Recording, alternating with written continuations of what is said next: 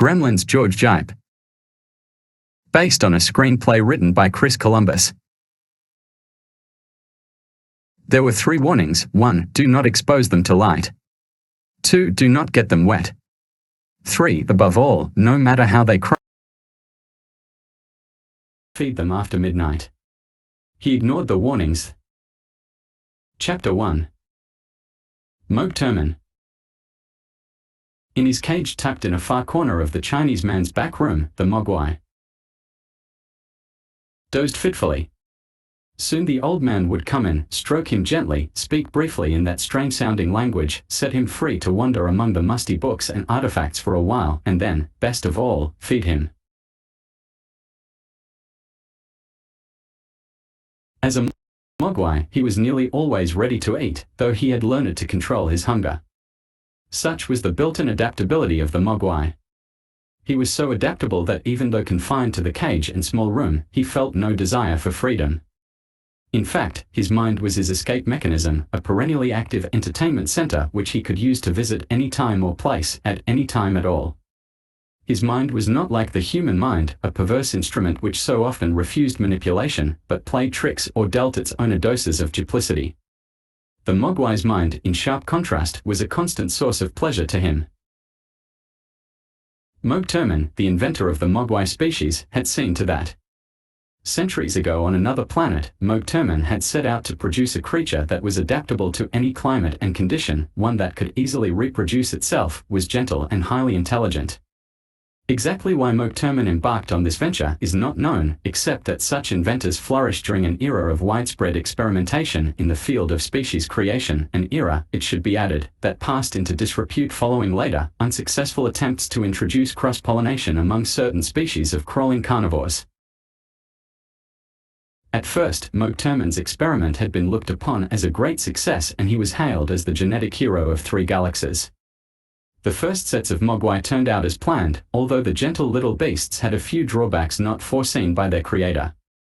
Their vast intelligence seemed to interfere with their ability to communicate. Mogturman said it was because they thought so much faster than they could verbalize, and for some unaccountable reason they were repelled by light.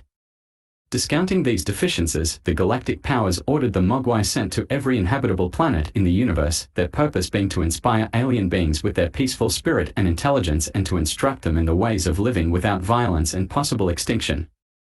Among the planets selected for early mogwai population were Kelm, 6 in the Porous range, Klimpfei of the Beehive Pollux, and the 3rd satellite of minor sun number 67672, a small but fertile body called Earth by its inhabitants.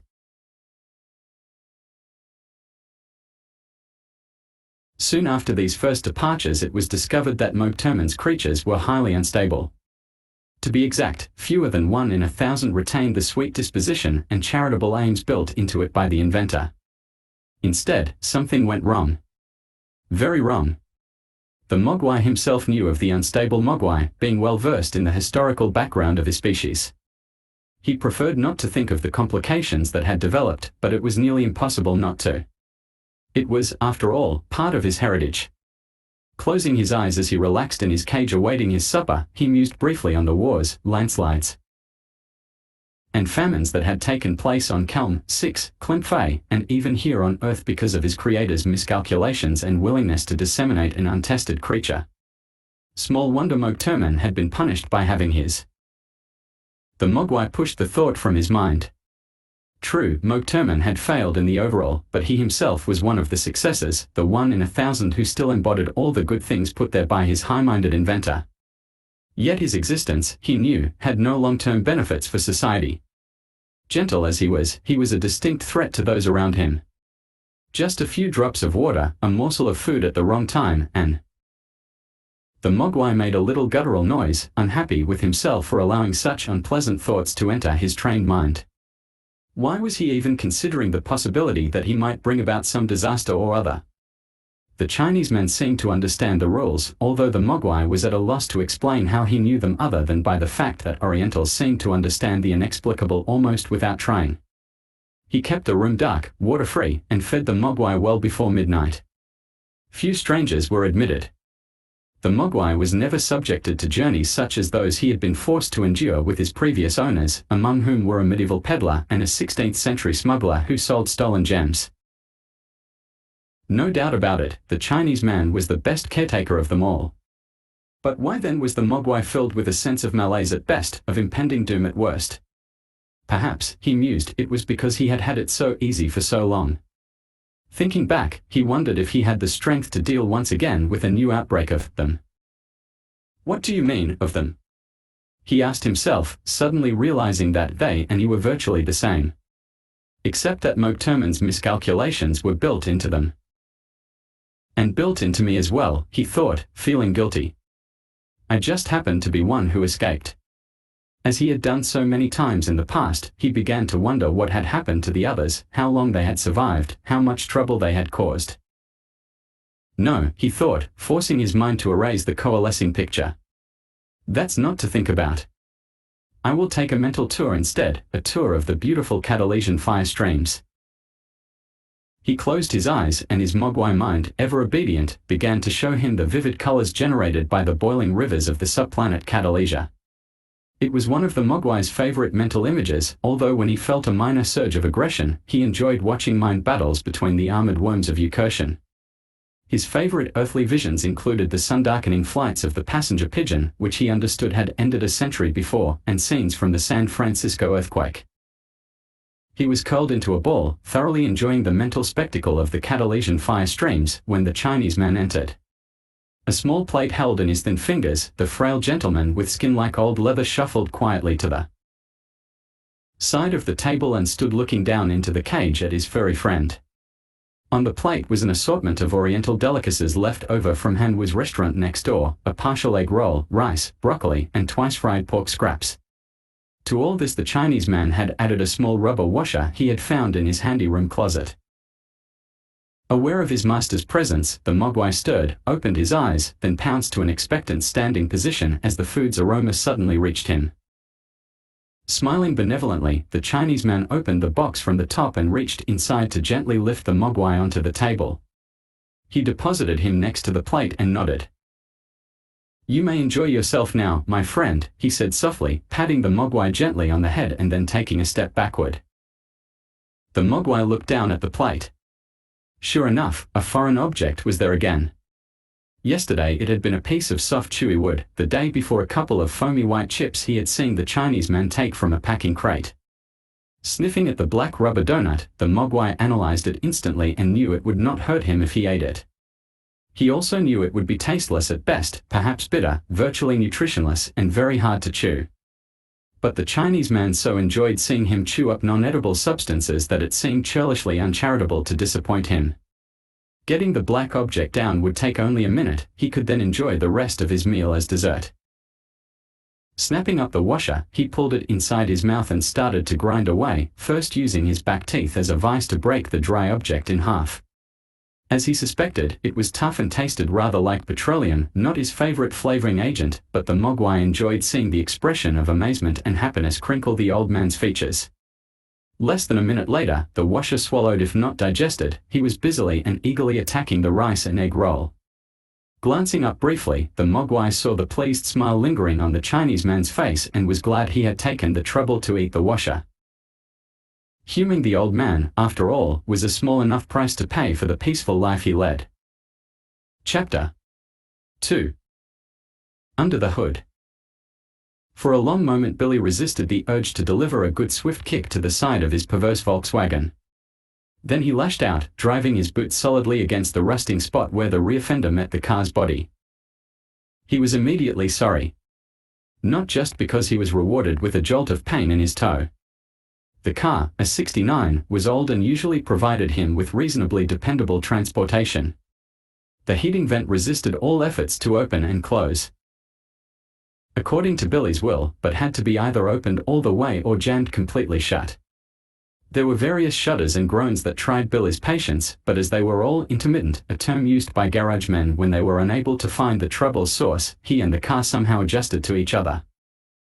But why did it always seem to conk out when he was late for work? Last night had been just as cold, perhaps colder than this morning. He hadn't especially wanted the pizza, and he certainly experienced no joy in being the one selected to go get it. Why hadn't the bug coughed and sputtered and died then? He sighed, looked at his watch, and winced. If he could be shot directly out of a cannon into the bank, he would be only a minute late. He glanced about him. The streets of quaint Kingston Falls, population 6,122, were deserted, as they always seemed to be when you needed a lift or were looking for company.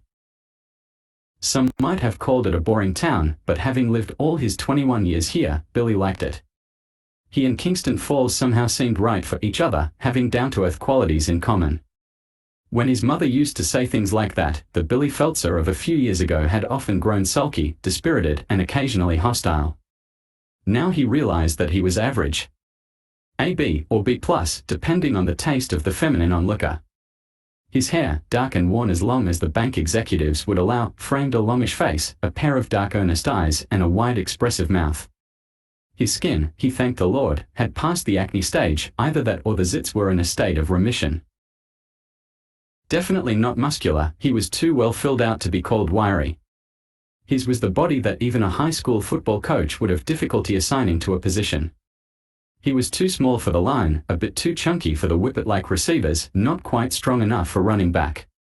And so, because Kingston Falls put more emphasis on participation than winning, Billy Peltzer spent 2 years in the school's defensive backfield. The high point of his career came not when he intercepted a pass and ran it back for a game-winning touchdown, but when he recovered a fumble that salvaged a tie, all that stood between Kingston Falls and a totally winless season.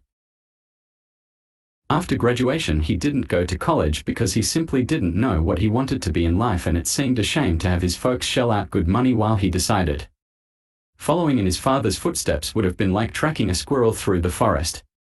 Part inventor, part traveling salesman, Rand Peltzer had a resume that resembled the parts list for an aircraft carrier. Billy knew he didn't want a similarly nomadic existence, yet he was so hard-pressed to define his goals that his friend Gene Grinkiewicz, now nearly through engineering college, once suggested that he try to become a day watchman at a drive-in theater. Instead, Billy took a post-high school aptitude test, which revealed that he would do well working in a bank.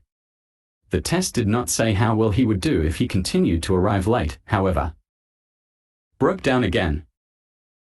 The voice, a familiar one, belonged to Murray Futterman, the garrulous neighbor around the corner who was now seated behind the wheel of his bright red snowplow. Whenever it snowed, Futterman hopped on his plow and helped clean the streets, partly as a public service and partly, Billy suspected, because it gave him a better opportunity to jaw with people. "You need a jump, Billy." "No, thanks," Billy replied. "It's not the battery. I just put a new one in. I think it's the connection. Or it's just made up its mind to be stubborn for a while." Futterman pulled on his brake and descended from the snowplow's fur-lined seat. Inwardly, Billy groaned, knowing he had no time to waste. Futterman meant well, but he could use 10 minutes telling a 30-second story. "Thanks, Mr. Futterman," Billy said quickly, walking away from his car and toward the street in the hopes of sidetracking the well-intentioned neighbor. "I'm gonna walk. I'm already late for work now." He might just as well have spoken in Sanskrit or performed a few bird imitations. Nodding genially as he brushed past him, Futterman looked closely at the Volkswagen. "No good foreign cars," he said, shaking his head. "They always freeze up on you." Billy hesitated, not yet desperate enough to just start walking to work in the cold. Futterman was harmless and occasionally even helpful. For a long moment he stood looking at the car, his straight black hair hanging limply across his forehead. Well into his 50s, Futterman looked younger, yet because of his garrulous nature and fuddy-duddy attitude he somehow seemed older as well. "Doesn't happen with American machinery," he said. "Our stuff can stand up to anything." No sense arguing the point, Billy thought. Forcing a tight smile, which he hoped Futterman would take as an apology for his buying such a defective foreign product and drop the subject, Billy opened his mouth to reiterate his dilemma, gesturing up the street as he did so. The words died in the wake of Futterman's next verbal onslaught. "See that snowplow?" He smiled. 15 years old. Hasn't given me a day of trouble. Know why? Obviously it was a rhetorical question. Again Billy's mouth opened but no words came forth. It's because it's not some foreign piece of junk, Futterman answered himself. A Kentucky harvester. You'll never see a snowplow as good as that one. Company went out of business because they were too good. Hear that, boy? Too good. Billy shrugged.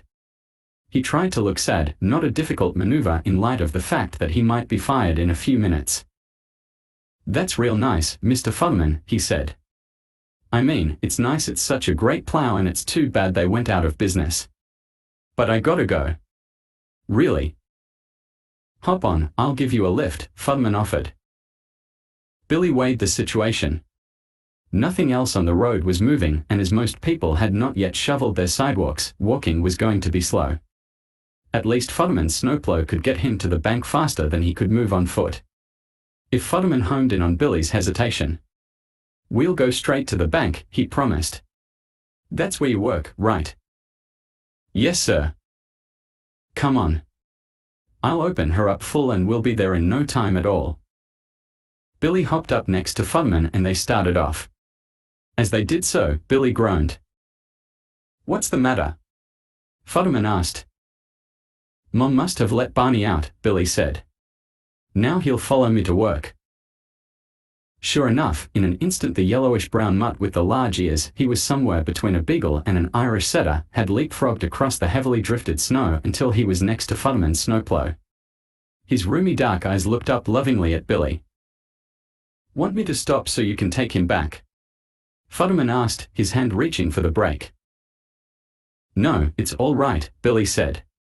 I can tie him under the counter at the bank. Mr. Corbin won't like it, but if Barney's quiet maybe we can get away with it until lunchtime. Futterman nodded and gunned the snowplow forward. What's wrong with your car? He asked. I'm not sure, Billy replied glumly. It's intermittent. Sometimes it works fine, even in freezing weather. Other times it won't start, even when it's nice. Sounds like Gremlins to me. You mean all those cars used to act like that? Futterman laughed. Guess you're too young to recognize the word gremlin as anything but an American Motors car, he said. What else is it? A little devil, Futterman said. They love to fool around with machinery. I saw a lot of 'em in World War II. I was a tail gunner on a flying fortress. Bet you didn't know that.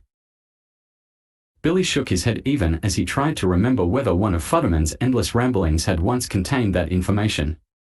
Looking at Futterman now and doing some quick arithmetic, he was amazed that the man was old enough to have taken part in a conflict that had ended nearly 4 decades ago.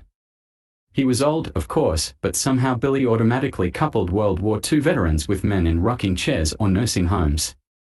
Compared to them, Futterman was very much alive. Billy said the diplomatically correct, and as it turned out, accurate, thing. You must have been a teenager. Futterman nodded. 18 when I went in, 19 when it was over. But I saw a lot of life in those 12 months. I'll bet. Most important thing I learned was that gremlins really exist. You gotta keep watching for them. Billy couldn't suppress a smile. You think I'm pulling your leg, Futterman deadpanned. But it's true. Like I said, they like to fool around with machinery. With all them planes flying, World War II was their meat. Let me tell you, those gremlins were everywhere during the war. I mean, all over our ships and planes. I think that's why our machinery's better than that foreign stuff. In the war we learned to deal with gremlins and make our equipment better. For some reason, gremlins didn't go after the Japanese and Germans the way they went after us. Why was that? Billy asked. Don't know for sure, but I think it's because we, our side, had a better sense of humor. You know how human nature is. It's like, well, you only play tricks on people who'll laugh, right? After a while, you don't play tricks on people who get all ruffled, 'cause it's no fun. That's why the gremlins took after us. Half the time we'd end up laughing at what they do. And what did they do? You name it. Now I was a tail gunner, right? They'd knock my sights out of line so I'd miss. Or they'd chisel tiny holes in the glass window so cold air would get in. They'd even slide down the gun barrel and jam the trigger as I was about to fire. Or they'd stick a pin in my rear just as I was about to fire. Billy laughed. You actually saw them? Well, yes and no, Futterman replied. You'd see them out of the corner of your eye, but just as you shot them a full glance, they'd duck out of view. Sounds like you were making them up, Mr. Futterman, Billy said candidly. No. They were there. Other guys saw them and would swear to it. Now Jackson, he was my navigator, he used to see them outside the plane all the time, dancing in the slipstream of the wing. Or they'd chew little bits of rubber out of the de-icing boot on the wing's leading edge so would pick up ice. Sometimes they'd make sputtering noises in the pilot's ear so he'd think one of the engines was missing. They could even imitate our voices. Once they snuck up to our pilot and shouted, "You're flying upside down, you fool." That was really a close one, cause the pilot turned us over in a split second. You should have seen how the coffee cups and maps and people went silent every which way. But that could have been dangerous, Billy said. From the way you described them, I thought the Gremlins were just playful. Oh, they were. They didn't mean to put us in dangerous spots like that, but some of their pranks turned out that way. The snowplow crossed the intersection of Carver and Clark, a normally busy corner now nearly deserted except for a few cars nearly buried in drifted snow. Looking at his watch, Billy noted that he was 10 minutes late, but he was comforted by the fact that with luck he'd make it before the bank opened to its customers. Before the war was over, we'd learned to deal with all kinds of Futterman continued. The Strato Gremlins were the worst. They used to show up above 10,000 feet. Spangles were middle-aged gremlins and Fifinellas were females. There was also Jerps and Beejits. Each kind was different. There was even a song we used to sing. Fearing the worst, Billy looked away from Futterman, noting with mixed emotions that Barney was trotting behind them, apparently determined to follow them no matter how far they traveled. A moment later the rasp of Futterman's snowplow engine blended with his off-key singing voice. When you're 1,000 miles from nowhere, and there's nothing below but the drink, it's then you'll see the Gremlins, green and gamboge and gold, male and female and neuter, Gremlins both young and old. White ones will wiggle your wingtips, male ones will muddle your maps, green ones will guzzle your glycol, females will flutter your flaps, they'll freeze up your camera shutters, they'll bite through your aileron wires, they'll bend and they'll break and they'll batter, they'll jab toasting forks in your eyes. They'll, a giant convulsion of the snowplow stunned Futterman to silence and nearly threw Billy off the side. A second explosion, accompanied by an arc of red fire, caused the engine to shudder. Darn, Futterman rasped. Reaching forward to turn the ignition key, he lifted himself off the seat, pulled the hood latch, and grabbed a wrench from beneath the seat in one fluid motion. Don't worry, I know what it is, he apologized. Won't take me but a minute or two to adjust that darn thing. Billy slid to the ground, gave Barney a pat, and called across the flat hood to Mr. Futterman. I'll cut across Mrs. Deagle's, he said. Thanks a lot for taking me this far. Won't take me a second to get this working, Futterman repeated. It's the only thing wrong with this snowplow. Doesn't usually act up, but I guess all this talk about Gremlins brought it on. Yeah, Billy laughed. Thanks again. Leaving Futterman with his head thrust deeply into the engine well, Billy started to trot across the vast expanse of Mrs. Deagle's lawn, a carpet of virgin snow marred only by a few squirrel tracks. Barney followed. As he moved along the edge of the property toward a break in the iron fence, Billy noted that once again Mrs. Deagle's place was the only piece of property in this, the main square of Kingston Falls, with no Christmas lights. Even the Union Savings and Trust Bank, his place of employment, sported a double line of holiday lights, which twinkled in bright ironic contrast to that firm's new Get Tough policy with its customers. A beeping horn and crunch of car chains against packed snow diverted Billy's attention from further thoughts of disaffection concerning his employer. Get out of the way, you dumb cat. From the rolled-down window of the Kingston Falls police car protruded the thin, weasel-like face of Deputy Brent. In the passenger seat sat Sheriff Riley, a husky, friendly-faced man with thick dark hair. Move, you stupid rat with legs, Brent yelled. The few pedestrians near the scene paused to watch Billy, Dr. Molinaro, on his way to his office, and Father Bartlett, a white-haired elderly priest. Beneath the front wheel of the police cruiser crouched a large grey tabby cat, its refusal to move caused by either fear or stubbornness. As Brent continued to shout at the cat, a stream of happy chatter emanated from the car radio, contrasting sharply with his venom. "Good morning to all you late risers," the unseen voice warbled. "Rocking Ricky Rialto here with a list of school closings. But first, let's listen to a Motown Christmas classic, the Jackson 5 bringing you some chestnuts roastin' on an open fire." A protracted blast on the horn overwhelmed the ebullient announcer. Simultaneously, Billy darted quickly into the street and grabbed the cat. "Thanks." Sheriff Riley smiled. "It's one of Mrs. Deagle's," Billy said. "If I'd known that," Brent groused, "I'd have kept right on driving." Riley nodded, rolled up the window, and indicated that Brent should continue driving. After checking to make sure Barney was behind him, Billy started a diagonal path toward Mrs. Deagle's front door, the squirming cat tucked firmly in the crook of his arm. Even as he did so, he noticed the edge of a living room curtain fall and a sharp, unsmiling face disappear into the dark recesses of the house. Before he arrived at the front door, it opened to reveal Mrs. Deagle, clad in a singularly unattractive housedress and obviously taken by surprise, judging from the lopsided position of her metallic auburn wig. Her lips were pursed, her expression as formidable as that reserved for an IIS agent. "I told you not to walk on the grass," she said sharply. Billy cast a quick glance behind at his footprints in the snow. "I didn't walk on the grass," he responded. "I walked on the snow."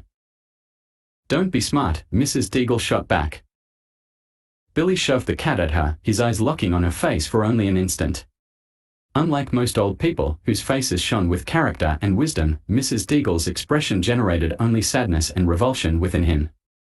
Large, tacky earrings dangled from her ears, and her eyes were outlined by thick mascara-covered lashes through a heavy layer of ghostly white powder. Yellow teeth contrasted bizarrely with purplish-red lipstick smeared below and above the thin lips of her mouth. With her sharp, nervous gestures, she resembled an evil mannequin or puppet, the sort of creature Billy had seen in TV cartoon shows. "Well, I brought your cat," he murmured softly. "It was nearly run over by the police car." Mrs. Deagle took the animal, dropped it quickly to the floor behind her. "The way you were carrying her, it's lucky she can still walk," Mrs. Deagle rasped. Billy shrugged. "All right. Get off my porch. I hope you're not waiting around for a reward." "No, Mrs. Deagle," Billy replied. "I guess a thank you was even too much to expect." With that, he turned and started off the porch with Barney. As her parting shot, he half heard Mrs. Deagle shout something about making sure Barney didn't befoul any of her precious shrubs. Mostly his mind was occupied with thoughts of self-loathing. "Dummy," he said aloud. "You should have known better than to bother. Dropping the cat in her yard would have been good enough. And would have gotten him to work a few minutes earlier, or less late," he thought. As he turned the corner of Mrs. Deagle's property, he began to run, a movement that caused Barney to do likewise. The sudden acceleration brought the dog into contact with a large ceramic snowman, the only frivolous object the old woman allowed on her property. Crinkled and spotted with tiny fracture lines, the snowman's head had started listing to its right several years before. Now, as Barney brushed the bottom of the figure, the head leaned sharply downward, hesitated, and then rolled onto the snow. Peering at the departing figures from her dining room window, Mrs. Deagle inhaled sharply as the ceramic head of the snowman disappeared into the snow. "Those destructive little beasts," she hissed. "I'll get both of them for that." She watched silently as young Billy Peltzer and his dog went into the bank, a look of determination slowly replacing her expression of horror. Then, riding her wig before the dining room mirror, she made the decision that had eluded her so far this morning, whether or not to brave the elements in order to take care of some business. "Blast the snow," she said now. "It'll be worth getting my feet wet to teach that young punk a lesson." Chapter 3. It was always so difficult getting something truly different and exciting for his family, Rand Peltzer mused, and every Christmas it got worse. Rather than grow despondent, however, he accepted selecting the proper gift as a challenge. which was the way he looked at his life in general. Rand considered himself a survivor, a grown-up boy from the poorest section of town who, without benefit of college or any other specialized training, somehow had managed to marry the finest woman in Kingston Falls and support a family reasonably well. True, he had to scramble, but wasn't that part of life's fun? People laughed at him when his inventions failed to perform as they should, but didn't that make it even more enjoyable when they did work? Now, although bothered by his inability to find the ultimate present for Billy, he was happy. He loved Christmas and everything it stood for, the bringing together spirit, the stepped-up economy, a feeling of mellowness, and especially the opportunity to be nice to people without their looking at you oddly. How he arrived in Chinatown he was not exactly sure.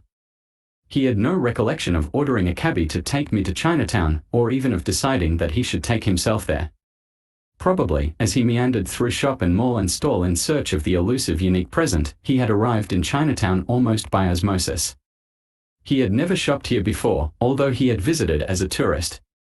But why not? Why shouldn't this be the place where he found it? Whatever it was. With a slightly puzzled expression on his round face, Rand resembled any other middle-aged shopper. A genial-faced man who might once have been quite handsome, he still possessed an attractively thick head of ruffled grey hair and penetrating green eyes. Below the neck he had aged less gracefully, the burly chest yielding to a thick waist that stopped just short of being a beer belly. Although some of his less diplomatic friends used that term occasionally.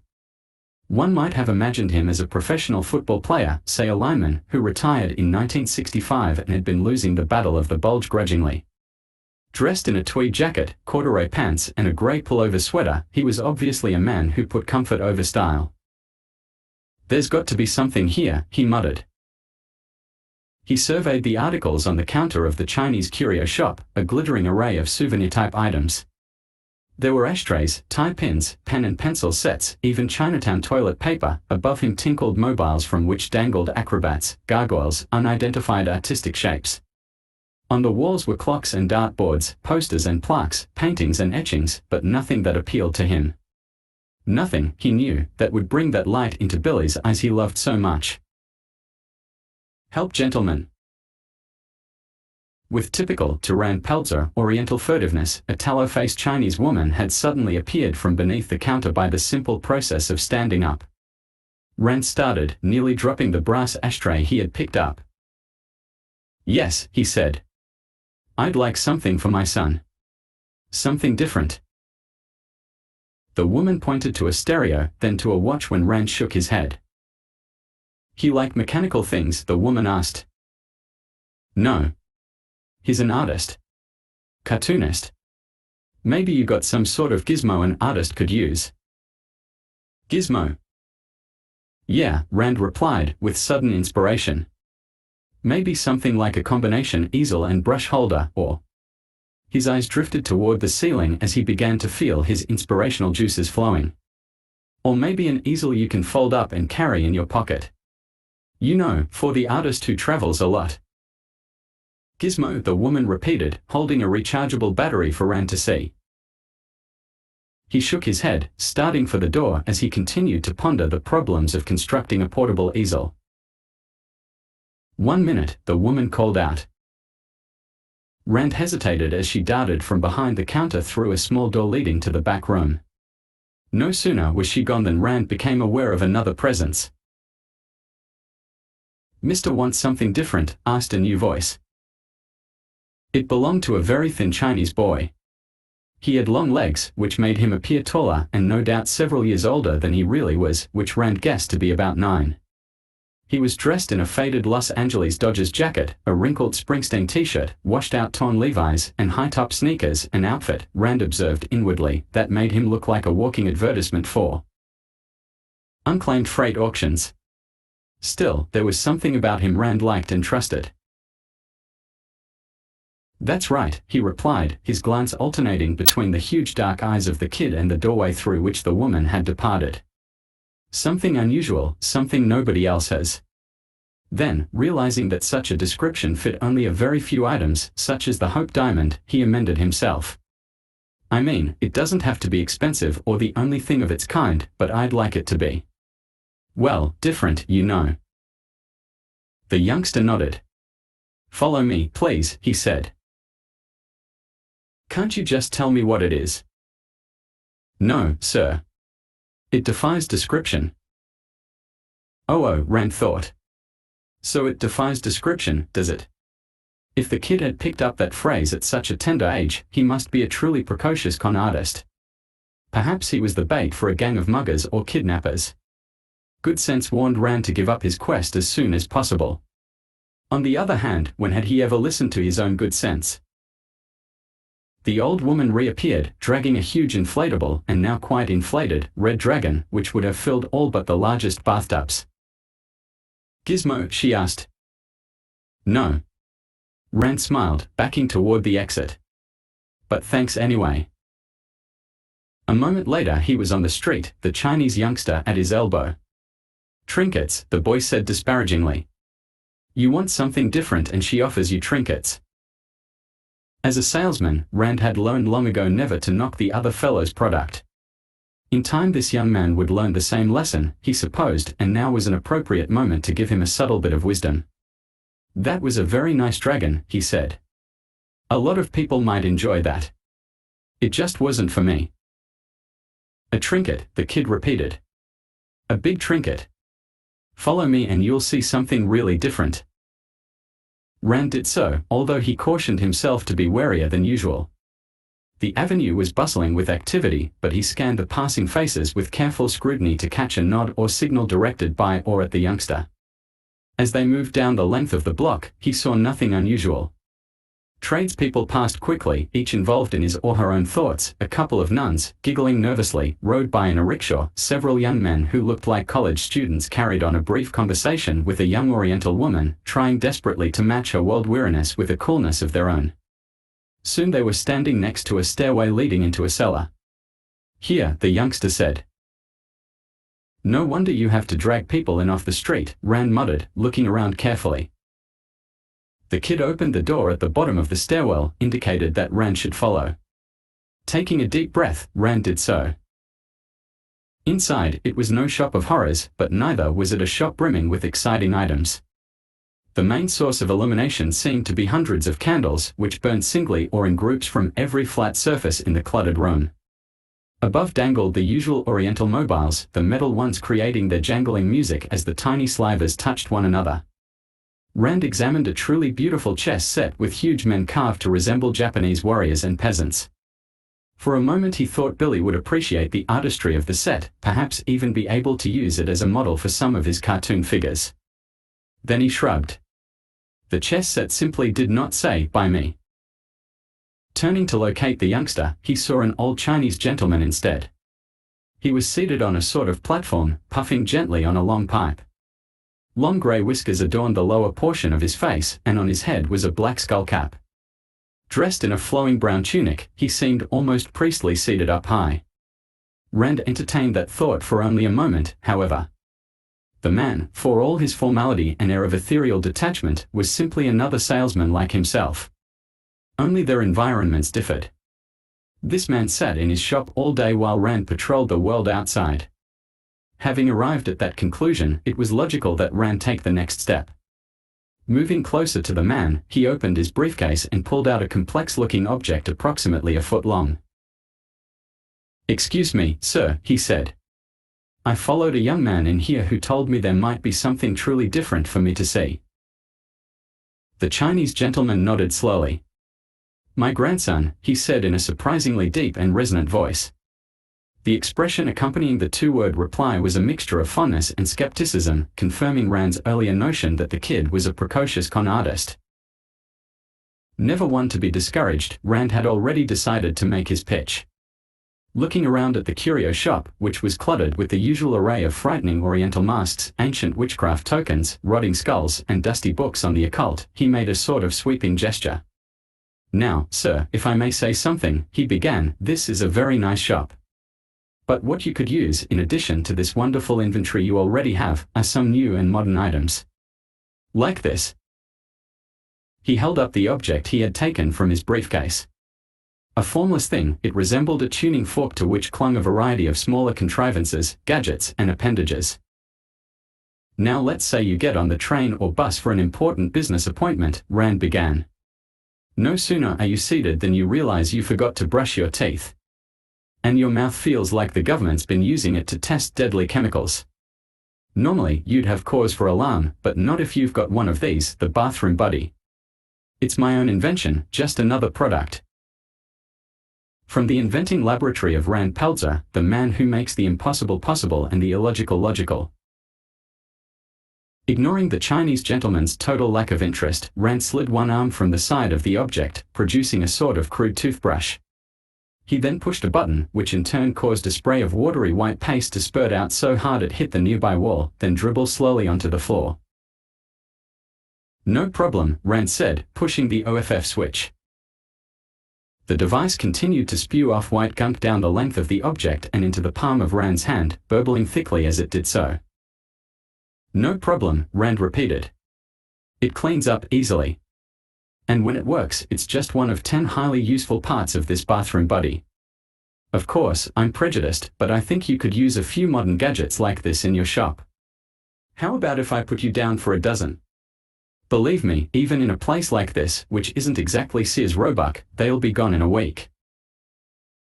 As if to punctuate Rand's climactic promise, the bathroom buddy emitted a single loud noise, something between a belch and an explosion of wet cement, sending forth a thick geyser of gluey glop which eventually came to rest on the inventor's left lapel. Still has a few bugs in it, Rand said weakly. The Chinese man broke then. Like Mount Rushmore suddenly coming to life, the lips parted, revealing a set of impressively huge teeth, and gales of laughter began to shake him.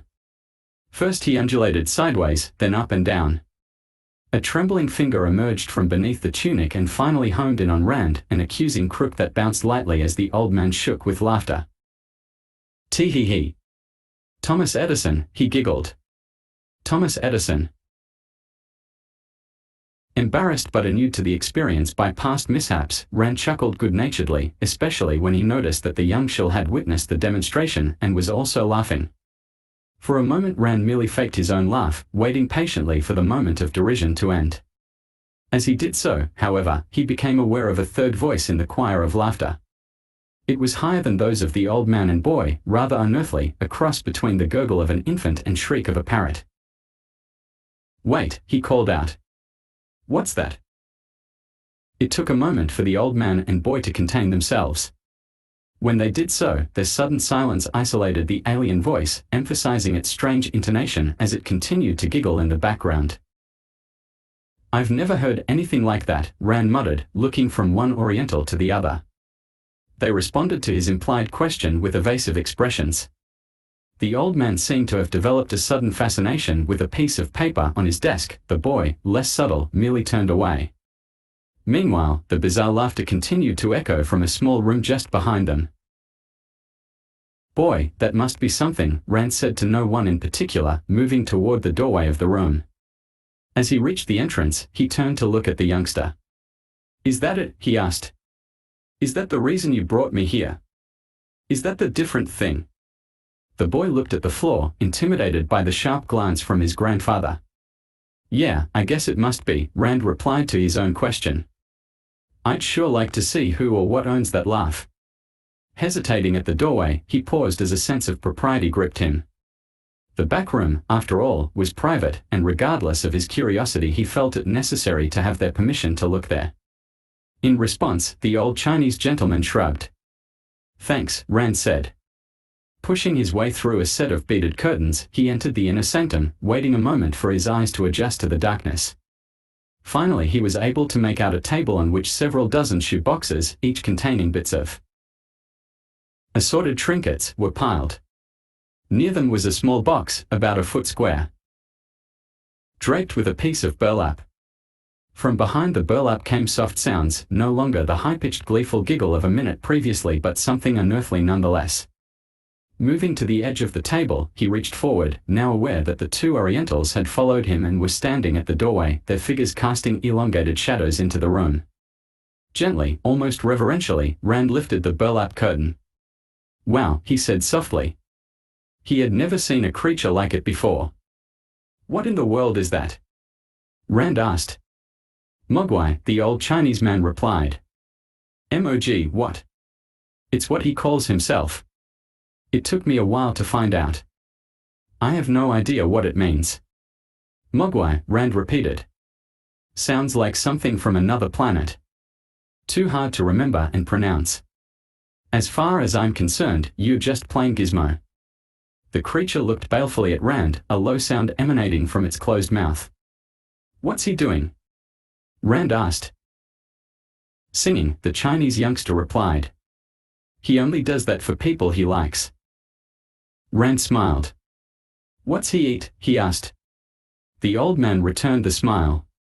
Anything. What do you mean, anything? Anything that can be chewed. Yesterday he ate a rubber washer. He's also eaten cardboard and packing chips. But I think he most enjoys the things we like. Candy? Rand asked, suddenly remembering that he had a Milky Way bar in his jacket pocket. Oh, definitely, the Chinese man replied. Rand found the bar and unwrapped it.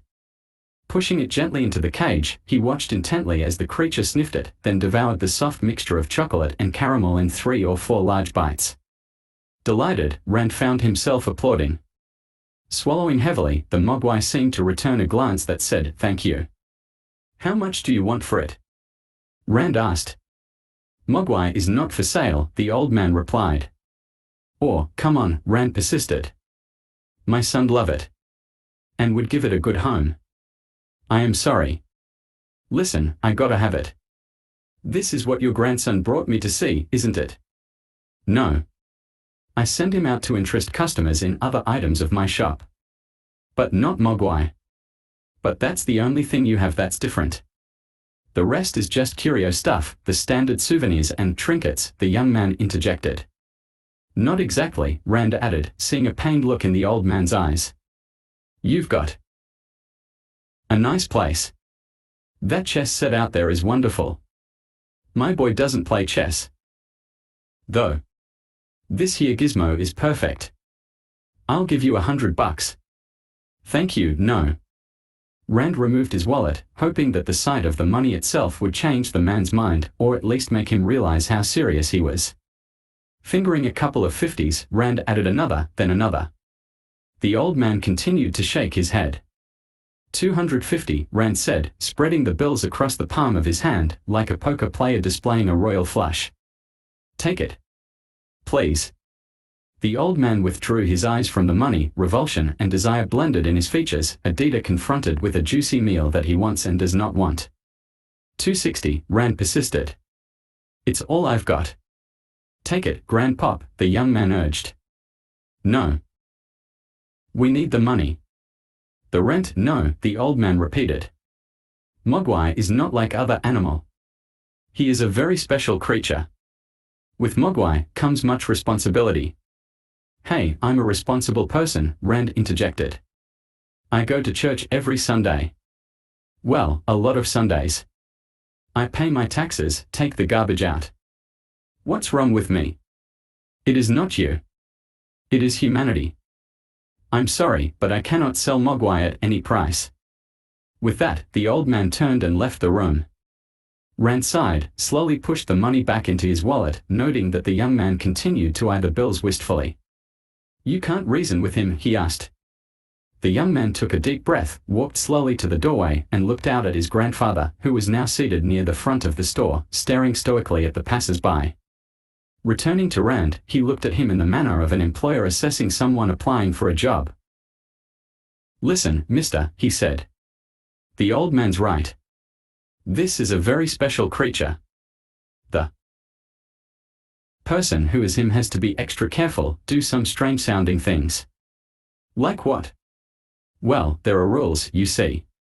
You gotta keep him out of light. That's why it's so dark in here. He hates light, especially bright light." "Okay. I think I can handle that. We have a nice dark basement and Billy's room, and don't get him wet. Keep him away from the water. No light, no water. I guess a day at the beach is out of the question." The kid looked at Rand pointedly. "I'm serious, mister," he said. "Sure," Rand replied. "It's just that animals need water to drink, right? This one doesn't. You sure? The youngster nodded emphatically. I'm telling you, he said. Light may kill him and water may kill you. What? That's what my grandfather says. Don't ask me how he knows. But those are two important rules. If you don't think you can do that, say so. It's only 'cause we need the money so bad that I'm even thinking about selling you Mogwai. Sure, I understand. Ran nodded, reaching for his wallet again. I almost forgot the most important thing, the boy continued. The thing you can never forget is, no matter how much he cries, no matter how much he begs, never, ever feed him after midnight. You got it. Ran swallowed, forcing back a sudden impulse to laugh at such a quaint set of rules. Maybe the old man was senile and the kid just plain crazy, but his heart was set on bringing that little animal home to Billy. If that meant playing the game with this kid, he'd do it. I got it, he said seriously. No light, no water, no food after midnight. He started to hand the money to the boy, then thought better of it. Where'll I meet you? He asked. Out back. In 5 minutes. Ran nodded. Whistling softly, he stole another look at Gizmo and then walked briskly out of the curio shop. Chapter 4. It was 8:54, 6 minutes before the bank opened for business, when Billy pushed through the employees-only door and began the ridiculous task of trying to look unobtrusive while arriving a quarter-hour late with a wet dog in tow. Luck was with him briefly. Tugging gently at Barney's collar, he managed to make it to his window, locate the leash he kept in his drawer, and secure Barney out of the way without his breaking into a barking fit. Whipping out his nameplate, he placed it, upside down, on the counter, brushed a bead of sweat from the corner of his eye and exhaled wearily. Only then did he see the object that he usually looked for first when he entered the bank. Today she was dressed in blue, a form-fitting but conservative dress that complemented her flashing green eyes and dazzling dark hair. Billy, like so many other young men, and older men too, for that matter, had fallen madly and totally in love with Kate Beringer the first time he laid eyes on her. She was 20, a perhaps too intense woman of that age, a champion of the underdog. Considering himself an underdog, that suited Billy just fine, of course, but so far he had found Kate pleasant but somewhat unapproachable. Perhaps it was because she was so smart, never at a loss for words, that he feared being shot down by her should he move too quickly. And so he moved nearly imperceptibly. By the end of the century, he once said to himself as he analyzed his longing for her and what to do about it, by then I'll have asked her for a date. As he began to arrange his money drawer, he noticed Kate moving toward him. Arriving at his window, she reached out to turn his nameplate right side up, smiling briefly as she did so. Morning, Kate, Billy said. Now, with her so close, he could smell her scrubbed freshness, see the fine hairs on her arm as it tapered to a beautifully slim wrist. Billy, she said, her voice warm but not intimate, will you sign a petition? Sure, he said. He reached for a pen. Don't you want to know what it's for? She asked with a touch of pique. Not really, he replied. If you think it's a good idea, it's okay by me. It was the wrong thing to say. I'd like you to agree with me that it's a good idea, she said archly, and there's no way you can do that unless you know what the petition's for. Billy nodded. What's it for? We're trying to have Dory's pub declared a landmark. Why? Mrs. Deagles threatened to close it when the lease expires later this month. She's threatening to close down everything when their leases expire, Billy murmured. She told my dad the same thing. Course, he forgets to make payments every once in a while. What's Dory's problem? It's another of Mrs. Deagle's personal vendettas, Kate replied. She says Doris is a dive. An eyesore. A bad influence on the neighborhood. But that's where my dad proposed to my mom, Billy said ingenuously. That's where everybody's dad proposed to their mom. Or vice versa, Kate said. Billy smiled, fantasizing that he might propose to Kate in the same place. His courage aided somewhat by the notion, he said, you are. That's a beautiful dress. You look very pretty today. Not that you don't look pretty every day. Kate smiled, flattered but anxious that Billy signed before Gerald Hopkins got to the window and started asking questions.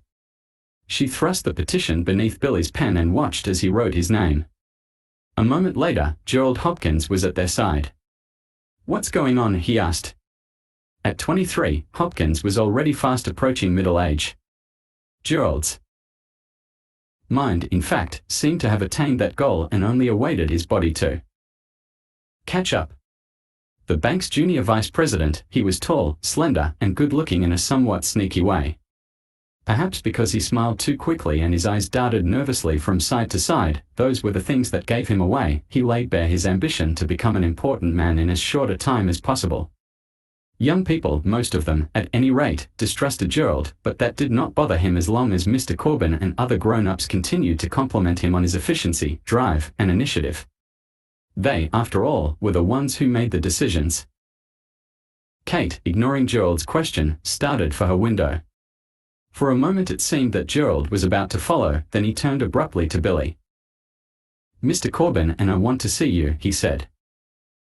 Billy shrugged, walked slowly behind Gerald into the sumptuous but very formal office of Roland Corbin.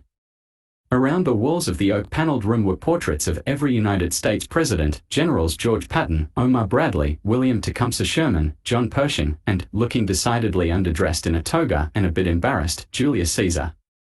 Beneath this panorama of greatness were bookcases, each locked and filled with soporific-looking, legal, identically bound books except for a long bottom row filled with the complete works of Horatio Alger, Jr. Every time he was summoned into Mr. Corbin's vault, as Kate termed it, Billy's eye fell on the end Alger volume, which was entitled Luck and Pluck. He wondered if Mr. Corbin had read it as a boy. Perhaps Gerald Hopkins had read it only a few weeks ago.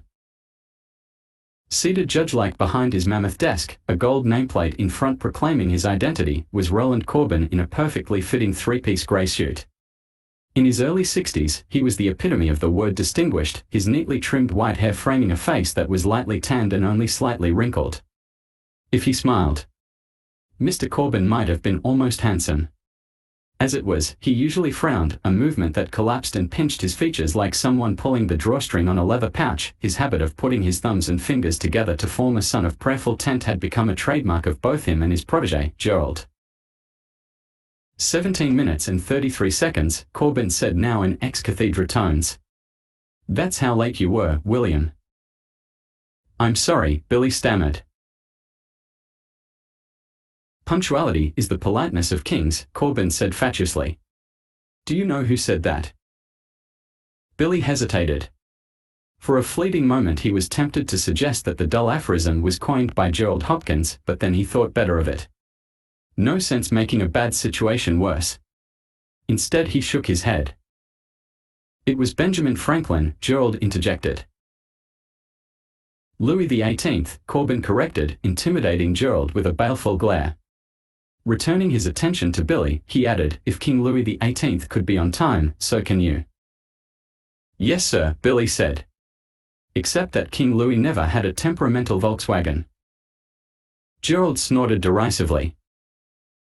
"We didn't call you in here to listen to excuses, Pelzer," Gerald said. "Your job carries a lot of responsibilities. One of them is to be here on time." "Well said, Gerald." Corbin nodded, obviously impressed with young Hopkins's didactic tone. "Thanks, Mr. Corbin." Gerald smiled. "Straighten your tie," Corbin shot back. "Yes, sir." He did so. Corbin watched him briefly before directing his glare once again at Billy. "See that this doesn't happen again," he said. "If your car's temperamental, get a new car. Or leave earlier so you'll be prepared for problems." Billy nodded enthusiastically, just as if Mr. Corbin had come up with a miraculous solution to his dilemma. Then, as he turned to leave, he heard Corbin harumph. "Yes sir," he asked. "Your shoes, William," Mr. Corbin growled. "They are brown." Billy looked down, nodded once again. No doubt about it, his shoes were indeed brown. "No one wears brown shoes with dark blue trousers," Corbin intoned. "Oh, thanks. I'll remember next time," Billy replied as respectfully as possible. He was allowed to slink out then, but his troubles were only just beginning. The doors of the bank having been opened to the public during his trial and conviction, there were perhaps a dozen customers in the process of doing business, most of them withdrawing money for Christmas purchases. One of the group was Mrs. Deagle, who in pushing her way to the front of the line suddenly found herself next to Mrs. Harris.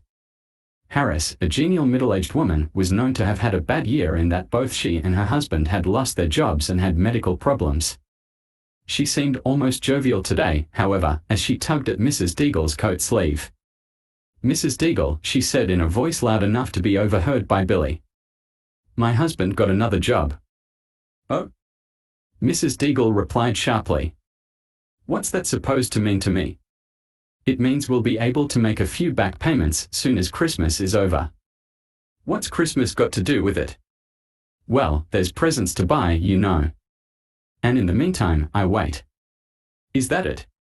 "No, not exactly. I just thought that since things are looking up for us, you might be willing to wait a while longer." "Mrs. Harris," the old woman said, "this bank and I have the same purpose in life, to make money. Why should we have to wait around until you decide to pay your legal obligations?" Mrs. Harris frowned. "But we don't have the spare cash now. It's Christmas." "Then you know what to ask Santa for," Mrs. Deagle replied, dismissing her with a wave of her hand. She moved toward Billy's window, the bodies parting in front of her like the Red Sea obeying Moses. Under her arm she carried the severed head of the ceramic snowman, which, seen close up, looked tacky and ugly. Yellowed and pockmarked from the weather, the object's mouth hung open in what seemed more a crazed stare than a happy smile. "Hello, Mrs. Deagle," Billy stammered. "What can I do for you today?" "You mean in addition to what you've already done," she announced grandly. "I'm sorry," Billy said. "I don't understand." "This is what's left of my imported ceramic snowman," she nearly shouted. "Your dog broke it this morning." Billy had no recollection of the incident but was at too decided a disadvantage to protest. "Gee, I'm real sorry," he said. "Just tell me what I owe you." To his surprise, she replied, "I don't want money." "That's a switch," a phantom voice to Billy's right whispered. It was Kate, looking straight ahead at her own customer but totally enmeshed in Billy's dilemma. "I heard that, young lady," Mrs. Deagle rasped, glaring at Kate. "You'd better watch out. I'm onto you, scheming and plotting behind my back." Suddenly her accusations seemed to include everyone within earshot. "I know what's going on, what you think, what you'd like to see happen. But it'll never work, because I'm one step ahead of all of you."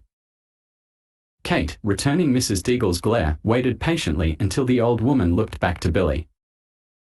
"Now then," she said. "Since you've admitted your guilt in breaking this and before a bank full of witnesses, what do you propose to do?" "I don't know, Mrs. Deagle," Billy muttered. "I mean, if you don't want money, what can I do? Do you want me to clean up your yard or—" With an angry gesture, she cut him short. "I want your dog," she said. "Barney." "Such a stupid name." "Yes. The ugly mongrel that follows you around. I want him." "But why?" Billy asked. "Because he's a menace to this town and I aim to see that he's punished." An evil smile broke across Mrs. Deagle's face, revealing her singularly unattractive teeth. Excess lipstick clinging to her teeth made it seem as if she had just finished a bloody meal. "Yes, I'd like to punish him," she said. "Do you know that in the old days they used to put evil animals on trial and punish them? They hung an elephant once, by his neck until he was dead." "Guess who the star witness against it was?" Kate whispered, her voice discreetly lower this time so that the content of what she said was heard only by Billy. Stifling a laugh, he looked directly at Mrs. Deagle. "I'm sorry you feel he's a menace," he said. "I don't see how you can say that."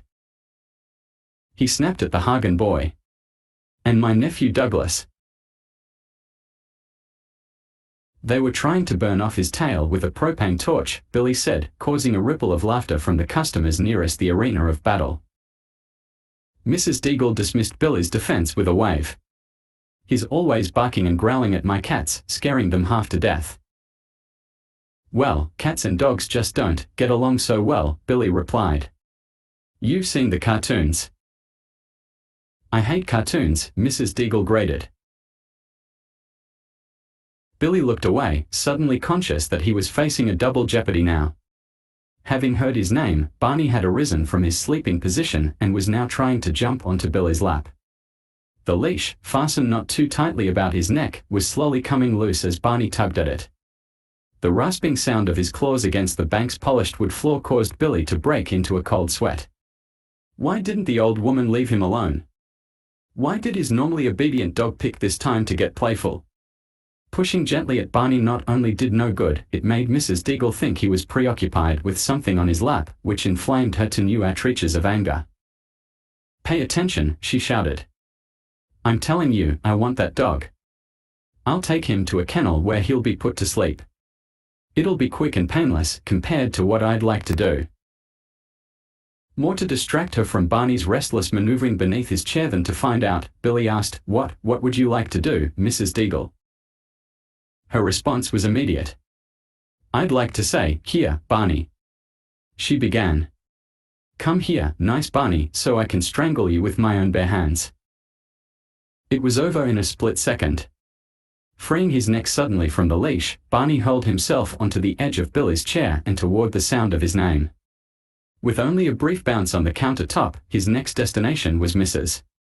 Deagle's shoulders, on which he came to rest with both floppy and still slightly wet front paws. Face to face with her enemy, Mrs. Deagle shrieked and dropped the ceramic head, which promptly shattered into 1,000 bits and splinters. Barney took the occasion to lick her face, starting at the cleft in her chin and continuing until his tongue became enmeshed in the wiry dankness of her auburn wig. He then started to gag, the first violent heaves throwing him and Mrs. Deagle to the bank floor in a tangle of arms, legs, and paws. "Help! Help!" she screamed. Instantly the twin figures of Gerald Hopkins and Mr. Corbin appeared, each bumping the other in his eagerness to assist the bank's greatest benefactor to her feet. "William!" Mr. Corbin shouted accusingly. "What is that dog doing here?" "He followed me, Mr. Corbin," Billy replied weakly. "I couldn't help it and there was no time to take him home because I was already late." "Pelzer, this is a bank, not a pet store," Gerald offered. Mr. Corbin nodded agreement, then turned his attention to the disheveled Mrs. Deagle, who stood adjusting her hair and trying not to look undignified. "My dear lady," he murmured solicitously, "are you all right?" Taking the cue, Mrs. Deagle placed a fluttering hand over her breast. "My heart," she whined. "I can't take this kind of shock. I'm not supposed to have any excitement." Billy looked at Kate. Her expression, which he read perfectly, seemed to say, "Well, if you're not supposed to have excitement, why do you run around causing trouble?" "Barney wouldn't have hurt you, Mrs. Deagle," he began. "Lies and excuses," she shot back. "You're just like your father. I've been listening to his excuses for months. How he forgot to make a payment. He's a loser, eh? Crackpot and a loser, do you hear that?" Billy shook his head, started to protest, but Mr. Corbin intervened. "Please, Mrs. Deagle," he soothed. "You said yourself you're not supposed to have any excitement." "I can tell him what I think of his no-good father and no-good dog," she snapped. "That's not excitement. It's a public duty." Gerald laughed appreciatively. "I'll get that mangy beast," Mrs. Deagle continued, the blue veins in her neck standing out starkly against the powder-bleached paleness of her throat. "Someday when you least expect it, I'll get even." Barney, not comprehending the threat in the least, wagged his tail in response.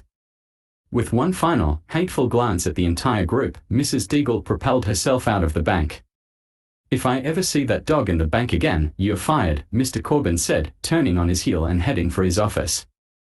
"Yes, sir." Billy nodded. Gerald Hopkins shrugged and smiled scornfully.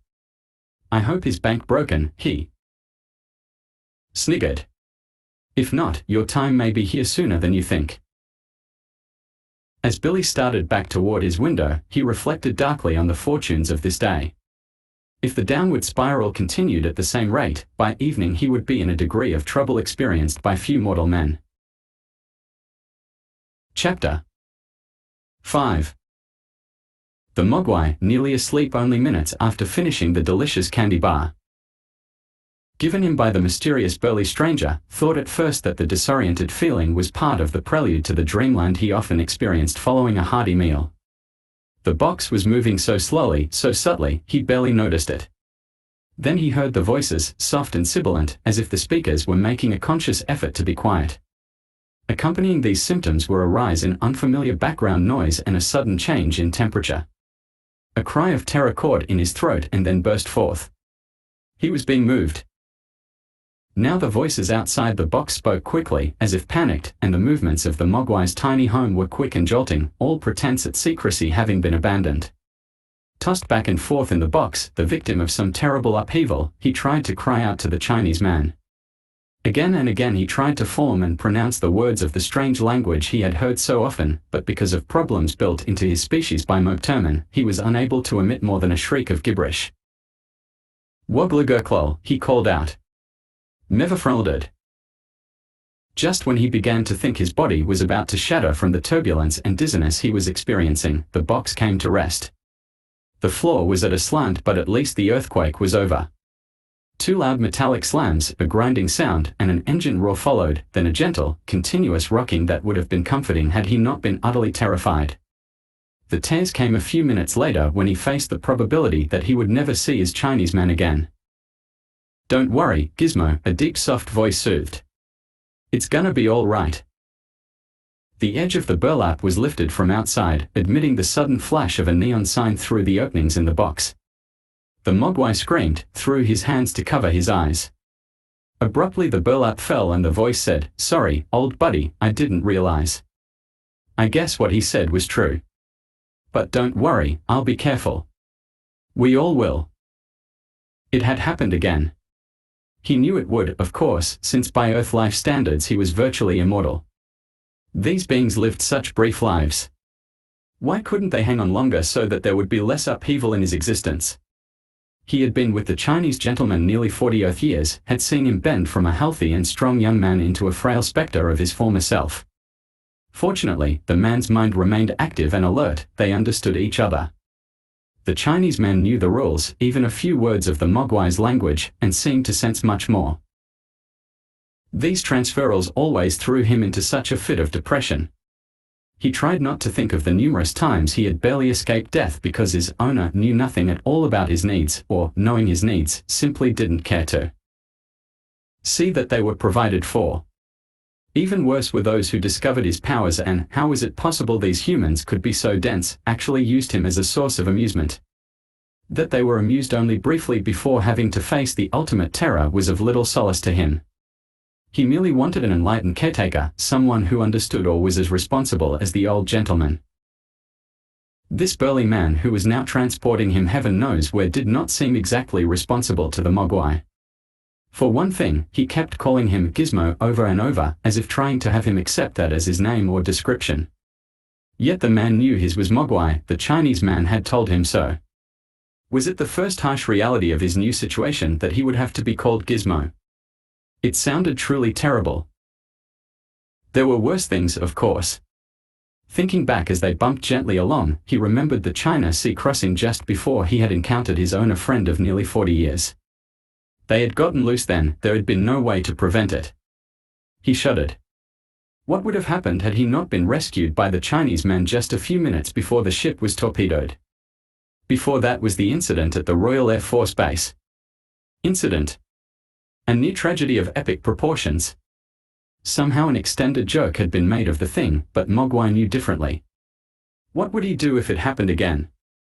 Probably nothing very much, as had been the case in the past, because he was largely powerless to act once it started. That's why the Chinese gentleman had been such an exemplary guardian. Without being told, he seemed to know how important prevention was.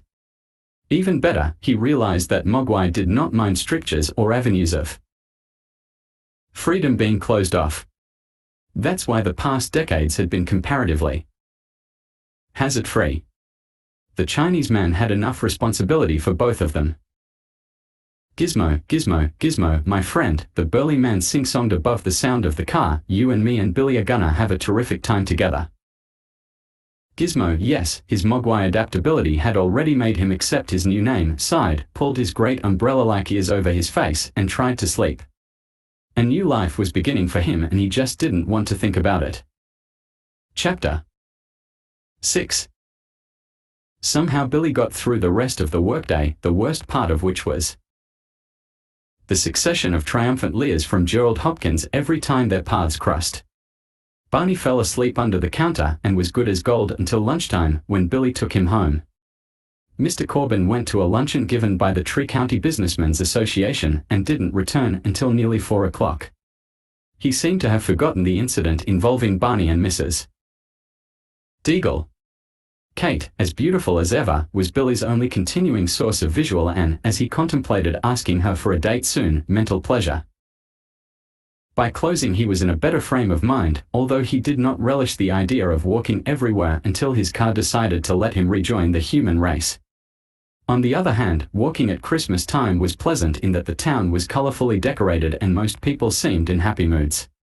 Kingston Falls's main square was lined with lights when Billy closed the bank door behind him and started home. His plan was to mosey along, looking in store windows in the hope he would see something different and interesting for Mom or Dad. In recent years they had become tough cases as far as Christmas shopping went, Mom claiming she needed nothing, but she was always delighted when package opening time came. Dad, of course, either had everything or was in the process of inventing it. He enjoyed the thought behind a nice present, though. Crossing to the town square, Billy walked among the rows of Christmas trees, enjoying their fresh pine smell. His mind still preoccupied with the day's turbulent events, he was the perfect target for Pete Fontaine's joke.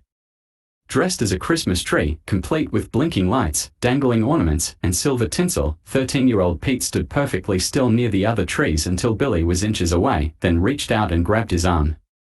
Billy jumped. "Hi, Billy," Pete laughed. "Got you, huh?" Billy laughed. "Yeah. Guess I was thinking about something else." He regarded Pete from head to toe. "How's business?" he asked.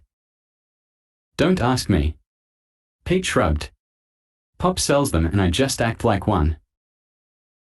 As they strolled along the edge of the tree-lined square, Pete dutifully recited his pitch whenever they approached a potential buyer. "Christmas trees, get 'em here," he called out. "All sizes and shapes.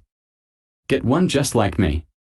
As a frozen-featured man walked quickly by, Pete added, "Hey there, sir. Bet you could use a Christmas tree, huh?" The man, staring at the ground, ignored him. "Bet he's got an aluminum one," Pete said in a loud voice. "Or he puts lights on his cat." Billy smiled briefly until the cat reference made him think of Mrs. Deagle and her threat to destroy Barney. Was it possible her life was so bitter she would actually consider doing such a thing? Pete's father, an exact replica of him with 30 years added on, gestured to his son. "Help Mr. Anderson load this into his station wagon," he said. Billy grabbed the tall tree and, with Pete, went to the car. Mr. Anderson, an elderly gentleman, opened the back and they placed the tree inside. "Thanks, Billy," Pete said. A psychologist, looking at Pete's eyes and listening to the tone of his voice, would have known instantly that young Pete was expressing gratitude for more than the tree errand. Now at the pimply-faced, gawky, and totally insecure stage and filled with conviction that no one really liked him, least of all older teens, Pete's admiration of Billy verged on hero worship. He was the older kid who actually treated Pete like a human being. Not that his father was unkind to him, nor was he picked on by his contemporaries. They merely treated him like something that was just there. Billy, on the other hand, seemed interested in him. If he wanted to, Pete felt he could tell him a personal problem, ask his advice, and not be regarded as either a jerk or a potential social offender. Now, with business a bit slow and Billy at hand, Pete decided the time was right. "Hey, Billy," he said. "You're pretty old, that's right." Billy smiled. "I get my first retirement check next week." "I mean, you've got lots of experience, right?" "Experience with what?" "Well, with girls." "Sure."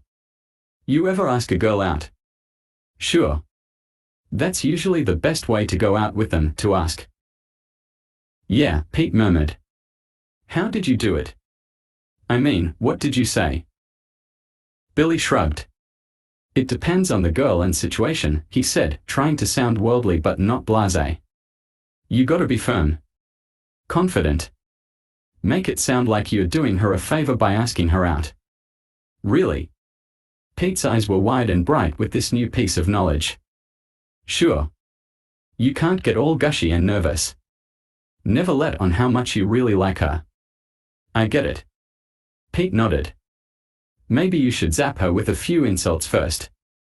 Billy laughed. That may be carrying it a bit too far. You got somebody in mind? No, not really, Pete lied. Then, amending himself, he said, well, maybe there's somebody. Billy laughed. He reached out, trying to find a place near Pete's shoulder to pat without getting jabbed by pine needles. Let me know how it turns out, he said.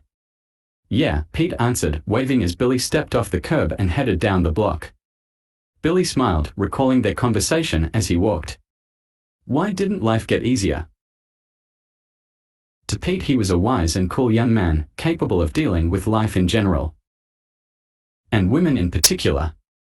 To himself he was hardly more proficient than at 13, words still got twisted in his mouth and thoughts muddled in his brain before he could articulate them. And yet the very notion that Pete considered him worldly and wise buoyed his spirits to the point where he decided to drop into Dory's pub.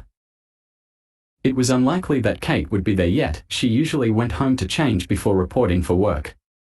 Even if she didn't arrive before Billy finished a mug of beer, however, he considered it important to take the initial plunge of going inside. Once or twice in the past he had done so but had emerged in a depressed mood after seeing the attention lavished on Kate by the older men at the bar. Not that she returned their overtures. She was friendly, even joked with them, but was never intimate. That should have pleased Billy.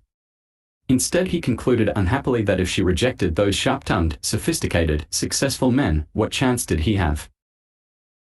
Tonight he was determined to brave his own insecurity. Going inside, he stood at the entrance foyer, waiting for his eyes to adjust to the darkness. Laid out as an old-fashioned Irish pub, Dory's was dimly lit, with small wooden tables and sawdust on the floor. The long bar was already crowded with young and middle-aged men, as well as a scattering of women. In the corner a pair of video games colorfully and noisily zapped aliens or threatened the player's electronic hero with instant fragmentation. Locating an empty table, Billy sat down, ordered beer from none other than sandy-haired Dory Dougal himself, the genuine Irishman who operated the pub. 10 minutes later, beginning to feel relaxed, he took out the drawing pad he always carried with him and began to sketch. Soon the lines evolved into recognizable forms, a muscular warrior battling a giant, horrifying dragon with a face too similar to Mrs. Deagle's to be mere coincidence.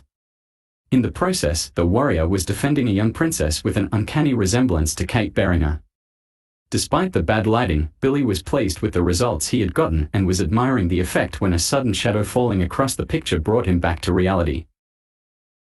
Terrific, a sardonic voice said. The world needs more unemployed artists. It was Gerald Hopkins. In deference to its being after hours, he had unfastened the two bottom buttons of his three-piece suit and loosened his tie slightly. Without being invited, he dropped into the chair opposite Billy and smiled in a superior manner. Speaking of unemployment, guess who almost applied for it today? I give up, Billy said coolly. You. Taking a long beat so that it could sink in, he then continued. Mr. Corbin had second thoughts, though. He gets all sentimental about the holidays. Imagine that. Yeah, Gerald sneered. I would have fired you in a second. Merry Christmas to you, too, Billy deadpanned. You think it's mean of me to even think about firing somebody, right? Gerald demanded. Well, let me tell you something. It's a tough world out there. To get ahead you have to be tougher. That's why I'm junior vice president at age 23. In 2 or 3 years I'll have Mr. Corbin's job. And when I'm 30, I'll be a millionaire. When you're 30, you'll probably be only 28. Billy shrugged. Well, you have my blessing, Ger, he said evenly. Don't call me that. My name's Gerald. Sure, Ger. At that moment Kate passed nearby with a tray and drinks, wearing an apron on which Dory's pub was emblazoned in large green letters. Gerald spun his head and snapped his fingers in her direction. With a tight smile, she moved to the table. "I'll have an Irish coffee," Gerald ordered. "But don't pour the Irish whiskey in the coffee. Bring it in a separate glass and I'll do it." Kate nodded, looked at Billy. "You all right?" she asked. "Fine," he said. Glancing at the drawing in his lap, she turned her head sideways and smiled. "Do I sense some hostility there?" she murmured slyly. "Hostility but no talent," Gerald countered. "I think it's good," Kate said. "Then you're still into comic books," Gerald sneered. Billy, somewhat embarrassed by Kate's praise and intimidated by Hopkins's arrogance, tried to change the subject. He succeeded only in blurting an obvious statement that Gerald gleefully pounced on. "I guess you're working tonight," he said to Kate. "No, dummy," Gerald interjected. "She's modeling aprons." "Every weeknight," Kate said, ignoring him. "So Dory won't have to pay an extra waitress." "No pay," Gerald said. "You work for free. Suppose everybody did that. It's ridiculous. Maybe there's a young mother out there who could use the money. Dory's got to save as much money as he can or Mrs. Deagle will close down this place pretty soon. So everybody's pitching in to help. It's not a matter of keeping a paying job from someone else. If this place closes down, a lot of jobs will go." "I think it's great," Billy said. "It's dumb economically," Gerald muttered. "If a business can't make it without help from charity, it deserves to go under." "I'll get your Irish coffee," Kate said, turning to leave. "Wait a minute," Gerald said in a softer tone. "You don't have to get all bent out of shape because I'm practical. Actually, it's a very nice thing you're doing." "Thank you," Kate replied. Gerald reached out to touch her arm. "Hey, Kate," he said. "You haven't seen my new apartment." "I haven't seen your old apartment," she countered. "That's right," he retorted. The lights were out. Seeing the fire in her eyes, Gerald laughed elaborately. "Just kidding," he said. "But why don't we have dinner tomorrow night, just the two of us?" "I'd love to, but I've got to work." "Tell Dory you're sick. He won't be able to dock you." Kate smiled mirthlessly, shook her head no, and left. Gerald watched her with smoldering, lustful eyes. Then he looked at Billy in a conspiratorial manner. "You think she's got something going with Dory?" he asked. "Dory?" Billy laughed. "He's in his 40s, maybe old enough to be her grandfather. Why else would she work for free? You ever hear of the Christmas spirit?" Billy challenged. "Only the kind that comes in a bottle." Gerald smiled. "I'm sorry for you." "Don't be." Billy swallowed the last of his beer, threw $1 on the table, and stood up. "That's for Kate," he said. "And thanks a lot for the drink, Ger. I told you never to," but Billy didn't hear the rest. He was already halfway to the door. As he reached out to push it open, he spotted Kate coming out of the back room and into the bar. She smiled warmly at him and winked. It was chilly outside, but during his walk home Billy hardly felt it. Chapter 7. Lynn Peltzer always felt an extra twinge of nervousness around Christmas time. It hadn't always been that way. Growing up in a suburb of Pittsburgh, she had been a fairly normal child of a middle-class family. Christmas excited her because she usually received some new clothes and a few special things. In addition, she enjoyed picking out presents for other people, anticipating their joy as they opened them. Though not especially religious, she also enjoyed the holiday because it seemed symbolic of new hope, kindness, and generosity. Not until she met Rand Peltzer did she begin to associate Christmas with danger. Neither he nor she had intended it to happen that way. Nearly a quarter century before, when they were married, both of them had had high expectations that someday Rand would have his face on the cover of Time magazine. He had not gone to college, but when he patented a simple device that made it easier for laundries to locate their customers' clothes, he seemed to be on his way. Taking a smooth-talking friend's advice, Rand quit his job in the sporting goods department of a large store and invested in himself, as he put it. His lifelong desire was to be another Thomas Edison, and to that end he forthwith applied himself. The money ran out soon, most of the inventions gathered dust, and eventually he was forced to find a job selling other people's wares, but Rand never really gave up. Working in his spare time, he continued to conceive and construct new instruments to benefit society. The problem was that they were usually tested first on Lin, and almost always as Christmas presents. The first year Lin received an automatic, painless, ear-piercing device for use in the home. It sent Lin to the hospital emergency room Christmas night, and it was well after New Year's before she could remove the bandages from her earlobes. The next year an improved fingernail polish remover caused something strange and crusty to grow on her nails and remained there for several months. Other devices, such as pineapple parers, automatic shoe buffers, cleaning poles capable of reaching anywhere, and fish cleaners, all came neatly wrapped at Christmas, were duly tried, failed, and recalled for improvements. Most, fortunately, never saw the light of day again. A good sport, Rand shook his head and endured the jokes generated by his failures, but the light bulb of inspiration never left its permanent spot above his head. Lin wondered what it would be this year. Her wonder was not alloyed with dread but with uncertainty. It would be nice to prepare herself if that was possible. The real problem, she supposed, was that she simply couldn't tell Rand to just stop inventing things and trying them out on her. She loved the big guy, and if he ever gave up this quirky habit, it would kill her. Such feelings of love, however, did not cause her to flinch less as the annual day of present-giving approached. "It'll be all right," she said aloud to herself, adding optimistically, "last year was easy with the tomato dicer. We had the ceiling cleaned in minutes, washed our faces, and that was that." Removing the meat loaf from the oven, she caught a glimpse of herself in the glass door. With her styled grey hair and face that was marred only by character lines, no sense calling them wrinkles just yet, she was remarkably well preserved for 47. She was reasonably content with life and well aware of the fact that whatever excitement was due her had probably happened already, but she often wondered how things would have turned out if she had been the breadwinner instead of Rand.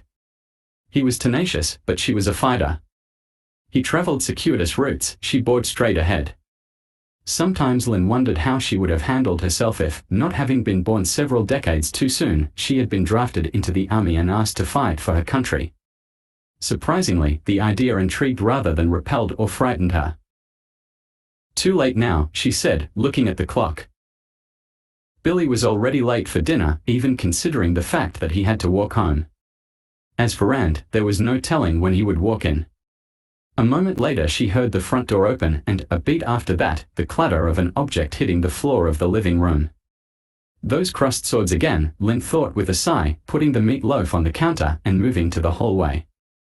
Billy was in the process of picking up the swords and restoring them to the shaky holder, which had been designed by Rand in a moment of inspiration.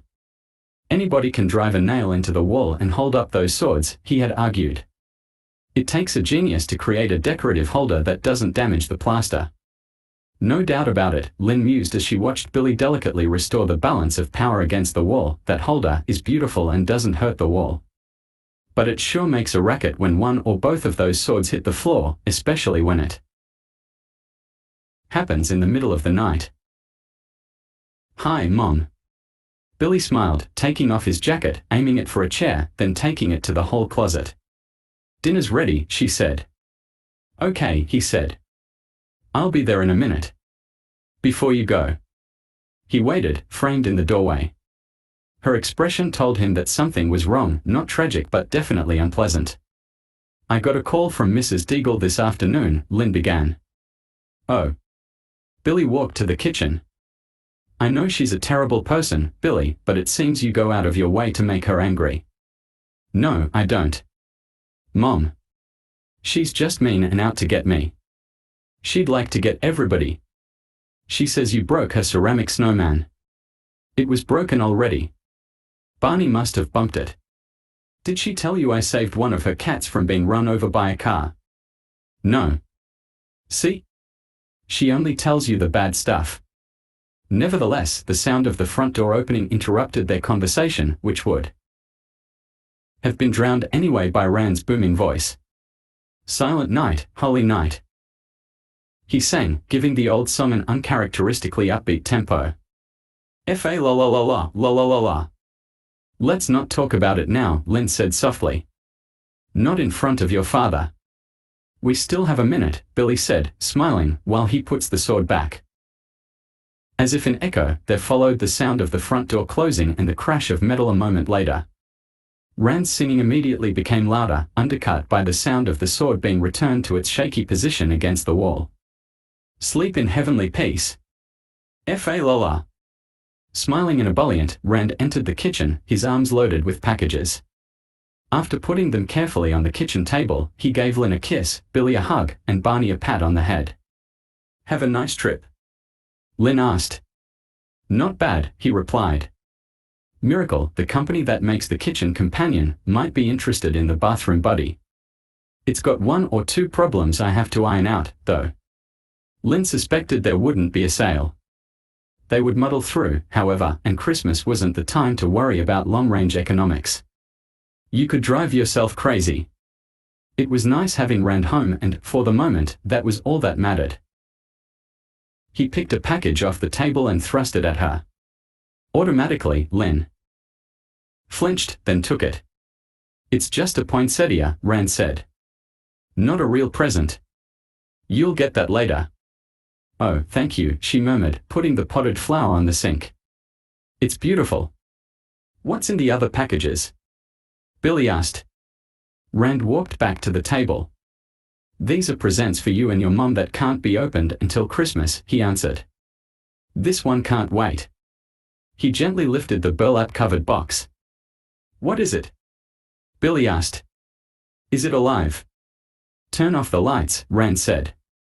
Then, realizing that the kitchen's light came solely from a bright overhead incandescent lamp, he shook his head. Never mind. It'll be easier if we go in the living room.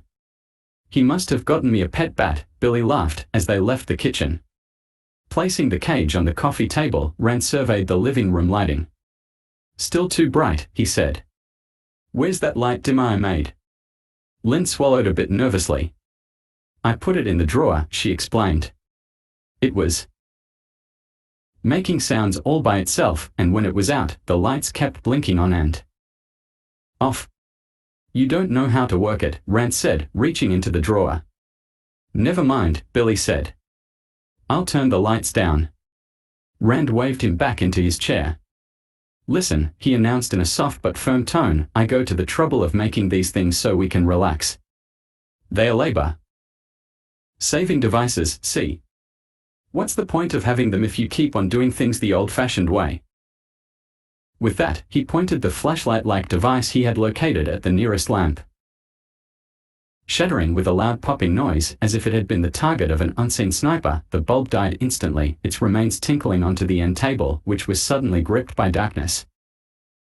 That's no problem, Rand murmured. That bulb was about to go anyway. I'll clean it up later, Lynn soothed. First let's see what's in the package. Yeah, Billy seconded. This will be the first time I've ever gotten a present that glows in the dark. Kneeling next to the end table, he reached out and gently lifted the burlap. The creature was predominantly brown and white, about 8 inches tall with long pointed ears and huge brown expressive eyes. Standing upright like a human being, its body was covered with fluffy fur except for bare spots at the ends of the ears, the extensions of its four-fingered hands, and a quadrilateral space for a moist pug nose and wide mouth resembling that of an elderly gentleman enjoying the luxury of not wearing his dentures. A low noise emanated from the animal, something haunting but softly urgent. What is it? Billy asked, amazed. Your new pet, his father replied. It looks like something from Australia, Lynn said, moving closer to the cage. Or Red China. They have a lot of animals there that can't get visas. Barney looked sideways at his new companion, backed away a few steps. It looked so soft and gentle, but from dealing with squirrels, he knew that the cute ones had the most devilish tricks. A low growl rose involuntarily from his chest. Come on, Barney, Billy laughed. Be a good boy. He's not gonna hurt you. Returning his attention to the strange animal, Billy put his finger gingerly through the holes in the box to touch it. Surprisingly, the creature did not flinch or cower. Its fur was warm and downy, like that of a Persian cat. Where'd you find him? Billy asked. Some old junk store in Chinatown. Had to lay down a bundle for him, too. Lynn looked closely at the creature. Did he come with papers? She asked. Rand shook his head. Well, suppose he has rabies or something, his wife persisted. Doesn't he need shots? Is he house-trained? I guess we'll find out soon enough, Rand muttered. Honey, I didn't have time to check that out. I was worried they wouldn't let him on the plane. As it was, I had to smuggle him aboard in my garment bag. Don't worry. He'll be all right. But Lynn was not to be assured so easily. What if he's some kind of rat or something, she sniffed. Billy, tickling Gizmo's chin, looked askance at his mother. No, he's too cute to be a rat, he said. Lynn shrugged. He's cute, all right. But I sure hope he's not carrying something. And speaking of that, how can we be sure he's a he? The Chinese fella told me it's a he, Rand replied. A he what? Billy asked. Didn't he say what kind of animal he is? Yeah. He's a mogwai. What's that? I don't know. It's something in Chinese, I think. Anyway, we'll call him Gizmo, okay? Why not? Billy said. That's as good as anything, and since we don't know what he is, it sure fits. Gizmo, more at ease now around his new family, had started to hum in his unearthly falsetto tone. The three were delighted and amused by the sound, Billy breaking into applause. Only the four-legged creature remained aloof and in the background. Well, Merry Christmas, Rand said. Billy gave him a hug. Thanks a lot, Dad, he said, smiling. It's really a wonderful present. Glad you like it, son. When she saw Billy lift the creature from the box and cuddle it to his chest, Lynn couldn't resist the urge to capture the moment on film. Reaching quickly into the drawer, she brought out her Instamatic camera, slid back a few feet until she had Gizmo and Billy neatly framed, then glanced out of the viewfinder. Okay, smile, she said. As Gizmo reached up to lick Billy's cheek, Lynn pressed the button. As the flashbulb went off, Gizmo let out a wild shriek, threw himself over Billy's shoulder, and, whining piteously, scrambled beneath the sofa. What happened? Lynn asked. Forgot to tell you, Rand replied. The little fella's scared of bright lights. That's why I turned the lights down, but I forgot about the flashbulb. As he talked, he fumbled beneath the sofa until he found Gizmo's foot. Come on. Boy, he soothed. It's okay. It'll be all right. We won't do that again. Promise. Gentle urging finally calmed Gizmo to the point where he allowed himself to be slid from the cool dark comfort beneath the sofa. His humming had stopped, though, and he shivered slightly. Still a little scared, I guess, Billy said. He stroked Gizmo's head gently. I should have told you about the light, Rand said. There's a couple other rules to remember about this guy. At least that's what the Chinese boy said. Number 2 is to keep him away from water. And number 3 is never let him eat after midnight. Lynn broke into laughter. That's the craziest thing I've ever heard, she said. What difference could it make when he eats? Don't ask me, Rand replied. I'm just telling you what was said to me. Lynn stood up. Okay, we'll go along with that. I just hope he doesn't have to eat filet mignon every night. No, he eats anything, Rand said. No restriction on that. As a matter of fact, the boy's grandfather said he even ate cardboard, that white stuff they pack boxes with, and a rubber washer. He probably has a stomach like the town incinerator. He ate a washer. Billy repeated. That's what the man said. Billy reached into the magazine rack adjoining the sofa and found a crumpled piece of cardboard. Rolling it into a ball, he offered it to the furry creature. Here, Gizmo, he said. Try this for a snack. Gizmo sniffed at the pulpy white mass. Many years before, on a whim, he had decided to humor the Chinese man by eating a tasteless object. He had enjoyed seeing the old man's pleasure, and fortunately, it was a pleasure that was not perpetrated on him very often. That was because the Chinese gentleman had a sense of responsibility and self-control. Rapidly assessing his new situation, Gizmo doubted seriously that these people would be able to restrict themselves quite as well. If he gave in to them now, before long they would have him eating every insipid piece of junk they could find, just to have a laugh. No, clearly this was the time to train these new owners and train them right. Turning aside, he refused to have anything to do with the cardboard. "I guess he's not hungry," Billy said. "Either that or the Chinese man was pulling your leg." Lynn returned from the kitchen holding a small slice of meat loaf in the palm of her hand. "Let's see what he does with this," she said. Gizmo sniffed, quivered with anticipation a moment, then snapped up the delicious morsel and forced himself to chew slowly so as to savor it. By the time he swallowed the mouthful, his contented hum had returned. The family seemed pleased. Gizmo was pleased, too. At least with this group he'd never swallow another petroleum-based product again. Chapter 8. The few days remaining before Christmas passed quickly, except for the youngsters of Kingston Falls Junior-Senior High School. Because of a heavy early snowfall in November, which had cancelled classes for nearly a week, the pre-Christmas vacation had been shortened by 2 days, which meant that classes seemed to drag on interminably. If the kids didn't like this state of affairs, Roy Hansen liked it even less. Getting their attention was difficult enough under the best of circumstances. Breaking through the wall of lethargy so close to Christmas was another definition of impossible. Still, one had to try. That was part of the challenge of teaching, and if there was one thing Roy Hansen liked, it was a challenge. The first black instructor at an exclusive private school in the county, he had left there 3 years ago to become only the second black teacher in Kingston Falls. Now, at 34, he was recognized as one of the best biology and natural science instructors in the area. Tall and stockily built, he was a teacher with whom few students messed. Corporal punishment in the public schools was a thing of the past, of course, but at times Hansen could be so aroused by an uncooperative student that some wondered if there might not be a one-day revival. Keeping the class members a bit nervous, particularly the potential troublemakers, was part of Hansen's strategy, and it generally worked. Soon he had no undercurrents of cross-talk to compete with and certainly no overt wisecracks. That was exactly the way he wanted it. There were limits, of course. He could command their attention but not necessarily their interest. Recognizing this, he decided to abandon their study of the circulatory system of the frog in favor of an illustrated talk he had worked up dealing with new animals. It was a pet, so to speak, topic to which he had dedicated considerable research. Someday he hoped to sell it as an article or monograph in a scholarly magazine.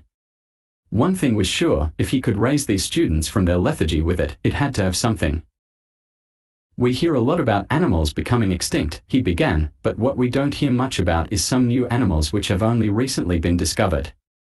In 1812, a scientist named Georges Cuvier announced that every species that existed on Earth had been discovered already. But he was wrong. Pressing the slide-changing button, he produced a photo of a deer-like animal with long wavy horns. "Anybody know the name of this animal?" he asked. No one did. "It's called an okapi, and it's a close relation to the giraffe." Man didn't see his first live okapi until 1900. He changed the slide. "Anyone know the name of this animal?" he asked. No one did.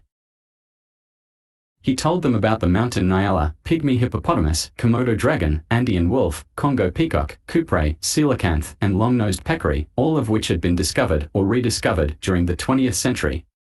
No one knew anything and no one volunteered any questions. Except Pete Fontaine. "Mr. Hansen," he said. Hansen nodded, silently thankful that someone had gotten more out of his lecture than 20 minutes worth of daydreaming. "Yes? Is it worth anything if you discover a new animal?" It was, Roy Hansen thought, a surprisingly good question. Embarrassingly, he didn't know the answer. "I really guess it depends," he replied. "I suppose if you found one animal that the government or a zoo wanted very badly, you could sell it for a good sum. Most scientists are more interested in the glory that goes with such a discovery, though." "That would mean money, wouldn't it?" Pete persisted. "I mean, they could go on TV and recommend pet food and stuff." The class giggled, Roy Hansen smiled, and Pete beamed at having created a joke without having to brave the teacher's wrath. A mild chain reaction was caused by Pete's question. One student asked where you could go in the hopes of finding a new species, another asked how you could tell if an animal was new or just something strange he had never seen before. It was all academic, of course, since there was practically no chance a person would casually encounter a new species. Such spontaneous interest in a topic was rare, so rare that Roy Hansen encouraged the discussion to go on until the bell ended the class. "Tomorrow we'll get back to the frog," he said, smiling when the class emitted a predictable groan. As he turned his attention to some papers on his desk, he caught a glimpse of Pete Fontaine about to leave. He smiled and gave him a little wave. Pete smiled slightly in response, the most that he would allow himself lest some other student accuse him of playing up to the teacher.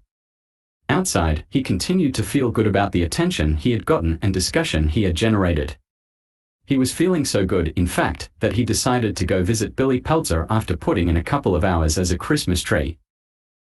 For the past few days Billy had gotten up early and returned home as soon as he finished work at the bank. The reason, of course, was Gizmo.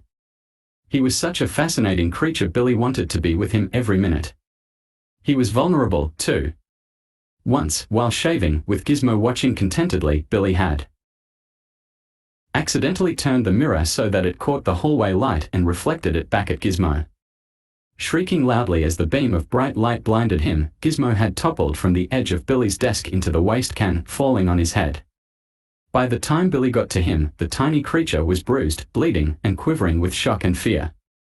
He was in such a bad state that even Barney, still chafing with jealousy, whined in sympathy. Billy wrapped the wound in a bandage, talked soothingly to him for a long time, and eventually lulled him to sleep. The next day Gizmo was markedly better.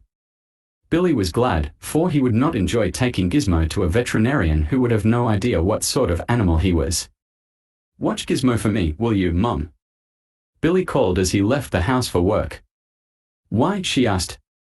"He's in the cage, isn't he?" "Yeah, but with that cut on his head and all." "Okay. I'll drop in every once in a while and see how he's doing," she promised. "And we can keep the hotline open to the vet." "Thanks, Mom." He arrived at work early, a habit he'd taken up since the incident with Mrs. Deagle. The door to Roland Corbin's office was open, but no one else seemed to be in the bank. Hearing a rustle of paper, he hung up his coat and looked around for the source of the sound. "Billy," he heard Kate's voice whisper. She was in Corbin's office. On the desk was a large map of Kingston Falls, detailed enough to include every street, home, and business.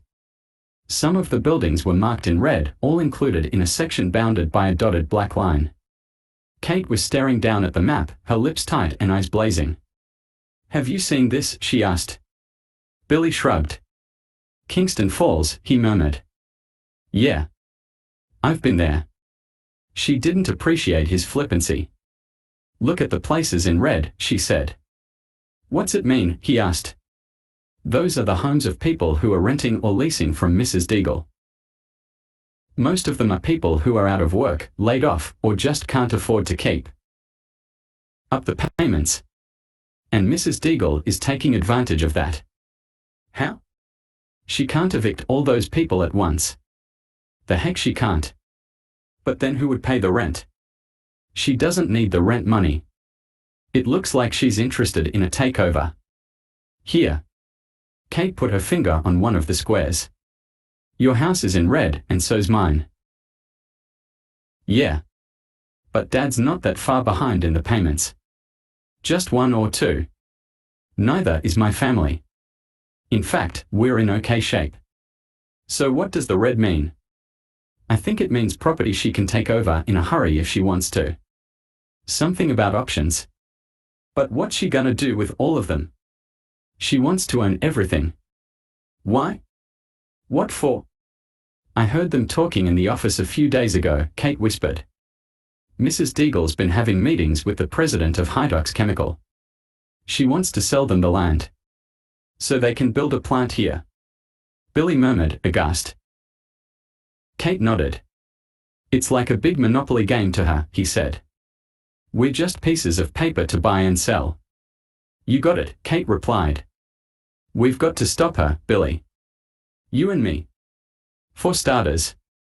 Somebody's got to do something." "Yeah, but what?" That's what I say, what? A familiar voice asked. The response to Billy's query came not from Kate, but from Gerald Hopkins, who had entered quietly while the young couple were bent over the map. As they turned to look at him, their expressions surprised and discomfited. He was in his glory. For the moment, at least, they were in his power. Snooping, eh? He smiled. Kate and Billy merely stared at him, there being no logical way they could deny their action. Mr. Corbin doesn't like snoopy employees, Gerald said as he slowly took off his coat and hung it in the closet. Enjoying the game of cat and mouse, he looked at Kate through narrowed eyelids. But maybe I don't have to tell him, he added meaningfully. Kate didn't answer. You busy tonight? Gerald asked. I'm busy every night, she replied. With a toss of her head, she stormed out of the office. Gerald watched her go. Then, turning to face Billy, he forced a smile. I like her, he said. She's tough. Just like me. Just like you, Billy repeated derisively. I told you not to call me that. Sorry, I keep forgetting. Billy smiled as he strolled out of the office. He and Kate had little chance to discuss the problem the rest of the day, although Billy thought about it quite a bit. Did it mean his family would be thrown out on the street? If so, where would they ever find a place as nice as their present home? Depressed at the end of the working day, Billy went directly home, hoping to find some solace in Gizmo or the new cartoon strip he was working on. Arriving home, he first went upstairs to check on Gizmo, who was sleeping peacefully, a happy smile on his face. Feeling a little better, he returned to the kitchen to find something good to eat. The refrigerator didn't offer much that interested him. He sighed. Have an orange, his mother suggested. Billy shrugged, took an orange from the refrigerator, and moved gingerly toward the unusual-looking appliance that sat on top of the counter. I think you can use it now. Lynn smiled, no doubt sensing his nervousness. Your father tinkered with it last night and it peeled an orange perfectly. One orange, Billy said, grinning. Out of how many? Don't ask, she said. Shrugging again, he opened the top of the device, across the side of which was inscribed Peltzer Peeler Juicer, flipped the switch to peel, and placed the orange in the stainless steel bowl provided for it. Closing the lid, he pushed the start switch. The appliance immediately began to shake and make gurgling noises. Billy moved several feet away, experience having taught him that Dad's machines often had a way of giving one an impromptu shower. This time, however, it seemed to be working. From the bottom of the device a perfectly dry spiral of rind slowly unwound itself. Hey, Billy exclaimed. It peeled it perfectly. The machine shut itself off and Billy opened the lid. Nothing was inside. Where's the orange? He demanded, turning the machine on edge, shaking it, hitting its sides. It's supposed to be in the top, his mother said. No, he replied. It's not there. The darn thing peeled the orange and then ate it itself. Maybe that's what it's supposed to do, Lynn laughed. It's an automatic orange eating machine. They were still giggling a moment later when a knock sounded at the front door. Anybody home? Pete Fontaine asked, poking his head inside. Sure, come on in, Pete, Billy said. I brought you that tree your ma said she liked the other day, he said, dragging a Scotch pine behind him. After replacing the sword, which had fallen right on cue, they set up the tree and studded it. Maybe I'd better see if I can get this trimmed before your father gets home, Lynn said. I think he's been fooling around with something that hangs the tinsel automatically, and I'd rather not have him try it out. Would you like us to help? Pete asked politely. Not necessary. Thanks, though, she said. Why don't you go upstairs and look at Gizmo? That's right. Billy smiled, snapping his fingers. I've got a new pet. Oh yeah? Pete said. What is it? I don't know. Nobody knows. Come on, Pete said skeptically. I'm not kidding, Billy insisted. Come on upstairs and see for yourself. Halfway up the steps, Pete said in a confidential tone of voice, I called up Mary and Fabrizio last night. Asked her for a date. Yeah. How'd it go? Billy asked. Well, I was all ready to be smooth and confident, just like you said. But when she answered, I couldn't remember my name. Billy laughed. So I said a wrong number in a real high voice and hung up, Pete continued. Maybe I'll try again in a couple of days. Give her time to forget the voice. Well, good luck, Billy said. Just try to remember that you're doing her a favor. Yeah. If I can remember my name. They entered the darkened room and made their way to the bedstand on which Gizmo's cage Saturday. Pete, who shared a room with his two brothers, was impressed with all the privacy Billy had. For one thing, there was a double bed, all for himself. And Billy could arrange things just the way he wanted. Walking slowly, taking it all in, Pete was fascinated by the walls, which were covered with comic strips, medieval drawings, Frazetta paintings of warriors. On the dresser was a miniature suit of armor, and farther on, a big drawing table covered with pens, pencils, erasers, a large green paper cutter, paintbrushes soaking in cans, and a stack of drawings with an elaborate title page reading The Secret of the Dragon's Lair. Below it, Billy had signed his name. Pete's mouth dropped open slowly. Golly, he said. You're really good. Billy smiled. Thanks. It'll look even better when I smooth out those colors. Somewhat embarrassed at the praise, Billy was thankful that Gizmo let out a high-pitched chirping noise, attracting both his and Pete's attention. The television set next to the bed was on, showing an old movie with Clark Gable as a racing car driver, and Gizmo was watching with intense interest, almost as if he were a human being. Holy cow, what's that? Pete whispered. It's my new pet. We call him Gizmo. Where'd you get it? My dad brought it back from Chinatown. The two boys went to the edge of the bed, Pete kneeling so as to get a better look at the furry creature. You keep him in the cage all the time? He asked. No. Just while I'm at work. We're afraid he might get into things. You see, he's very delicate, can't stand light, and the telephone rang. Billy answered it and was delighted to hear the sound of Kate's voice. As she proceeded to tell him some more scuttlebutt she had picked up at Dory's pub concerning Mrs. Deagle's plan, Billy gently lifted Gizmo from the box and held him in his lap. Pete moved closer so he could stroke the animal and listen to the contented sounds he made. What happened between you and Gerald after I left? Kate asked finally. Nothing much. I called him GER a few times, that's all. He handed Gizmo to Pete and leaned back against the pillow, enjoying this moment with Kate. He liked being her secret ally in the war against Mrs. Deagle, even if he had no idea what to do to thwart her takeover plan. Kate had plenty of ideas, however, most involving petitions and getting the story to newspapers and television people. As he listened to her, Billy kept one eye on Pete and Gizmo.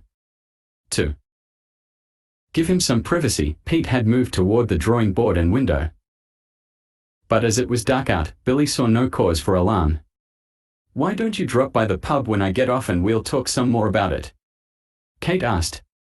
Well, Billy stammered, suddenly realizing that she was very nearly asking him for a date. What time? I get off at 11, she said. Sure, okay, he murmured. If that's too late, it can keep, she added. You don't sound too hot on the idea. Oh, no, he replied. I was just surprised. At what? Never mind.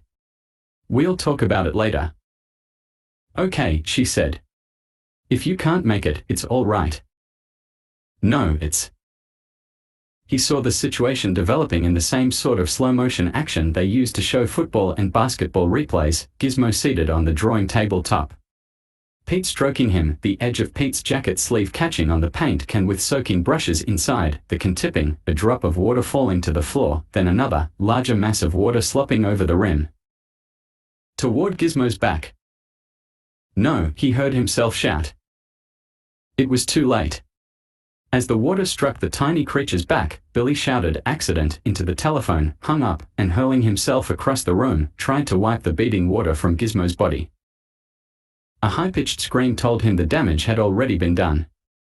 His eyes wider than ever, his spine arched and mouth open, gasping, Gizmo rolled over and over on the drawing board. A crackling sound, like a forest fire, seemed to be coming from his body, forming a hideous counterpoint with his pitiful cries. What did I do? Pete shouted, practically in tears. "It's the water," Billy yelled back. "It's not your fault. He can't be around water." Indeed, Gizmo appeared almost ready to burst. 5 huge spots had formed on his back where the water had landed, and now they were growing, blood red and yellow, like mountainous blisters. Spreading and popping like miniature volcanoes, the membranes tightened and stretched until one of them finally burst. A small furry ball popped out, landing on the desk top. Pete and Billy retreated, fascinated and horrified. Another ball popped from a second blister, then a third, fourth, and fifth. The crackling diminished then, as did Gizmo's cries of pain. Billy wondered if he was dying. In another minute it was all over. Gizmo, his breathing gradually returning to normal, lay quietly as the blistered areas on his back bonded together and began to disappear, like time-lapse photography of a wound healing. "Thank goodness," Billy breathed. "I think he's all right." "But what are those things?" Pete asked. The 5 balls had already started to grow and form themselves into shapes similar to Gizmo. Soon it was obvious that more mogwai had been created.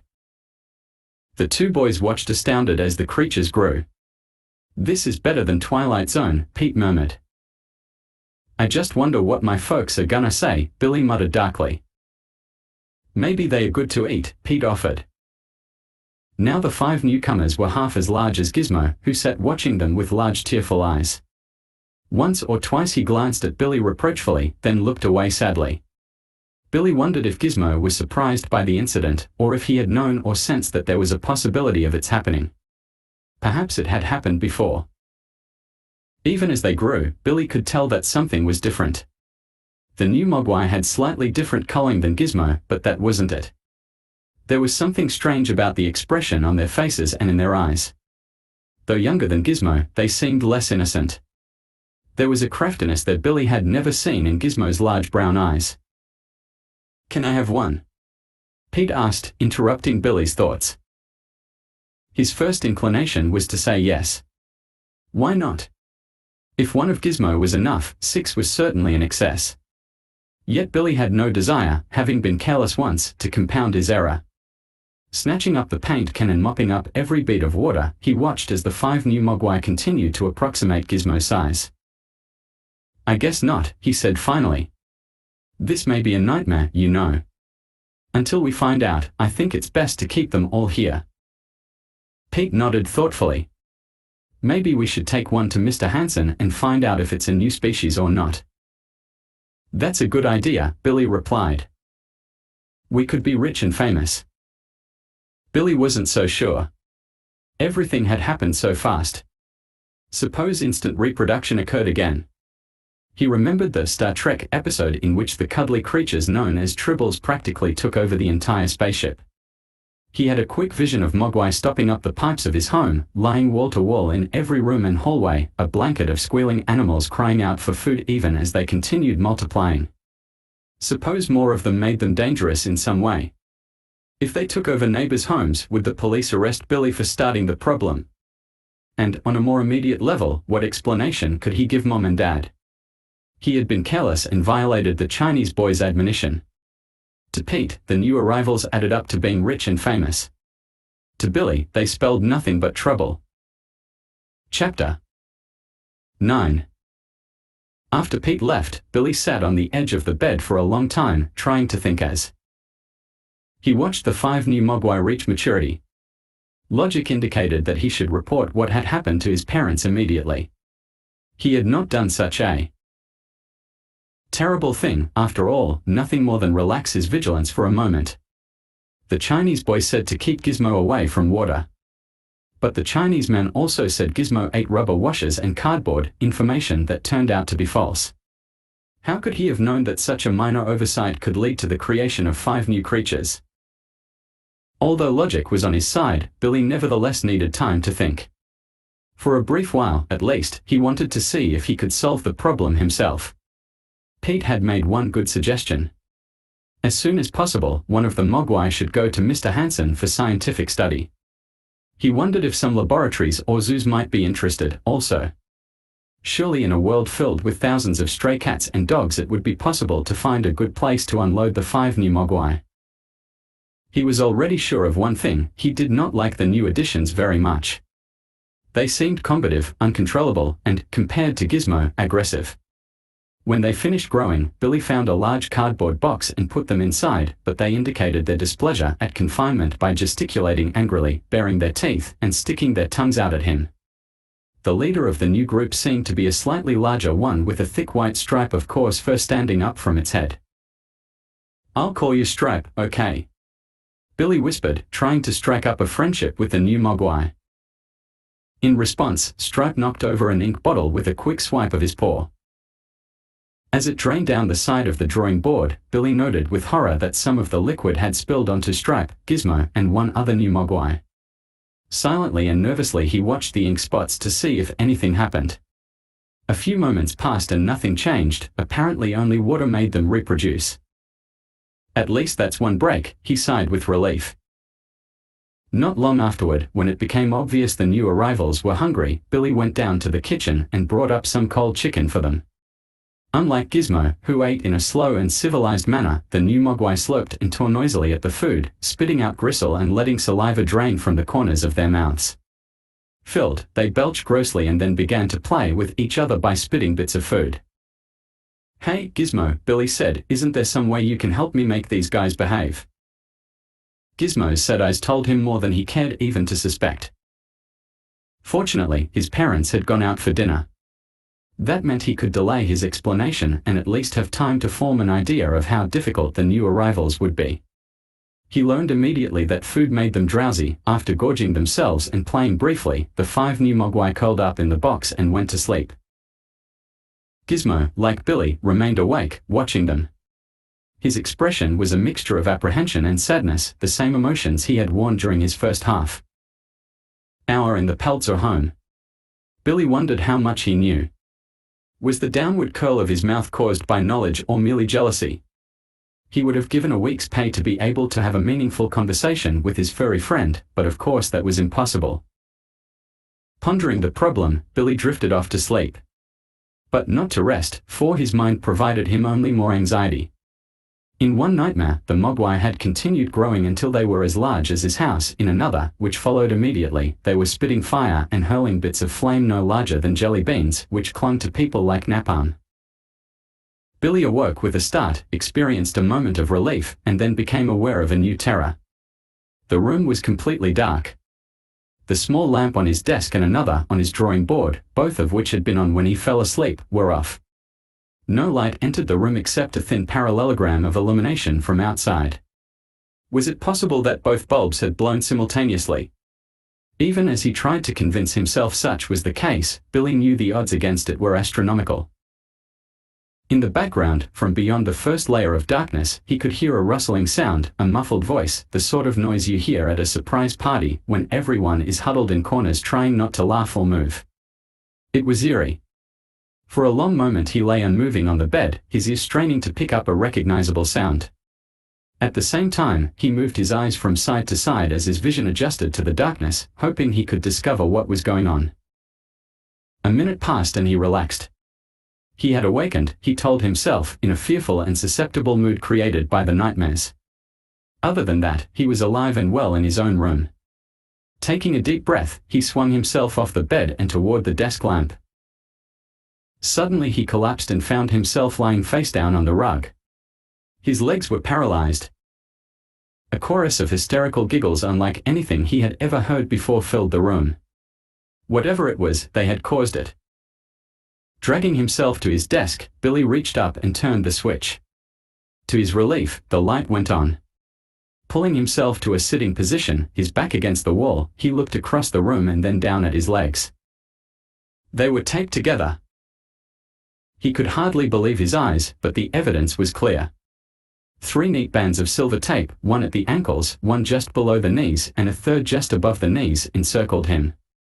Had he slept that soundly? Or, an even worse thought, were they such dexterous sneaks they had been able to tie him up without his feeling a thing? Grabbing at the tape, he freed himself, stood up, and looked around. The room seemed different, but he could not figure out exactly how. Moving gingerly, he leaped and did a mid-air pirouette as something touched his arm. The object fluttered to the floor. It was nothing more than an old comic strip from the newspaper. But what was it doing? Billy looked up and gasped.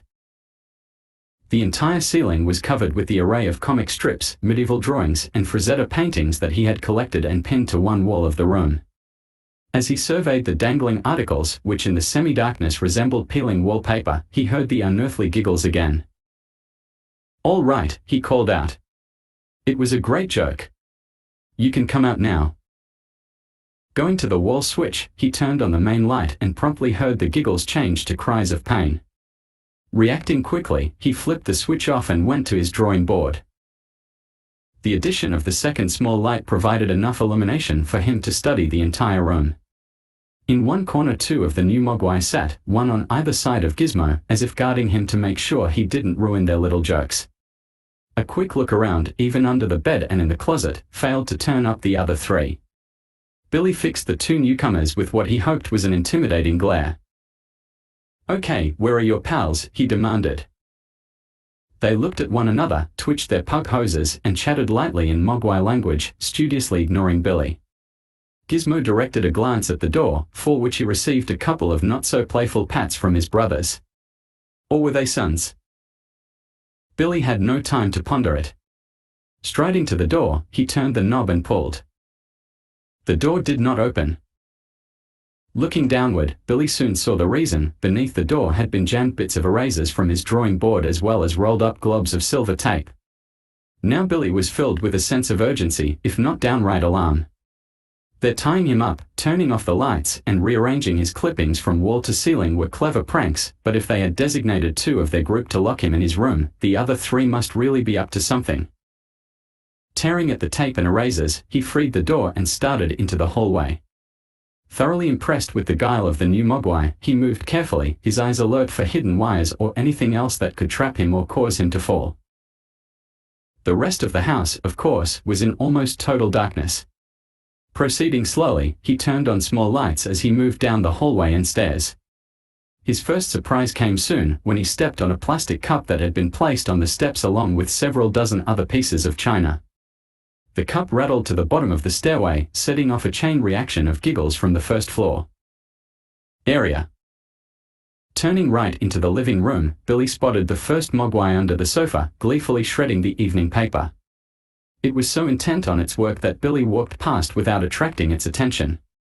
Another Mogwai was in the kitchen, delicately arranging packages on the cupboard shelves so that the slightest touch would send them toppling. The third was in the den, curled up on the sofa watching a rerun of Gilligan's Island. Billy breathed a sigh of relief. Although there was some indication of their rooting through things, he could detect no grand scheme or signs of wholesale sabotage. All he had to do now was round them up and clean the mess they had made. But how? The Mogwai moved at a slow pace, owing to their short legs and small size, but 5 of them were too big an armful. "Barney's transporter," he whispered, snapping his fingers as the idea struck him. It was still in the back of the basement, the large plywood box with handles and a lockable lid they had purchased during one period of Barney's life when he absolutely refused to go to the vets without a struggle. Looking inside, Billy judged it would be large enough for 5 Mogwai, although sleeping peacefully would require a bit of cooperation.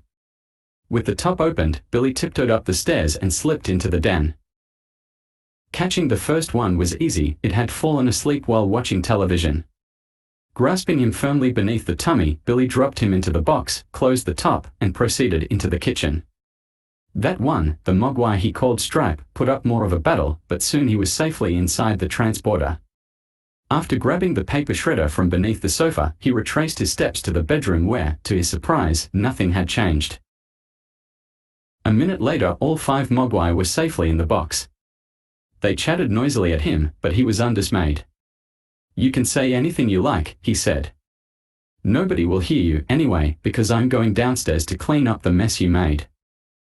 Only after he had patrolled the entire house and set everything in order did Billy happen to glance at the clock. It was midnight. He'd missed his date with Kate. "Darn," he muttered. He wondered if she'd even come close to hearing an excuse such as the one he would have to give if limited to nothing but the truth, that he'd been tacked up and otherwise harassed by 5 strange beings who had been born that very day when some water fell on Gizmo's back. Somehow he had the feeling she just wouldn't buy it. Arriving home shortly after 1 o'clock, Lynn and Rand were both exhausted. The hall light was on, but no light came from beneath Billy's door. "I guess he went to bed hours ago," Rand said, yawning. He brushed his teeth quickly and undressed, eager to experience their bed's softness. Having already folded back the covers, Lynn gave him a little kiss as she went into the bathroom. Rand stretched, sat on the bed, lifted his perennially aching feet, and slipped them between the sheets. Suddenly they encountered something cold and hard, causing him to recoil so violently he nearly fell onto the floor. Billy was up early the next morning, despite sleeping only fitfully. Immediately after being locked in the transporter, the 5 new Mogwai had tried for nearly an hour to intimidate him with their threatening-sounding gibberish, but he had managed to outlast them. Stripe, the final holdout, had finally given up the ghost with a final snarl, and all of them had fallen asleep. They were somewhat restless but quiet when Billy got up, dressed, and went downstairs. His mother was in the kitchen, having already made the coffee and set the table for breakfast. She smiled a greeting at Billy, then turned her head slightly sideways. "Why did you do that last night?" she asked. "Do what?" "Put the rack from the oven in our bed." Billy looked blank for a moment. "Only you could have done it," Lynn said. "I didn't do it, and your father was so shocked I'm sure he didn't do it." "Oh. What's that mean?" Lynn asked. "It means I have to talk with you and Dad." "He's in his workroom." Rand was at the bench in the incredibly messy basement area that served as his workroom. Years ago he had staked it out and paneled the walls himself, promptly lining them with portraits of Thomas Edison, Elias Howe, Alexander Graham Bell, Samuel F. B. Morse, Guglielmo Marconi, and perhaps his greatest hero, Whitcomb L. Judson. Once, when Billy had asked who he was, Rand had waxed eloquent. "These other men made great contributions and were rewarded with fame," he said. "And there's no doubt the phonograph, sewing machine, telegraph, and wireless have benefited our society. But where would we be without the zipper? That's what Judson gave us, my boy, only they were called universal fasteners or slide fasteners back in the 1890s when he invented them." Now, bent beneath a giant blueprint of the bathroom buddy pinned to the wall above the desk, Rand was tinkering with the strange-looking object which could solve all one's morning grooming problems, providing, of course, one had several engineering degrees and lots of patience. Billy knocked lightly and entered. "Just added a new feature to the bathroom buddy," Rand said, not looking up from his work. Launching immediately into his sales pitch, he held up the object. "Say you're a few minutes late before that big meeting. You reach up and touch your chin, and... oh no. You forgot to shave. Now what? Do a lot of people forget to shave before big meetings?" Billy asked ingenuously. "Sure," Rand replied. "It can happen. But then you'd have to forget to shower or take a bath, too, wouldn't you?" "Not necessarily. Some people shower or bathe the night before, so they'll save time." Billy nodded. Looking pleased with himself, as if he'd won a major point in the battle against ignorance, Rand flipped a switch. A tiny double-edged razor appeared from a slot in the side as if by magic. "Hey, neat." Billy smiled. He reached out to take the bathroom buddy, holding it as if to shave. Then, noticing another button on the side near the razor, he said, "I guess this is for the foam, huh?" "No, I mean, don't." It was too late. Billy had already touched the button, causing a jet of white cream to head for the ceiling. Nearly dropping the bathroom buddy, he leaped aside as the spray ricocheted back down at them. "That's the shaving cream button," Rand said. "But I haven't figured out how to lower the pressure yet." "Oh. Don't worry. I'll get it." "Yeah, Dad, I'm sure you will." During the brief pause that followed as Rand wiped the excess foam off his invention, they both remembered something important. "Oh, Dad, son, there's something I have to," they both began. "Go ahead," Billy said. "I just wanted to ask why you put that thing in our bed," Rand said. "That's what I came down to tell you about," Billy explained. "Well, go ahead," Rand urged a few seconds later, when it was obvious his son was somewhat at a loss for words. Billy sat down in the workroom's only chair and slowly explained what had happened the night before. His father listened, at first with an incredulous smile, then with growing horror. You mean the Chinese boy was right? He asked finally. That's what water does, makes them multiply. Billy nodded. And now we have 6. He nodded again. It's crazy. Animals don't multiply like that. I know. Where are they now? In my room. I have them locked in that transporter we got for Barney. Good. They are very anxious to get out, Billy said. If we try to keep them there all the time, the noise may drive us loony. Maybe I'd better have a look. A minute later, Billy's parents watched as he opened the top of the transporter. Inside sat the 5 new Mogwai, Stripe in the forefront, their faces innocent and liquid-eyed. Except for a subtle glint in their eyes, they seemed every bit as gentle as Gizmo, as friendly as Barney. They are cute. Lynn smiled. Yeah, Billy said. But they are not the same as Gizmo, Mom. They are not. How are they different? They are mischievous. He related what they had done last night in addition to putting the oven rack in his parents' bed. Even Billy had to admit that their actions sounded more like harmless pranks than deeds with malevolent possibilities. Maybe they were just nervous and excited, Lynn offered. After all, it was their first night on Earth. No, Mom, Billy countered. There was something about them, something scary. Is it still there? Not exactly, he said. But it is, in a way. You see, they must have decided they didn't like being cooped up in the transporter, so they are putting on a good show for you and Dad. His parents laughed. Are these dumb animals or college professors? She asked. They are not stupid, Mom. That's why I think we'll have a lot of trouble if they stay here. What do you suggest? I don't know. Today Pete's gonna ask Mr. Hanson if he'll study them. Maybe he'll take one and be able to tell us what they are. Why not just drop them off at the Humane Society? Rand asked. Because if they are a rare species, they may be valuable, Billy replied. Well, Lynn said, if they are going to be here even a few days, I'll not have them cooped up forever in that box. But you can't let them run loose, either, Rand said. There's the shower, dishwasher, bathroom and kitchen sinks, all those things give out water. If they turn on one of those, we'll be up to our armpits in those gizmos. All right. Lynn shrugged. They can stay in Billy's room for the time being, but not in the box. And just in case they get out, I'll shut the bathroom doors and watch them, okay? Billy nodded. Lynn went to the box, opened the lid wide, and reached in to lift Stripe high above her head. His wide mouth forming a benevolent smile, Stripe gurgled cutely, the perfect picture of domesticity. His darling, Lynn said. Indeed he was, Billy thought. But not during the brief moment when, Lynn and Rand looking at each other, Stripe was able to direct a secret glance at Billy. Was it a sneer? Something close to a wink. Billy wasn't sure, but he couldn't help feeling apprehensive about the days ahead.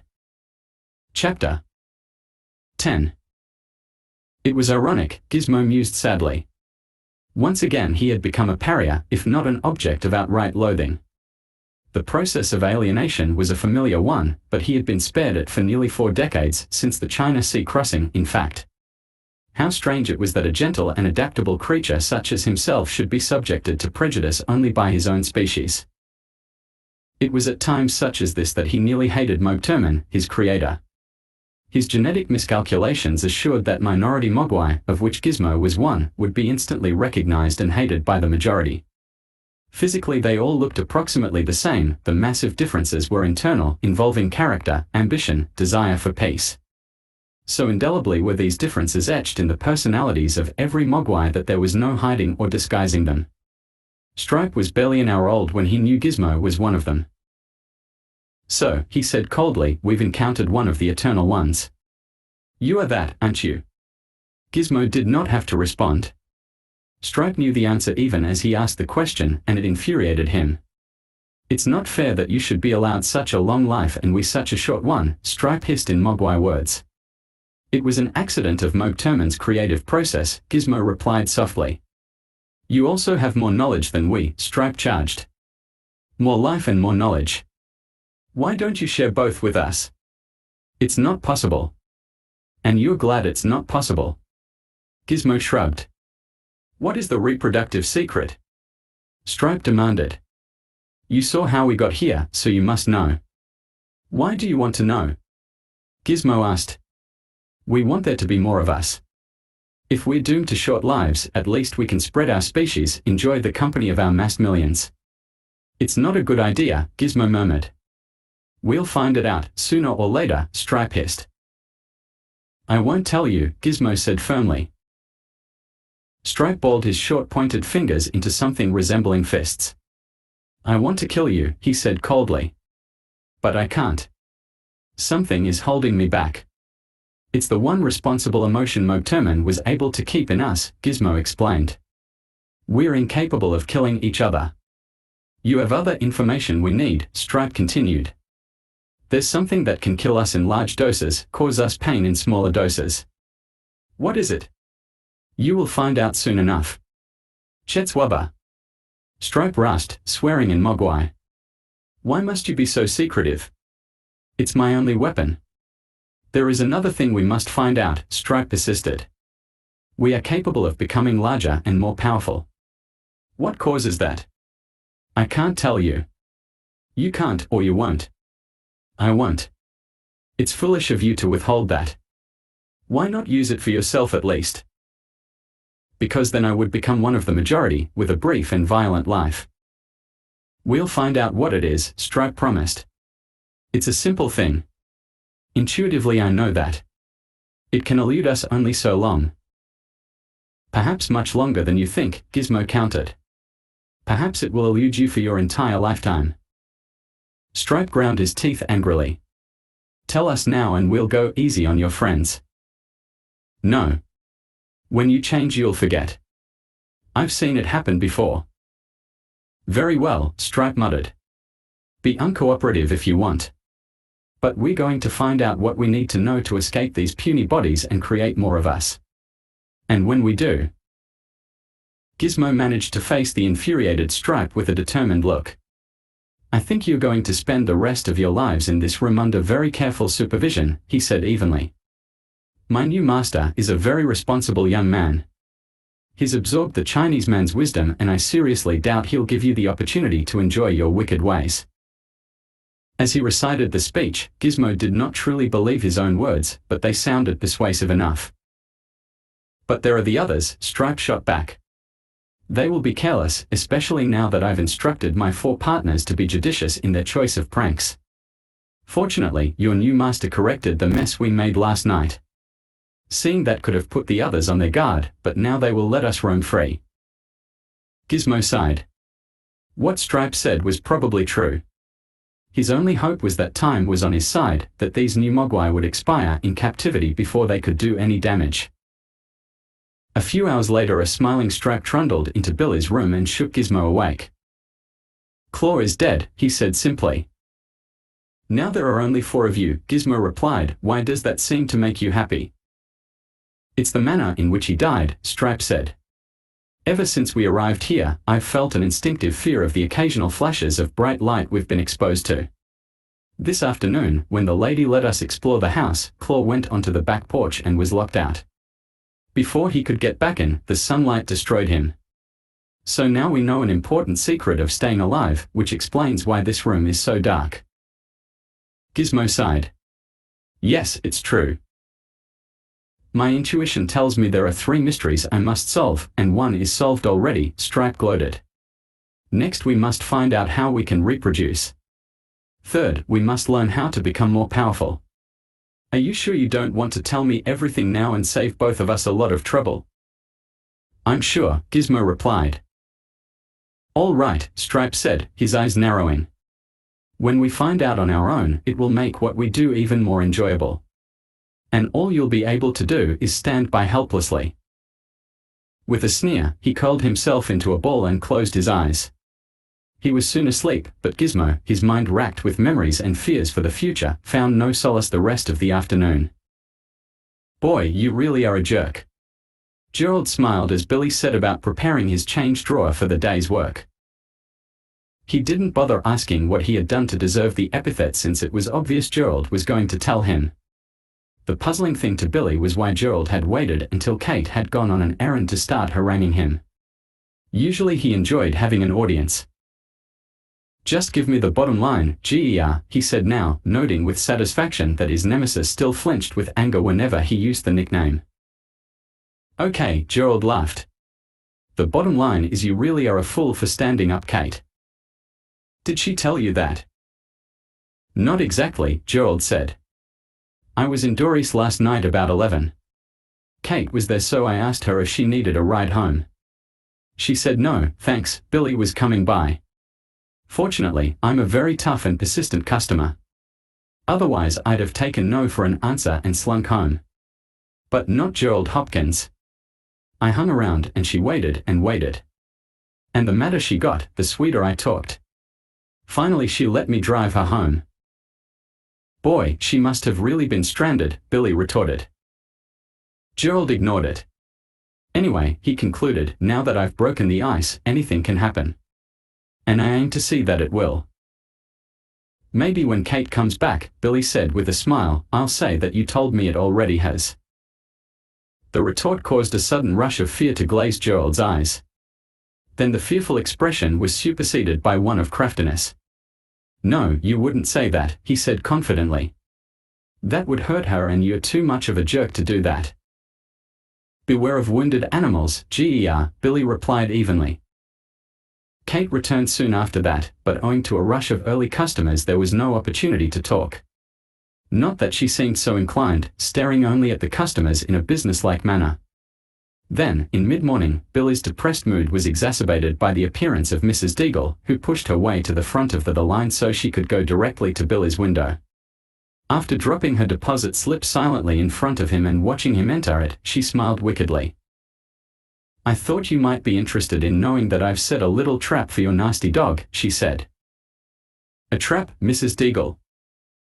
Nothing as crude as a bear trap, she said sarcastically. They are illegal and I respect the law, even if you and your mutt don't. No, my trap is a lot subtler. I doubt if he'll even know when it happens. But don't be surprised if he starts acting kind of, well, let's say, crazy. What have you done? Billy demanded. You'll find out, she said. I know it's going to work because I went to a lot of trouble.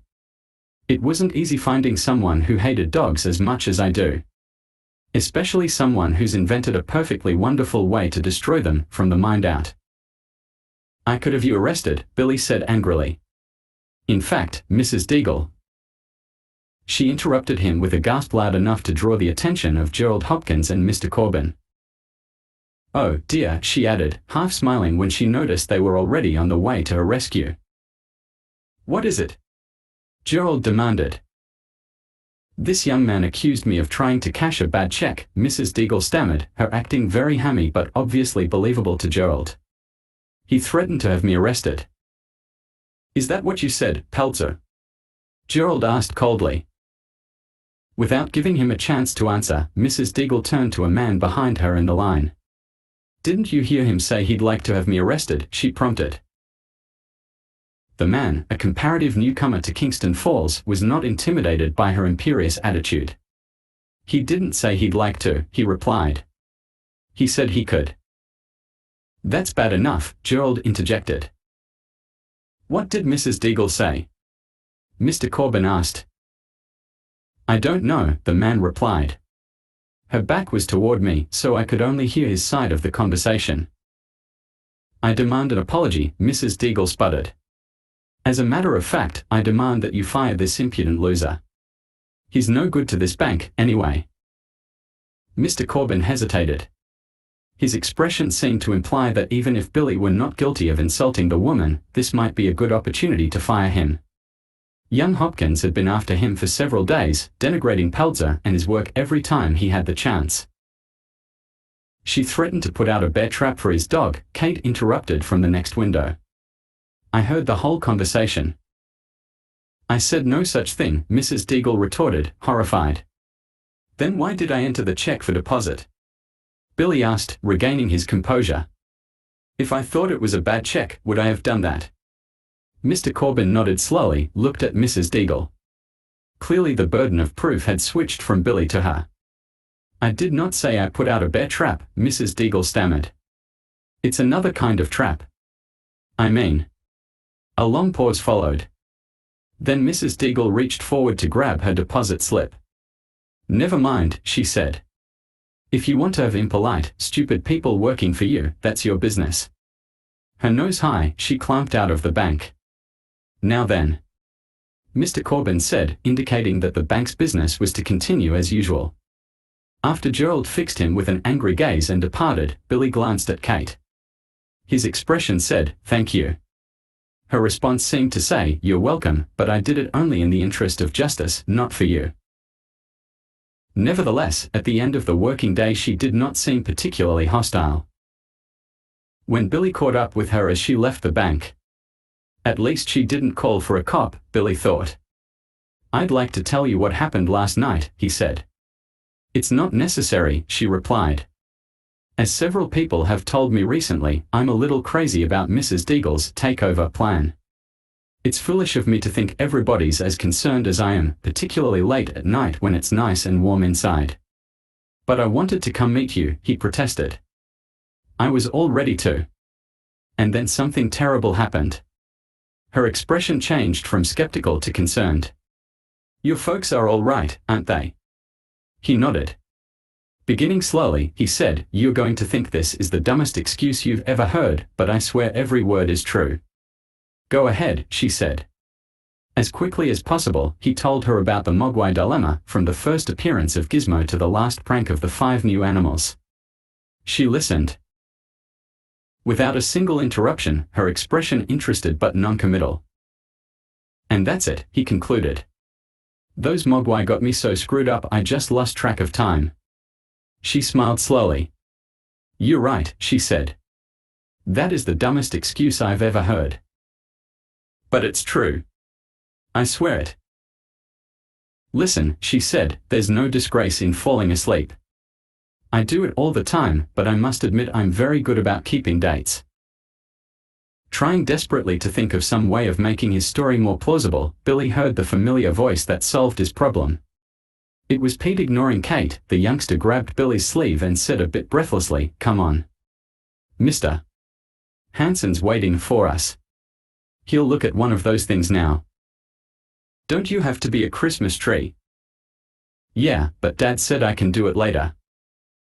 "Would you like to see proof that I'm telling you the truth?" Billy asked, looking at Kate. She smiled.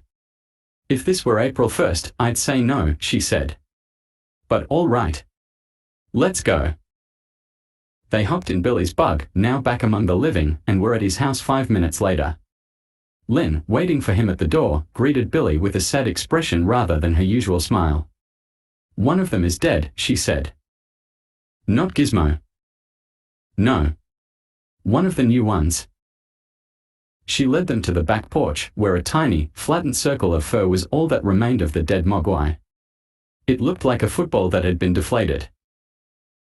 "It got out on the porch and then I must have shut the door and locked it out," Lynn explained. "It couldn't have been there long enough to have starved to death." "No," Billy agreed. "The Chinese boy said the bright sunlight kills them." "I don't know what to do with it." "What do you do with a dead Mogwai?" Billy shrugged. Pete, kneeling next to the tiny corpse, prodded it gently with the end of a ballpoint pen. "It looks like it's really drying up fast," he observed. "I'll bet if you leave it here a couple days, there won't be anything left but a little fuzz." "Don't touch it, Mom," Billy said. "At least not till we get back from school. Mr. Hansen, my old science teacher, is gonna examine one for us. Maybe we'll know more after that." Lynn was only too happy to go along with his wishes concerning the dead Mogwai. She was less agreeable about his decision to take one out of the house. "Do you think that's wise?" she asked. "If it got away?" "We won't let it get away," Billy assured her. "Besides, how are we gonna find out what they are if they stay cooped up all the time?" A minute later the 4 of them were in Billy's room, looking at the 4 curled-up balls of fur in the corner, and, about 6 feet away from them, the wide-awake Gizmo. "Here, Kate," Billy said. "This is Gizmo. He's the best one. Would you like to hold him?" She said a bit hesitantly. "Sure." Holding the soft creature, which almost seemed to smile at her, Kate was alternately enchanted and horrified. The animal was unlike anything she had ever seen or even read about. That, coupled with the fantastic story of how they reproduced, made her blood run a bit cold. "Maybe we should take Gizmo to Mr. Hansen," Pete suggested. Billy shook his head. "But suppose the other ones are different?" Pete said, not without logic. "You haven't seen them reproduce, have you?" "No." "Well, suppose they can't do it?" "Then it's too bad," Billy replied. "Mr. Hansen will still be able to examine the one we take him and tell us if it's a new species or not. Later, if he needs to see the water thing, maybe we'll have to take him Gizmo. But he's my favorite. I don't want to take a chance on hurting him." With that, he gently pulled one of the other mogwai from the somnolent mass, put it into the shoe box they had decided to use, and closed the lid firmly. Halfway to the junior-senior high school, Billy looked at Kate, who was holding the shoe box on her lap, both hands tightly clasped over it. "Well," he said. "Do you still think I was lying about last night?" Smiling, she shook her head. "Even if the part about the water is made up, it's still a great story," she said. It had been nearly 3 years since Billy had walked down the main hallway of his old school. Now, deserted except for a few teachers and maintenance people, it seemed smaller than he remembered. The hallways actually looked shorter, the walls closer together. Was it possible to shrink an entire school? He smiled, realizing that the mind could perform such a trick quite easily. Peeking into classrooms that should have been familiar but were not, he experienced a feeling of loss, as if all evidence of his ever having been here had been erased. "They've probably even sanded down the initials I carved in every homeroom desk," he thought glumly. They entered the science classroom and Billy shook hands with his former teacher. A few moments later Roy Hansen looked at his watch, realized it was nearly dinner time, and decided to answer the kids' questions as quickly but politely as possible. Although he had agreed to examine it when Pete had asked, he had not really listened to his story, which sounded off the wall and disjointed. He probably had a muskrat or shrew or some other animal he'd never seen around his house and, inspired by the lecture on new species, had visions of discovering some missing link. Still, Pete was at least interested, and it would not do to discourage or ridicule him. "All right now," Roy said. "Let's see what we have in here." As he started to open the box, Billy held up his hand. "Wait, sir," he said. "There's too much light. It may even be enough to kill him in a few minutes." Hansen turned off the overhead lights. "How's that?" he asked. "We'd better pull the shades, just to make sure," Billy urged. Hansen did so, wondering if he had a monster on his hands. But it would take only a few minutes to examine the creature, probably less time than it was taking to get the proper amount of subdued illumination. "That's fine," Billy said finally. Hansen smiled, opened the box, and looked inside. "Good Lord," he said slowly. He had never seen such an animal. Touching it gently, he took its pulse, which was incredibly slow for what seemed to be a mammalian, and stroked its soft fur, which was subtly different from every other wild or domestic animal he'd encountered. "I don't know what this thing is," he confessed. Pete smiled broadly. "It's a new species. We'll be rich, won't we? Tell me we'll be rich." Hansen smiled. "I can't promise that," he said. "Maybe my knowledge is incomplete. I thought I knew every type of animal on this planet, but this is certainly a new one on me." He looked at Billy. "Where did you get this?" he asked. "My dad brought it back from Chinatown. No papers or anything came with it." Billy shook his head. "Do the thing with the water," Pete urged. "What was that?" Hansen murmured. "I told you," Pete said, "the thing makes another animal when you put water on it." Roy recalled a garbled description of the creature's reproductive technique, something about a drop of water, but at the time it had seemed like more of Pete's ramblings. Now he was inclined to be more respectful. "Just one drop, though," Billy said. "We don't want to make any more than necessary." Hansen nodded, located an eyedropper, and loaded it from the sink. "One drop of water coming up," he said. He paused. "On the back," Billy said, sensing the reason for his hesitation. Holding the mogwai in one hand, Roy allowed a single bead of water to fall onto its back. For a long moment nothing happened. Then the crackling sound started and the creature began to shriek wildly. Kate, her hands over her face, leaped back, then slowly spread her fingers to peer out at the mogwai's writhings.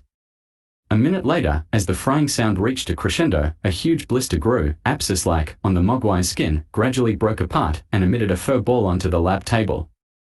The four watched as the sound diminished and the mogwai's sufferings obviously subsided. "I can't believe it," Roy murmured. The fur ball was growing, gradually forming itself into a miniature version of its parent as it expanded. "It's incredible," Roy breathed. "Looks like we got us our own little Christmas miracle." Another minute passed, all of their eyes still on the growing new mogwai. "It'll keep growing until it's as big as the other one," Billy said. "That'll be a little while." "Don't worry." Roy smiled. "I was all ready for dinner when you folks got here, but I don't think I'll be eating soon tonight." "What'll we do next?" Billy asked. "I'd like to run some blood tests. That may give me a lot of information." "So why don't you take the old specimen home and leave the new one here?" "Sure," Billy replied. "But please don't make any more of them, okay?"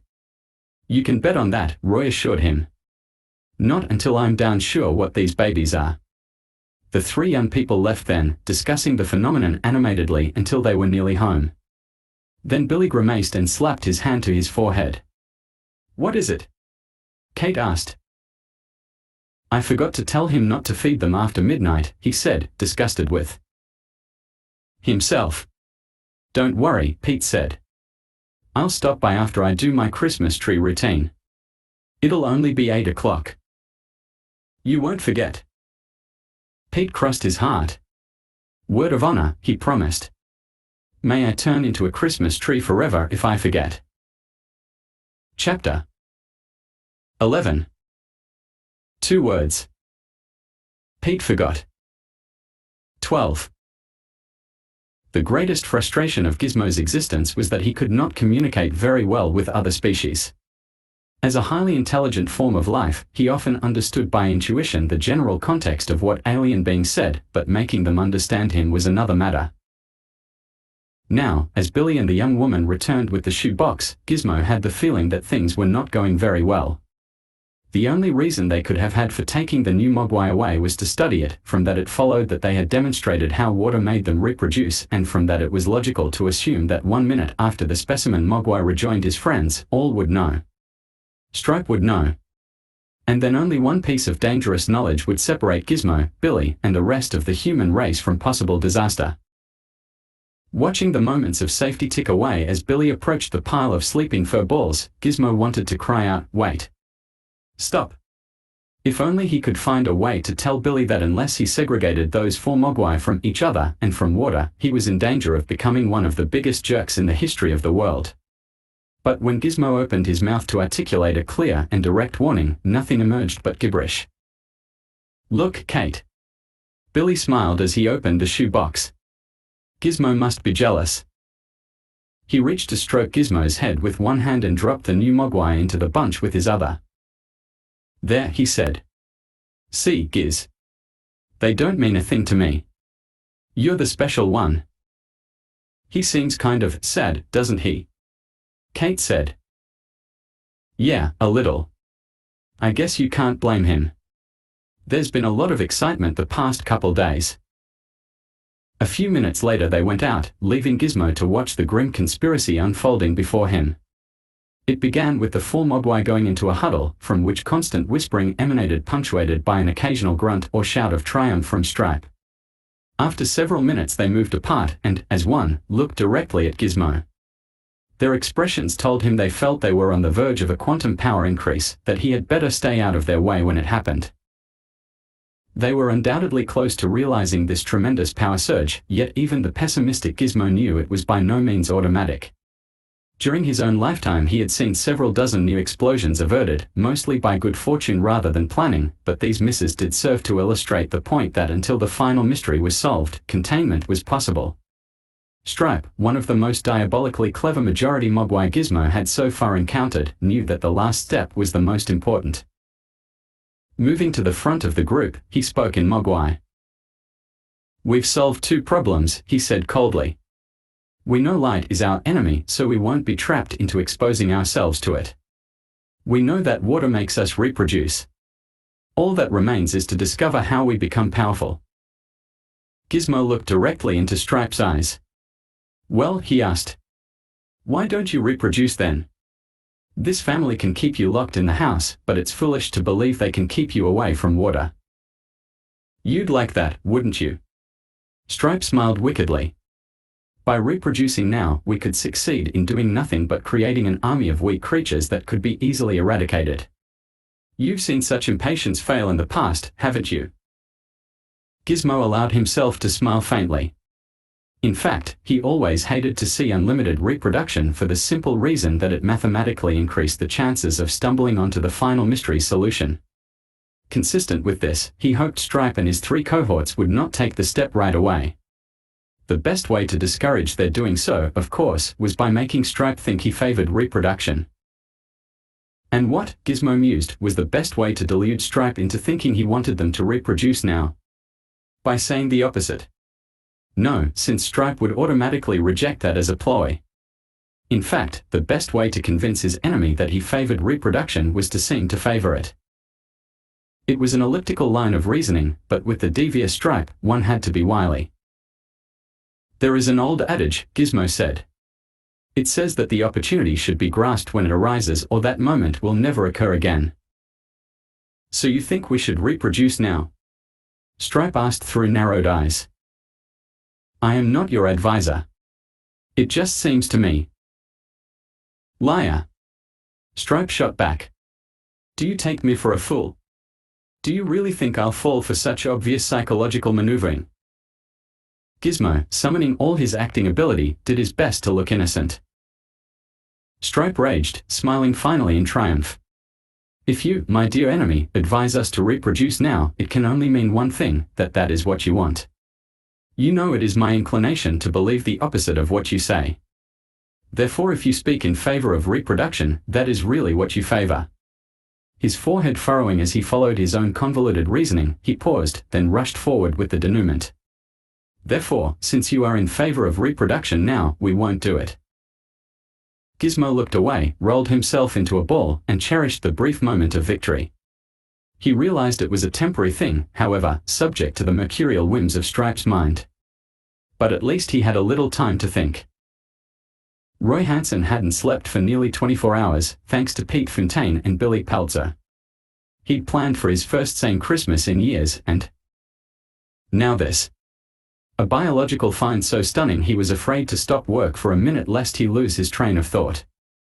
Just analyzing the creature's blood, which ought to have been a reasonably simple matter, had been horrendously time-consuming. After extracting blood at least 24 times, which undid him to the Mogwai to the point where it shrieked whenever he approached, he had concluded that the blood actually changed composition in response to atmospheric, temperature, and humidity changes. This meant that the creature was theoretically capable of living in nearly every climate imaginable. It made blood testing a monumental task, though.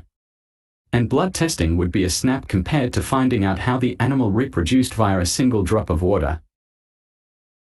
"Don't worry, fella," he said, staring at the hostile Mogwai. "I'm gonna solve your identity problem and then you'll love me." It was 4 o'clock in the afternoon and the building was nearly deserted.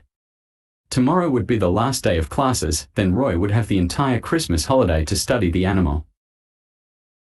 "I was really looking forward to spending some time with my girlfriend," he said to the Mogwai. "But I'd better get you while you're hot." Haunted by the idea that those kids would tell some television or newspaper reporter about the Mogwai and he would be lost in the shuffle, Roy worked compulsively and non-stop. Fortunately, he was used to such self-discipline, having worked 2 jobs while he was in college. He had learned to sleep on the run, think on the run, and eat on the run. Knowing that he would be spending many long hours in the lab this evening, he had sent one of his homeroom students out for some sandwiches. Munching on one, he noticed the Mogwai stare hungrily at it. "Why not?" He smiled. "We're both in this together. Have a bite." Pushing a morsel through the bars, he laughed as the Mogwai grabbed and downed the snack like a veteran fast food addict. Okay, he said. Now it's time for one more jab with the needle in the interests of science. I know you're all caught up in this in the interests of science, but it's not helping me get my petition signed. Kate wasn't exactly perturbed. She was concerned, however, that Billy seemed to have no time to help her contact people. While she understood that he was preoccupied with the Mogwai problem, she did not want to lose track of her main goal in life at the moment, to thwart Mrs. Deagle if there was a takeover plan in the works. It was late afternoon, only minutes after they had gotten off work. Dory's pub was nearly deserted, only Murray Futterman sitting at the far end of the bar nursing a drink. Billy and Kate had said hello to him when they came in, but as he hadn't seemed inclined to socialize, they'd left him alone. Taking a table in the corner farthest away from the video games, where Space Invaders were being zapped by some teenagers, they ordered coffee and slowly unwound from a rough day at the bank. I'm sorry, Billy explained. Really I am. It's just that I don't feel right being away from home too long. Mom may not know what to do if those Mogwai get loose or something. If it wasn't for that, I'd help you take that petition door to door. Where are you keeping them, by the way? Kate asked. Still in your room? Billy nodded. Mom lets them out every once in a while, though. Not outside the house, but downstairs. She thinks it's mean to keep them cooped up all the time. Aren't you afraid they'll get splashed with water? Not really. There aren't any leaks or anything, and we keep the kitchen and bathrooms closed. Oh, I guess if they knew they could reproduce that way and wanted it, they'd find a way. But they are pretty docile. And Barney follows them around. If they get in anything he thinks they shouldn't, he barks a warning. Kate smiled. Any more warnings from Mrs. Deagle, she asked. Yeah. She mumbled something under her breath today, just loud enough for me to hear, saying Barney's time was almost up. What do you think she meant? Is she bluffing? I don't know. I wouldn't put it past her to hire somebody to put a drug in his food. They sat silently a moment, sipping their coffee. Then, without looking up, Kate murmured, "Watch it. Here he comes." With one too many. As the shuffling figure of Mr. Futterman nearly stumbled just before reaching their table, she added quickly, "Make that too." "Hi, kids," Futterman said, pulling up a chair. Putting his rough, scaly hand on Kate's arm, he smiled. "Now here's a new one. Most guys ask you when you get off work. But I want to know when you start. Not for another 15 minutes. Oh. Why? You're the best one to complain to around here," Futterman replied thickly. "Dory's not interested. You listen. A fella can tell you his problems and you sympathize. But I can't wait 15 more minutes." "All right." Kate smiled. "I'm not working yet, but tell me anyway." "It's that stupid, cantankerous, can't get her to cooperate no matter what, not your wife." Kate interjected. "No," he said. "It's that snowplow. Down thing." "But I thought you said it worked perfectly, Mr. Funman," Billy said. "It did. But that was before I took it in for a tune-up and they loaded her up with foreign parts. Every single gasket, spark plug, foreign. It's no wonder she comped out. It's like serving chop suey at a wedding. You ever heard of anybody ever serving chop suey at a wedding?" Billy shook his head. "Course not. They serve good all American food. Give the guests chop suey and they'd none of 'em move for the rest of the night. Same with cars and trucks. Foreign parts are like chop suey. Boiled rice. Thick, sticky." "I've never heard it put that way before," Kate said, humouring him, "but you may have something." "They are paying us back for winning the war," Futterman said in a somewhat slurred but unequivocal tone. "They are putting Gremlins in their machinery, the same Gremlins that brought down our planes in the Big One." "The Big One?" Kate asked, puzzled. "World War II, Futterman rasped. "You know, the sequel to World War I." Kate and Billy laughed. "Anyway," Futterman continued, "they are shipping their Gremlins over here in their cars and stereos and now in the spark plugs in my snowplow." "Where's the plow now?" Kate asked.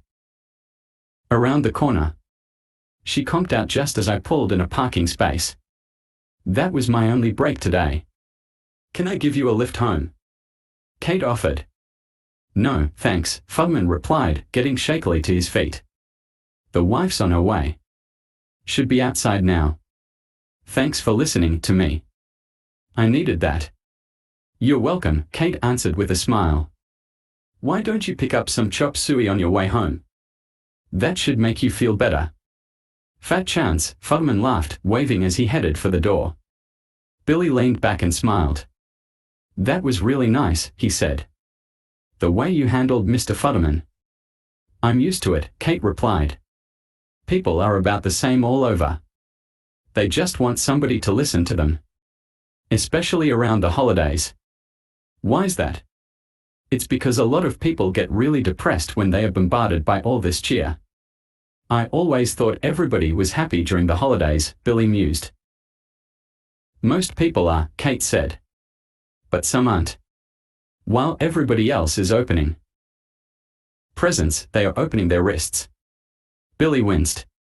A cheery thought. It's true. The suicide rate is always highest around the holidays. Stop it. Now you're making me depressed. Sorry. Can't have that. The slight edge to her voice bothered him. Do you get depressed at Christmas? He asked. I don't celebrate Christmas, she replied. As far as I'm concerned, it doesn't exist. Why, are you a Hindu or something? No. I just don't like to. But why? Do you really want to know, she asked, looking at him in a way that was almost challenging. Sure. I guess I want to know everything about you. She avoided his glance. I don't know, she murmured, her expression distant. I don't know why Christmas is always so horrible. My grandmother died on Christmas. She was my favorite person. I had my appendix taken out on Christmas. It burst while I was opening my presents. Even my dog Snappy got run over on Christmas by two big kids on a sled. But the worst. God, it was horrible. What? Billy urged.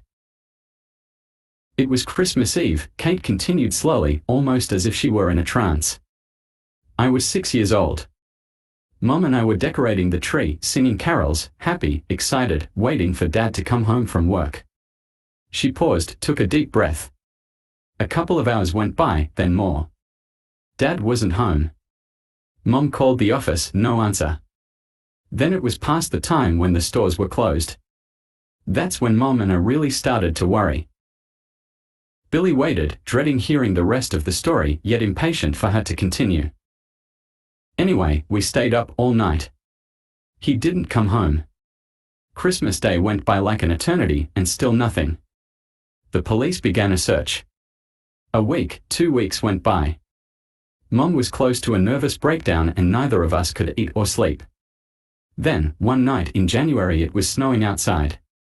The house was freezing cold, so I tried to start a fire. That's when I noticed. Noticed what? Billy muttered. The smell. The firemen came and broke through the chimney top.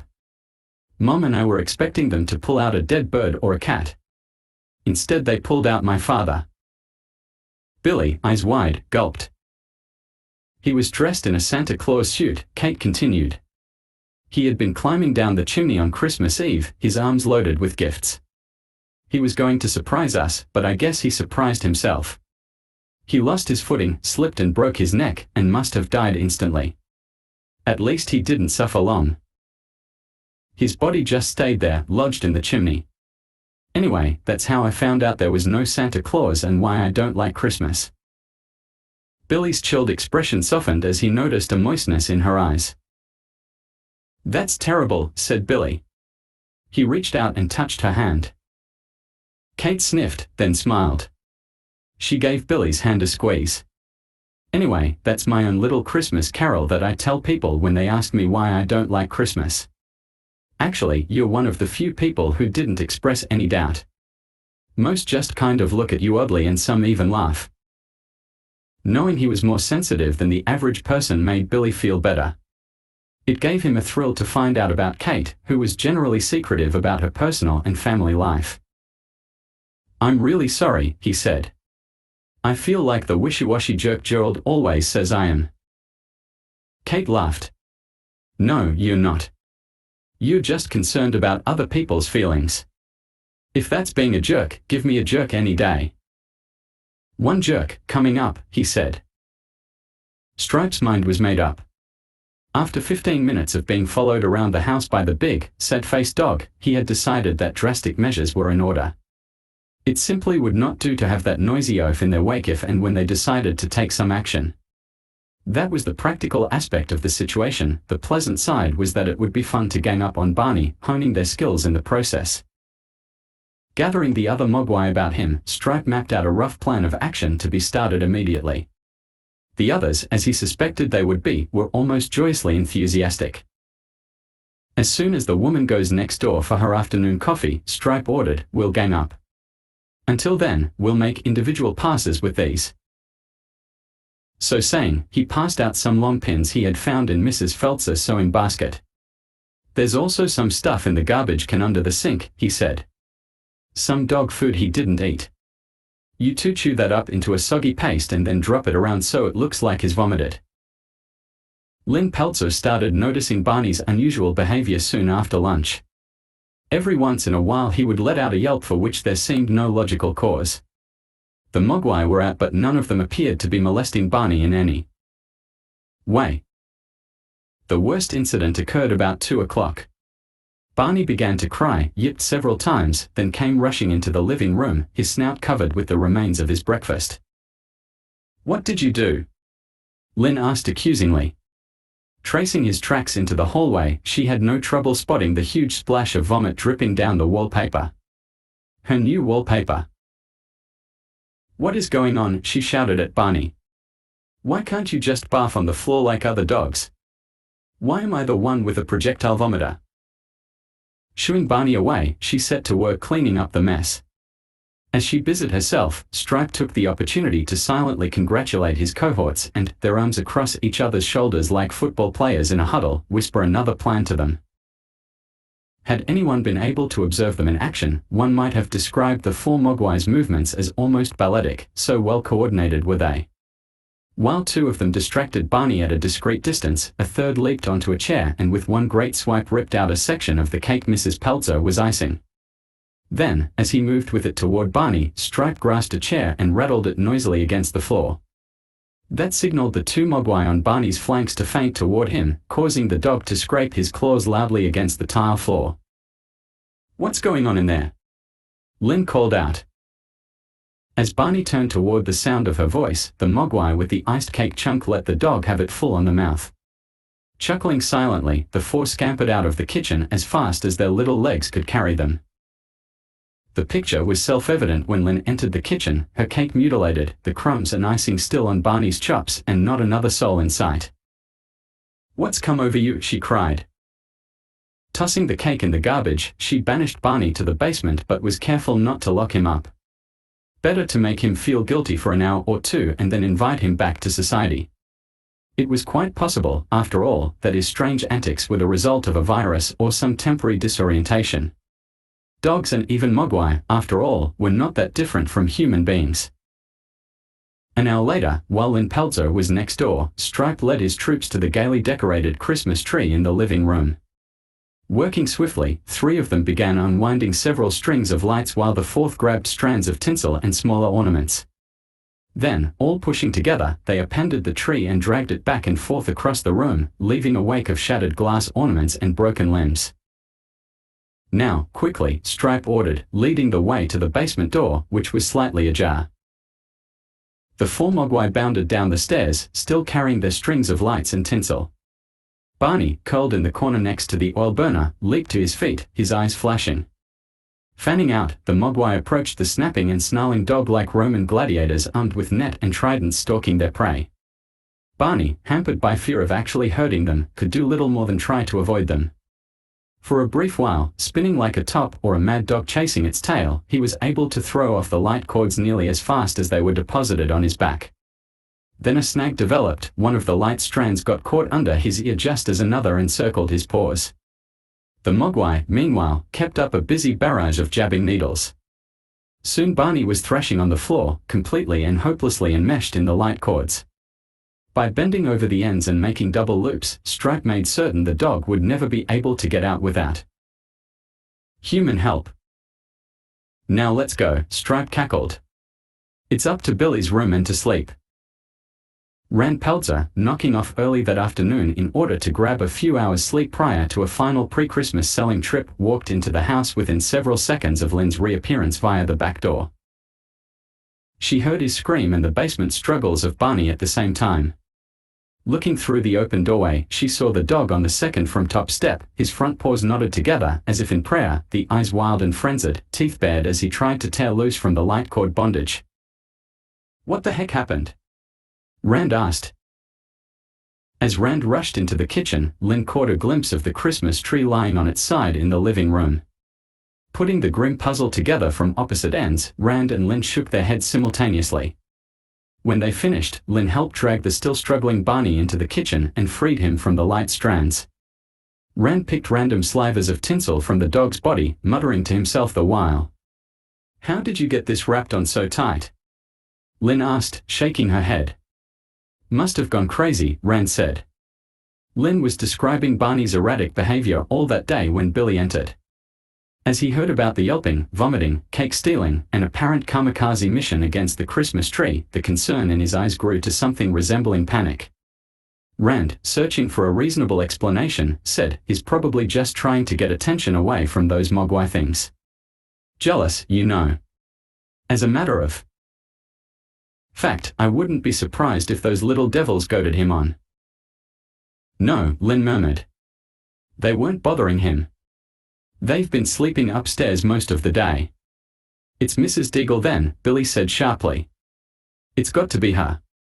"Mrs. Deagle," Lynn said. "She's had him drugged. She told me she would and now she's done it." "That's crazy," Rand murmured. "Why would she want to do that?" "Because he rubbed against her ceramic snowman and caused its head to fall off. It was loose, anyway, but that didn't matter to her. She's just looking for people and things to hate." "Now, Billy," Lynn cautioned. "We can't point our finger at anybody. Not even Mrs. Deagle." "But she threatened Barney." Kate heard her. "But that's not enough proof, son," Rand said. "There aren't even any new footprints in the snow around the house." "Doesn't matter," Billy replied. "She's got enough money to hire a real pro. I hear there are people who can be hired for that, to drug or poison pets." Rand shrugged. "Maybe it would be a good idea if I dropped Barney off at your mother's house," he said, looking at Lynn. "It's on the way to the Millersville Mall, where I've got that sales meeting. I could leave him and bring him back for Christmas." Billy nodded. "I'd feel a lot better if you did that, Dad." "Okay. It's settled." Giving Barney a pat on the head, Rand stretched and started unbuttoning his sweater. "I'll see you in a while, Pooch, after I grab me some shut-eye."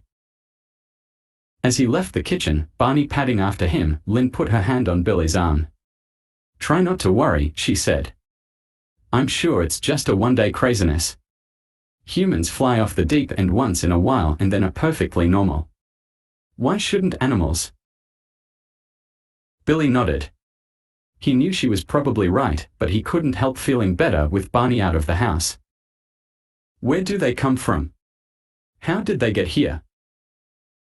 The small group of actors stood looking at the mysterious pod-like object, their faces showing fear, disbelief, and horror in the 1956 classic movie Invasion of the Body Snatchers. Because it was one of Billy's favorite old-time horror films, he glanced at the screen only occasionally, usually when the sveltely gorgeous Dana Winter was visible. Otherwise he just listened, concentrating on his artwork. The movie, which began at 11 that night, had barely started when the four new mogwai stirred from their long sleep and began to grumble for food. Billy tossed them a handful of chocolate candy kisses, which they proceeded to down, foil and all, in a matter of seconds. A minute later the begging sounds started up again with renewed urgency. Billy looked at the clock. It was 11:30. There was time enough to feed them before midnight, but he was too lazy to move. "Forget it, fellas," he said. "You had a good dinner a few hours ago. Go back to sleep and we'll take care of you in the morning. His reluctance to move caused a crescendo of group consternation, but a minute or two later they quieted down, apparently having decided their pleas were being ignored. Roy Hansen looked at his watch and sighed. It was nearly midnight and he still could not identify several main components of the Mogwai's blood. As a result, both he and his subject were angry and exhausted, Hansen from scientific frustration, the Mogwai from the numerous irksome injections. No doubt about it, Hansen murmured to the creature, who glared at him from the farthest corner of his cage, you and I are getting on each other's nerves, all right. Maybe it's time to knock off.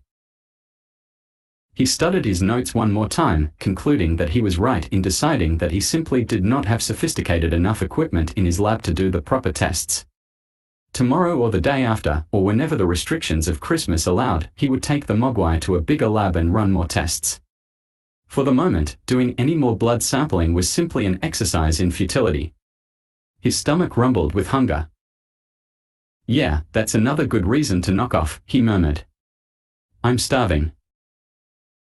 During one stretch of 4 or 5 hours, when he had thought he was on the verge of a breakthrough, he had eaten nothing after unwrapping a large salami and cheese sandwich brought him earlier in the day. His stomach still churning, he looked at the sandwich now, half with desire and half with revulsion. The bread had already started to harden and the edge of the cheese was curling up. He lifted the top slice of bread, exposing lettuce rapidly turning limp and brown, an off-white sauce, but hadn't he ordered no mayo, insinuating itself like glue between the soggy leaves and slices of soft, now quite warm, meat. No, thanks, he muttered, dropping the bread onto the foil wrapping. I'd like to have some real food. The heavy smell of food, albeit rapidly aging, sent the Mogwai into near contortions in its cage. Whining louder and louder, it grasped the bars like an angry penitentiary inmate, hopping up and down and accompanying itself with verbal gyrations that were alternately plaintive and angry. Hansen regarded the animal with a sympathetic glance. Hey, I guess you are hungry at that, he said. You're welcome to this sandwich, although I don't guarantee it. With that, he slipped the sandwich, foil and all, through the bars of the cage. When he left the lab, he could hear the Mogwai attacking the sandwich with undisguised gleeful gluttony. Stripe was hungry, perhaps even hungrier than the others. While they had slept peacefully, he had lain still, his eyes closed, and planned. With the dog gone, just an hour ago he had heard him barking as Rand put him in the car, their options were greater. If the man stayed away a while, that reduced the odds against their eventual success even more. The problem was that he could not figure out how they would get out of the house, assuming someone did not carelessly leave a door open. Would the sheer weight of their numbers be sufficient? Stripe did not want to count on that any more than he wanted to count on a door or window being left open. If we could just increase our size, he thought. He knew there was a way. He did not know why he knew, or how the growth could be brought about. But his sense of instinct was strong. That instinct told him to wait, but not long. Perhaps 2 days, no more. In the meantime, he was still hungry and infuriated that the one gizmo called his master was too lazy to walk downstairs and get them something. They had tried moving him with pleas and threats, but to no avail. What other form of persuasion was there? The young man seemed absorbed in the flickering box with the small people inside. It, like so many other things in the house, seemed to operate through a wire stuck into the wall. Stripe recalled that while studying the Christmas tree prior to making such a fool of the dog, he had pulled the cord's end from the wall, an action that had caused the lights to go out. Was it possible the entertainment box operated in the same manner? He looked across the room, saw the black cord from the box disappear behind Billy's desk. Several feet away, near the baseboard, the same cord, or one that looked very much like it, was stuck in the wall. Stripe decided they must be one and the same. Pulling the plug from the wall would certainly get the young man's attention. If inconvenienced, he might have the sense to get them something to eat. With that strategy in mind, Stripe detached himself from the group and slowly worked his way over to the cord. Grasping it, he cocked his ear toward the television. Miles! Dana Winter cried. A long pause followed. Stripe, cursing silently, waited. Had the young man turned down the sound? Or was it merely a dramatic pause in the action? Miles. Dana Winter said again, followed by more silence. Well, I can't wait here forever, Stripe murmured. With that, he wrested the plug from the wall and as quickly as possible snuck back to the group. Nearly a minute passed. Then dialogue from the box told him it was still operating. Stripe gnashed his teeth, rolled over, and tried to sleep. When his rumbling stomach would not allow it, he decided to have another try at oral persuasion. Shaking his cohorts awake, he told them to really let him have it and began the whining, threatening chorus himself. Before long, Billy turned his attention from his drawing and to the group. Boy, you guys are terrible, he said. Remembering the times in his life when he had been really hungry, he looked at the clock next to his desk. It said 11:40. All right, he said, standing and shutting off the television. But it'll have to be quick. In no time at all he raced down to the kitchen, found a batch of leftovers and returned to the room. The mogwai devoured everything so quickly Billy didn't even bother looking at the clock. As he balled up the big piece of foil on which he had served it to them, he suddenly realized Gizmo had been shortchanged, but he was too tired to be a good guy anymore tonight. He's sleeping anyway, Billy rationalized, turning off the light and literally falling into bed. Billy awakened, after a dreamless night, to see the first grey blush of dawn beneath the lowered shades of his room. Instinctively, he looked at the clock. It said 11:40. A warning alarm started to jangle in his mind. It had a semi-human intonation, but it wasn't a person's voice. 11:40. Waiatata, waiatata, waiatata. An old prison movie with a yard filled with men screaming waiatata, waiatata, waiatata. Now only one voice. A falsetto waiatata. 11:40.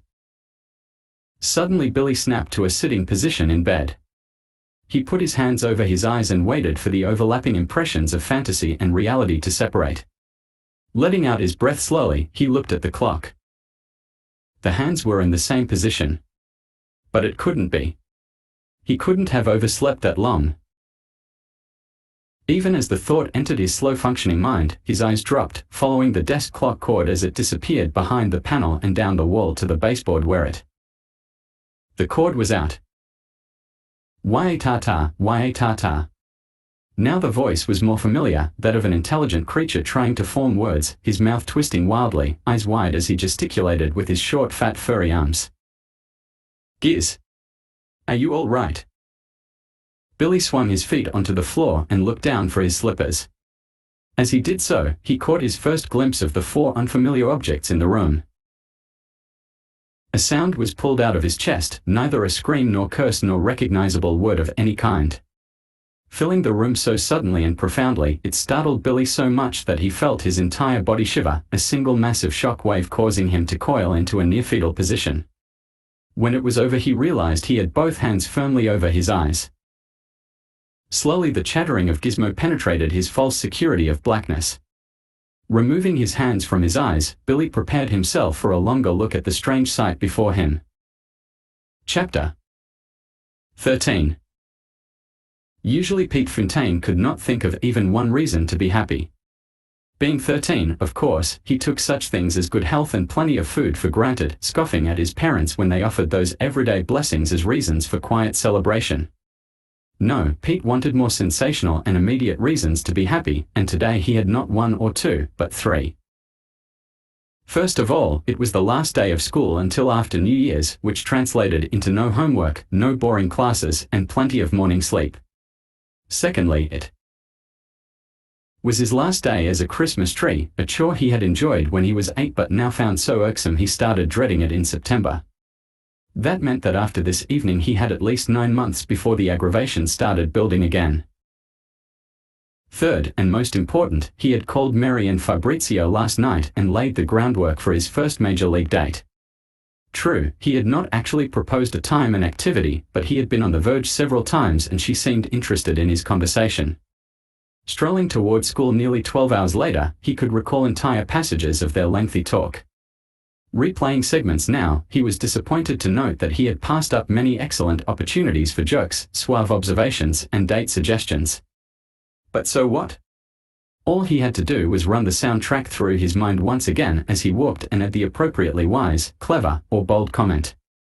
And while he was at it, he could add new lines for Mary Ann, most of them expressions of amazement at how she had somehow managed to overlook this tiger of a young man for so long. Becoming so caught up in the imaginary dialogue, Pete did not hear the footsteps behind him. Only when a new voice entered the scene did he snap back to reality. "Hope I'm not butting into a private conversation," the voice said. It was Mr. Hanson. His eyes were bloodshot and he walked without his usual springy step, Pete noted. "Hi," he said. He was, of course, doubly embarrassed. It was bad enough that Mr. Hanson had overheard him talking to himself. Now, as he fell into step with Pete, he was going to subject him to possible excoriation by his classmates for fraternizing with a teacher. Short of being impolite or breaking into a sprint, however, there was little Pete could do.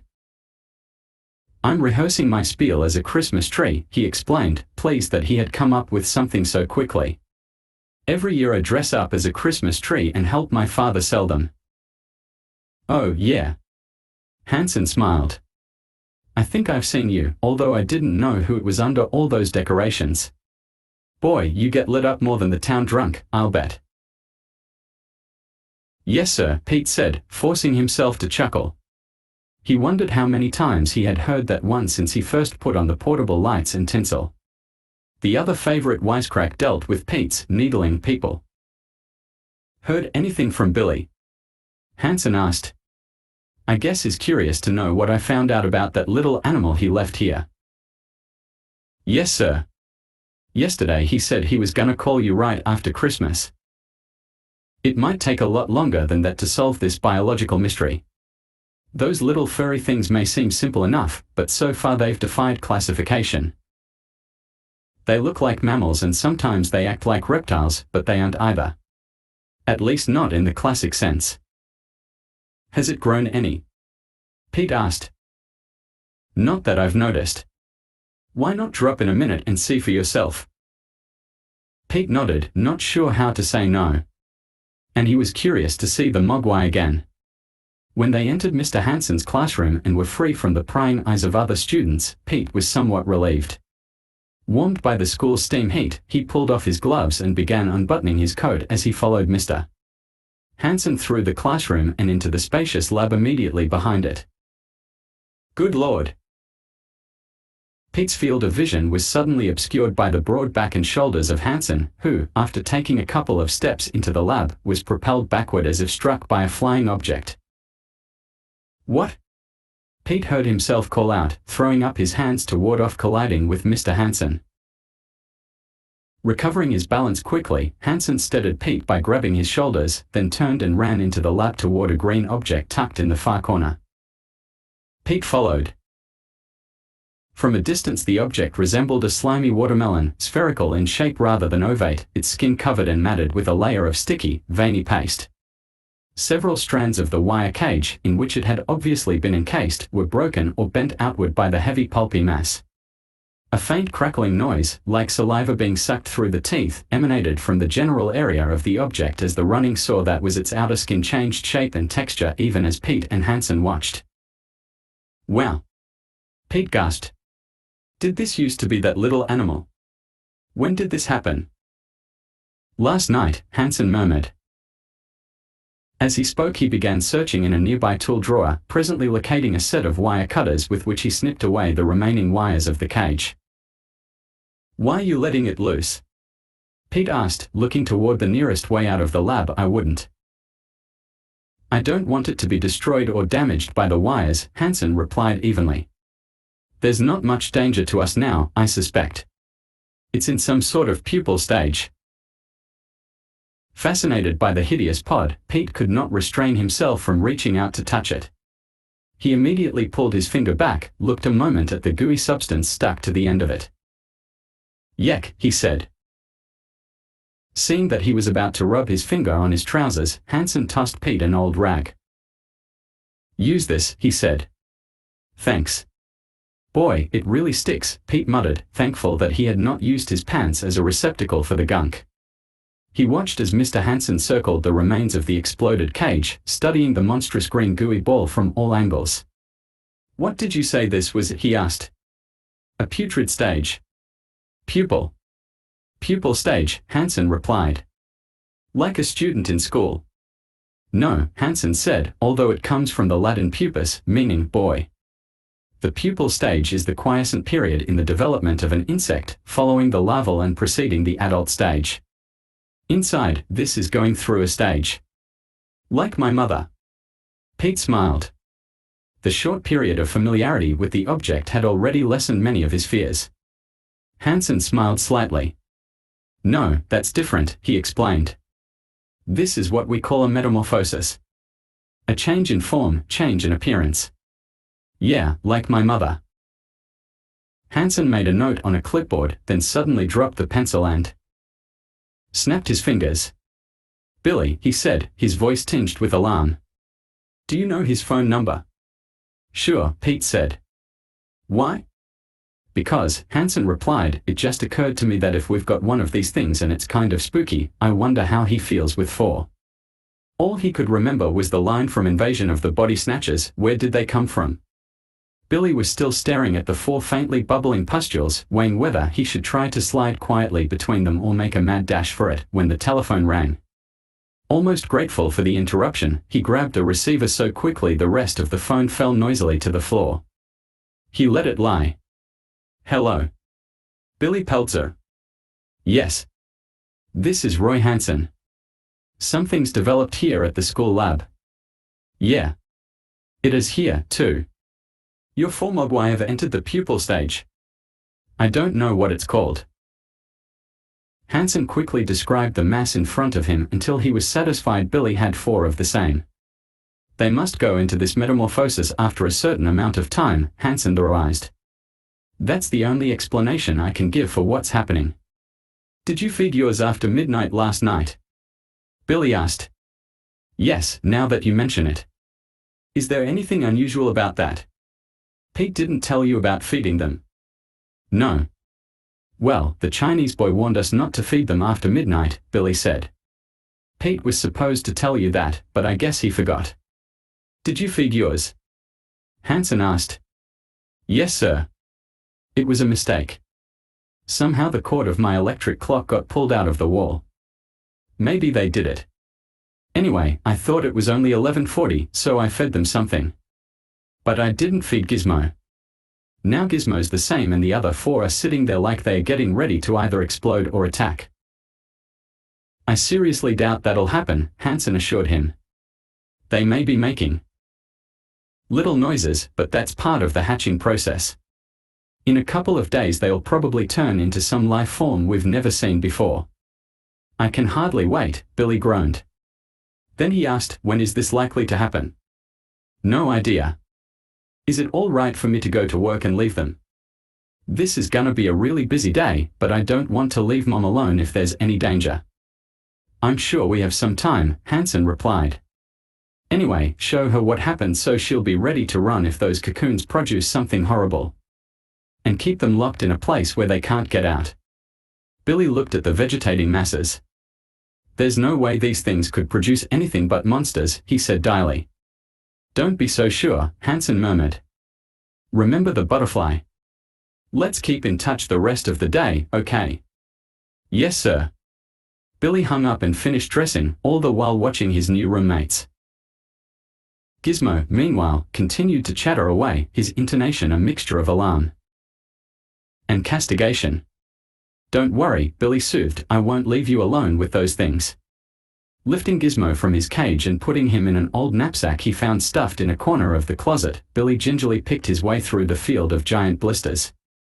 Arriving at the bedroom door, he remembered a disquieting fact about the locking mechanism: the knob could be locked only from the inside.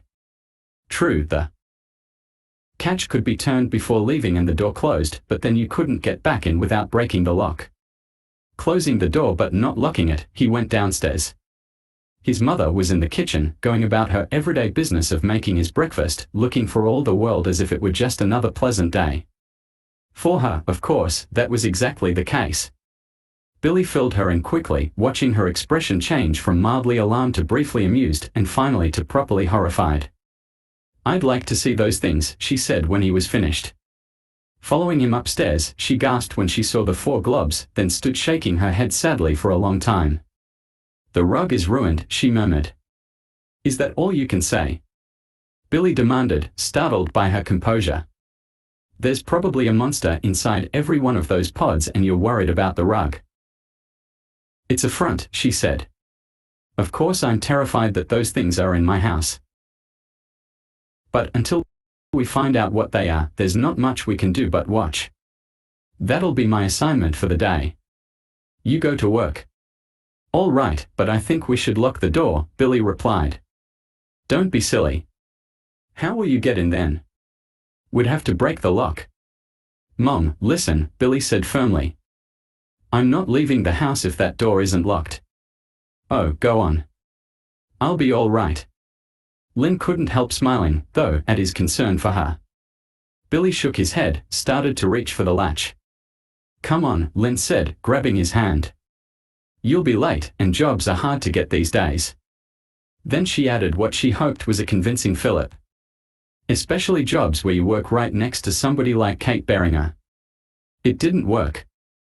"I'm not going to the bank until that door is locked," Billy said resolutely. "Your father won't like paying a locksmith when we have to get in again."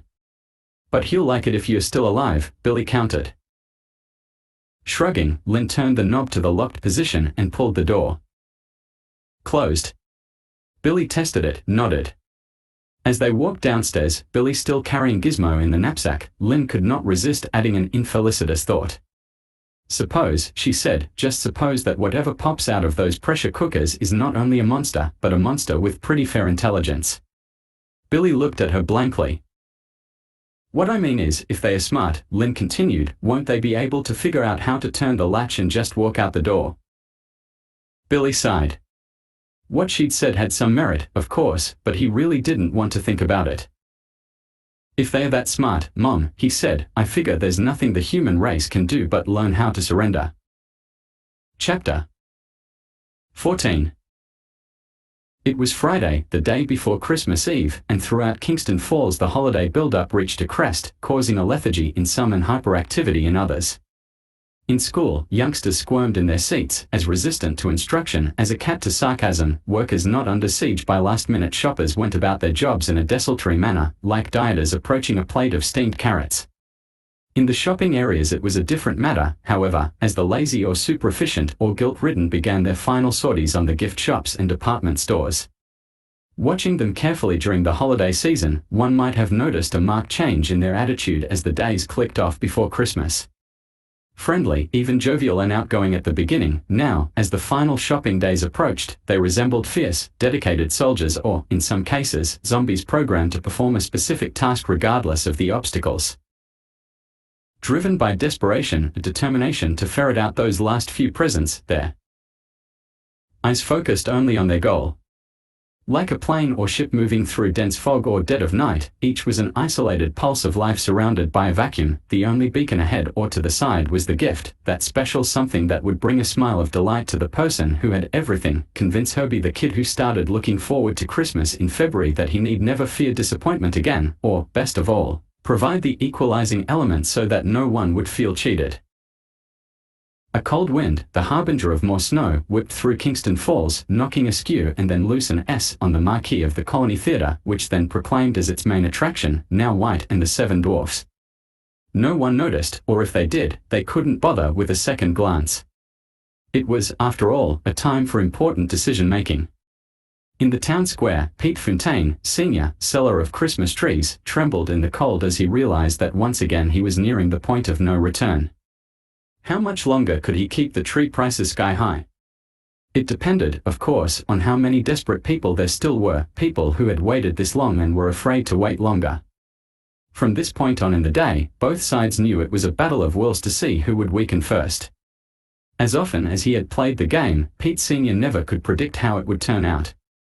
3 years ago, he had kept prices high to the end and been rewarded with a rash of late albeit angry buyers. 2 years ago, he had kept the prices high and been stuck with hundreds of trees. Last year, he had lowered the prices early and still gotten stuck. Pumping his arms to warm himself, he watched Father Bartlett stop at the corner mailbox and carefully drop in several stacks of greeting cards. Did he actually expect them to be delivered in time for Christmas? Of course not, Pete Sr. chuckled. He knew that the cards, one and all, were addressed to those left off Father Bartlett's mailing list who had surprised him with cards. Pete Sr. wished he could be as busy as the bank across the way. A constant flow of people went in and out of that building, for if Christmas was the very life of the holiday season, the bank was the heart. Nearby, in their warm patrol car, Sheriff Riley and Deputy Brent, guardians of the town square, sat and watched to make sure no one's holiday was marred by a bank heist, a fistfight over a present, or a fender battle over a parking space. Inside the mercantile chamber, which pumped signatures on paper one way and cash the other, Billy and 3 other tellers worked as fast as they could. Nevertheless, the population of Kingston Falls had never seemed so large or single-minded. From the first minute after opening, a steady stream of customers, which snaked through a line marked by velvet cords, had been backed up nearly to the doorway. Billy didn't mind the work. In fact, he preferred having something to occupy his mind instead of worrying about those pods in his home. Only the fact that his mother was a very sensible, strong person who had promised to leave at the first hint of trouble kept his nervousness to a minimum. During several very brief breaks in the banking action, he had attempted to tell Kate what had happened, but he had probably sounded incoherent. Having Gerald Hopkins standing nearby, watching for the first error he made, didn't help his composure. Nor did the appearance of Mrs. Deagle. Watching her pause a moment after entering the bank, Billy knew she was going to head straight for his window. And for a few seconds it appeared that was her destination. Then, veering away from him, she caused him to exhale with relief as she pushed her way past the next customer heading for Kate's window. "Help you, Mrs. Deagle?" he heard Kate ask, ostensibly friendly but cold underneath. "Yes, dearie," Mrs. Deagle crooned. "I understand you've been circulating a petition trying to prevent me from closing that saloon you work in. If this is a personal matter, it might be better to discuss it after business hours," Kate replied. "This is a personal business matter," Mrs. Deagle shot back. "I always mix business with pleasure. And now it gives me a great deal of pleasure to tell you that your petition is useless. As soon as the holidays are over, I'm selling 104 properties to the Hydox Chemical Corporation." "Just as I suspected." Kate smiled. "Just as you suspected, but are powerless to prevent. As you no doubt realize as a result of your snooping, your own home is one of those properties and so is that saloon. After the first of the year, I'll sign the deal and all of you will have 90 days to get out. What do you think of that?" "I guess there's nothing I can say," Kate murmured. "It's just the kind of a Christmas present I can see you giving." "I'll thank you not to be impertinent, young lady." Kate opened her mouth as if to respond but in a split second changed her mind. Instead, she spoke gently. "Mrs. Deagle, you're going to hurt a lot of good people. My folks can afford to move, but some of the people you're forcing out just don't have the money to buy a new place. Isn't there any way we can prevail upon you to change your mind?" "You have 2 chances," Mrs. Deagle said, smiling wickedly. "None and less than none. And now if you'll deposit this check, I'll be on my way home." Billy looked at Kate. For one of the few times since he had met her, she seemed truly hurt and at a loss for words. His next act was impulsive and certainly reckless. Spotting a broom tucked beneath the counter, he grabbed it and pushed it through the opening in front of him toward Mrs. Deagle. "What's that?" she mumbled huffily, drawing back as if he meant to strike her. "It's a broom," Billy answered. "What do you want me to do with it?" "I thought you might need a ride home," he said. Mrs. Deagle's eyes widened as several customers in the near vicinity began to chuckle. Leaving her holding the broom, Billy took the deposit slip in front of him and began to work on it, all the while sneaking a glance at both Mrs. Deagle and Kate. The old woman was furious and seemed ready to explode. Kate, on the other hand, could not suppress a smile. Billy was not sure what was going to happen next, but he was certain that, whatever the outcome, brightening Kate's day made it worth it. Preoccupied with the object in his laboratory and exhausted from his long hours of research, Roy Hansen was as anxious to get through the day as his students, who were already restless to get into the new snow. Despairing of getting their attention with unusual teaching methods or subject matter, too stubborn to just let them sit and study or talk, he had decided to review their study of the brain in the hope a little material would stick with someone. Before him on his desk was a colorful, electronic model of the human brain with various sections that flashed on and off. Weighing close to 100 pounds, it was a splendid instructional tool and a shame to waste on such a lost cause of a day. Hansen had little choice, however, so he plunged ahead. "Anybody know what we call this?" he asked, pointing to the lit portion of the brain. No one answered. "Chucky," Hansen said, nodding toward a chubby, oversized youth with prominent teeth. "Ah, the crouton," Chucky murmured. "The crouton," Hansen repeated, rolling his eyes. "Get them in my Caesar salad all the time. Any other guesses?" Samantha Weaver, the smartest student in the class, caught his eye. "Thalamus," she said confidently. "Close, but I'll get another doctor to do my brain surgery," he replied. "It's the medulla oblongata." Then, his irritation beginning to show, he said, "What is it with you kids? I mean, look at this thing. When I was your age, I was learning this stuff from old books. You people have something out of Star Trek and you still can't learn it." He glared at them. They in turn avoided his glance. And in the grim silence that followed, a wet pop, like a piece of ripe fruit splitting, could be heard very distinctly. It came from the lab. Hansen decided to ignore it, but when it happened again, he knew he would have to investigate.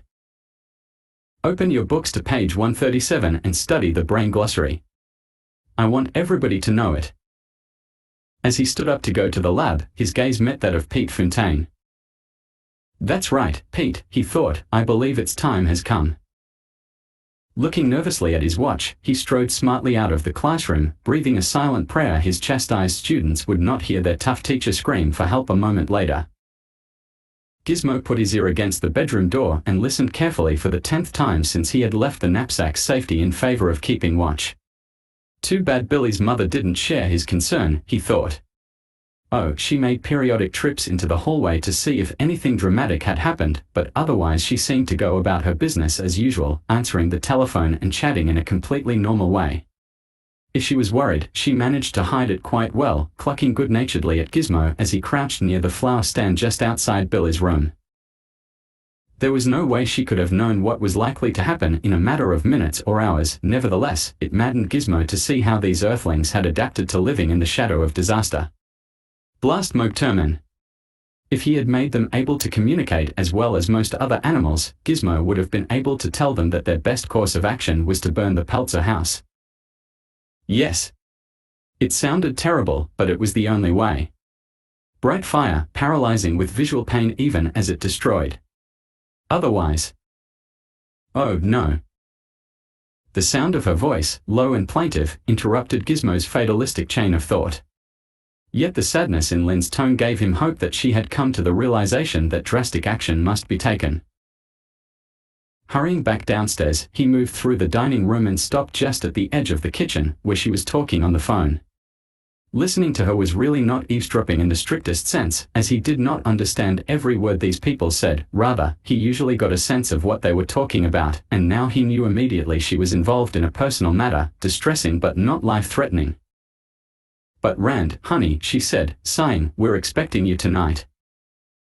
At the other end of the line, standing in the middle of a frenzied convention room, Rand Peltzer tried not to be distracted by the parade of robots, bizarre mechanical toys, and noisy salespeople who moved back and forth. "I know, honey," he said.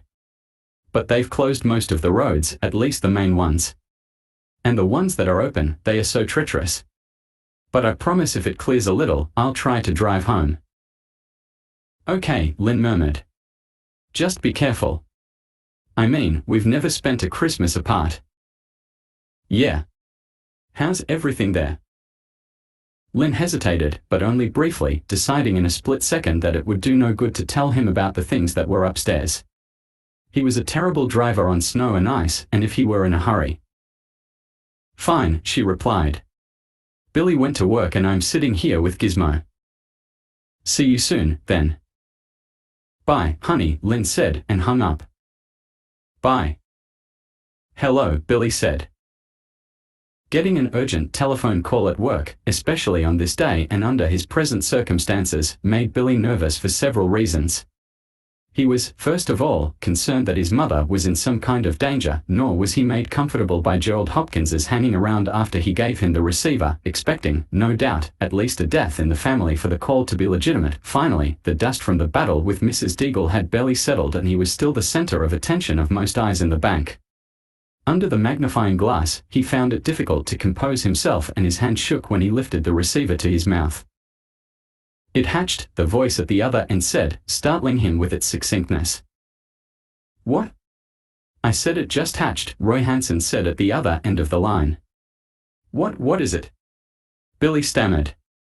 Hard to say right now. Why don't you come by and have a look? It's almost time for you to quit, isn't it? Yes, Billy replied. But, listen, I'll have to call home first and find out what's happened there. Sure. I'll be here. Listen, Mr. Hansen, you don't think it's dangerous, do you? Billy asked, aware that several sets of eyes were on him. Well, it's no butterfly, Hansen replied. I can tell you that. I'm gonna call home first, Billy said. And if everything's all right there, I'll drop by. Good. See you in a while then, I hope. Billy hung up, dialed his home phone number. When his mother answered, he spoke quickly and decisively. Listen carefully, he said. Mr. Hansen at the school just called to tell me the mogwai came out of its pod. So ours probably aren't far behind. Can you go upstairs and see what's happened with them? How can I? Lynn demanded. You made me lock the door from the inside. Billy had forgotten that. Then go up and put your ear to the door. You'll be able to hear if anything's moving around. All right. Shall I call you back? I'll wait, Billy said. Hopkins and Mr. Corbin were staring at him, not to mention Mrs. Deagle, but he was too agitated about the latest mogwai development to care. A minute later his mother picked up the receiver. All quiet, she said. Good. I'll be home soon. I'm leaving now, but I thought I'd make a pass by school first. Maybe Mr. Hansen will know more by then or be able to give me some advice on how to deal with these new critters. Okay. I'll be careful. When's Dad coming home? Not until later. He's been held up by the snow. Oh well, bye. Billy hung up, then went to close his window and reached for his jacket. Sorry, Mr. Corbin, he said to his boss, who watched him with a quizzical expression. There's a small emergency at home and I've got to take care of it. Wait just a moment, Mrs. Deagle said, emerging from the background to assert herself. This man was impertinent and I demand you fire him. Mr. Corbin can fire me later, Billy said. And he will, the voice of Gerald Hopkins called after him as he raced for the front door. Stripe thought at first, as consciousness started to return, that while sleeping he had slipped his head beneath one of the heavy rugs in Billy's room. But he soon realized that it wasn't just his head that was immobilized in some foreign environment, his entire being seemed to be in a state of suspended animation. Try as he might, he could see nothing but a filamentous curtain, as if he were packed past his eyes in heavy soup or grease. Nor could he hear much beyond a murky burble every time he moved what, with his blunted senses, he judged was his head. His first emotion was curiosity, the second, panic, followed quickly. It came with the sudden surety that he and his cohorts had been drugged and packed in crates or some other strong containers and were now awaiting destruction. We waited too long, he thought angrily, we knew how to multiply but didn't. I, their leader, was tricked by that mealy-mouthed, smooth-talking minority mogwai into delaying reproduction until the secret of greater size and strength was revealed. Now, too late, Stripe saw the fiendish logic of his adversary's strategy. With only 4 majority mogwai, they were not only manageable but could be trapped at some opportune moment and eliminated. But how could Gizmo and his human allies have drugged and imprisoned dozens, scores, perhaps hundreds of them? It would have been impossible. In waiting for greater power, as opposed to numbers, Stripe had failed. Nearly deaf and blind, immobile, physically and mentally helpless, his main emotion was self-loathing at what his stupidity had cost them. As the shock waves generated by his thoughts coursed through him, Stripe thought for a moment that his physical presence shifted. Was there not a soft white, out-of-focus area ahead of him where only grey had been before? Struggling to move toward it but being unable to do so, he experienced new pulsations of frustration and anger. If only he could be free a minute. Just a single minute of time so that he could place one claw on the lower jaw of the creature called Gizmo, another on his upper, pause to enjoy the look of anguish and panic, and then pull, tear, and twist downward. The mental image brought Stripe pleasure, but it was nothing compared to the joy he experienced a moment later. That was generated by the flash of knowledge that he could kill Gizmo. Countless times before, he had tried to envision doing violence to him, but something inside his brain had invariably denied him even the pleasure of imaginary retribution. It was as if that thought was automatically short-circuited out of existence before it could be implemented. Now he remembered. Mogturman, that bungling do-gooder, had programmed his precious Mogwai creations so that they could not kill one another, or, for that matter, even think seriously of it. Why then could Stripe now not only picture himself killing Gizmo, but know deep down that what he saw would not be just a mental image but a certainty if they met again? There was only one answer. He was no longer a Mogwai. If he could have leaped for joy, Stripe would have done so at that moment of recognition. Now his thoughts and intuitions were crystallizing even as new developments were taking place in the physical realm. The white area he could see ahead was definitely closer and brighter. Stripe became more conscious of having a body as opposed to being a helpless blob suspended in liquid styrofoam. If he concentrated very hard, it seemed a possibility for him to actually propel himself toward the mouth of the cave, toward the light. Though its intensity tortured him, he knew this was the painful portal through which he must pass. He was moving more perceptibly now, definitely moving, through which he must pass. A rushing sound grew so rapidly it was deafening, competing with the growing light to control his agony, must pass to be reborn. Suddenly, through a thick haze at first and then with startling clarity, Stripe saw the room again. The bed, drawing table, drawn window shades, all the familiar things. And some unfamiliar ones. Notably 3 huge pods surrounding him. Staring at them curiously, it took Stripe nearly a minute to realize that he himself was projecting from the top of a 4th huge wad. With the realization came a new rush of panic. Could the 4 objects be carnivorous plants of some sort, plants that even now were in the process of devouring him? Could it be that his rebirth was nothing more than a momentary escape from the jaws of this hungry plant? Struggling fiercely, he pulled his arms upward, twisting his shoulders like a cork being screwed out of a wine bottle, pounding rhythmically with his fists, sideways and down, up and sideways, until splat. Stripe's right arm shot like a rocket through the pulpy mass, rose high into his field of vision in a dripping wet salute of triumph. But what an arm! Surely it wasn't his. And yet it was.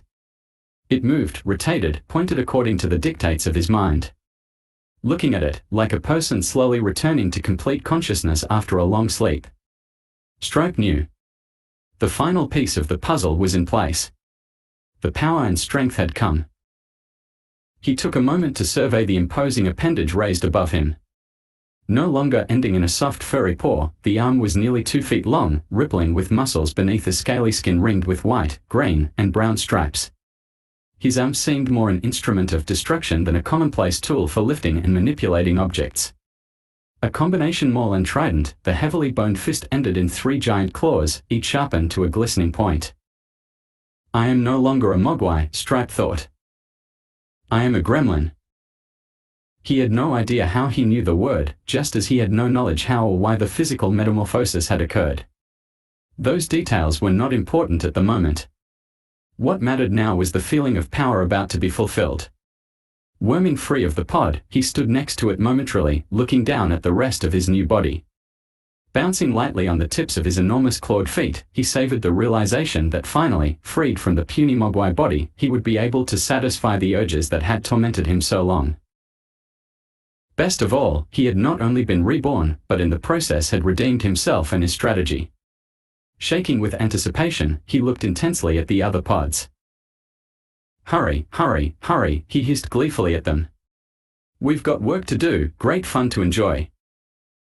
A green mist was hanging gently over the broken pod, as if someone had sprayed a wintergreen aerosol there. No one actually had, but it could have used it, in Roy Hansen's opinion. Whatever it was that had just come into the world had brought an unpleasant smell with it, acrid, hot, faintly redolent of material scorched by an iron. He stood at the doorway to the lab, returning after having made certain no students remained in or near his classroom.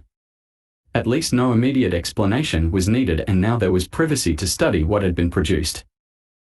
Looking across the lab at the green glow, he hesitated. In the tub directly below the cloud of fallout material was the new product and the remains of its pod. He had taken only a few seconds to look at it before calling Billy. That was all he'd needed to realize this was indeed no butterfly but a potentially dangerous animal. The flash of teeth, fangs was a better description, had told him that.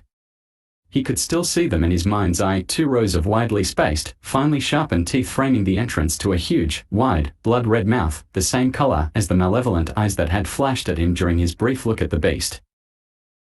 It was getting ready to make its first foray into the world. Bits of the pod were already on the floor and were being joined by others as the creature, whatever it was, churned restlessly in the smooth metal tub.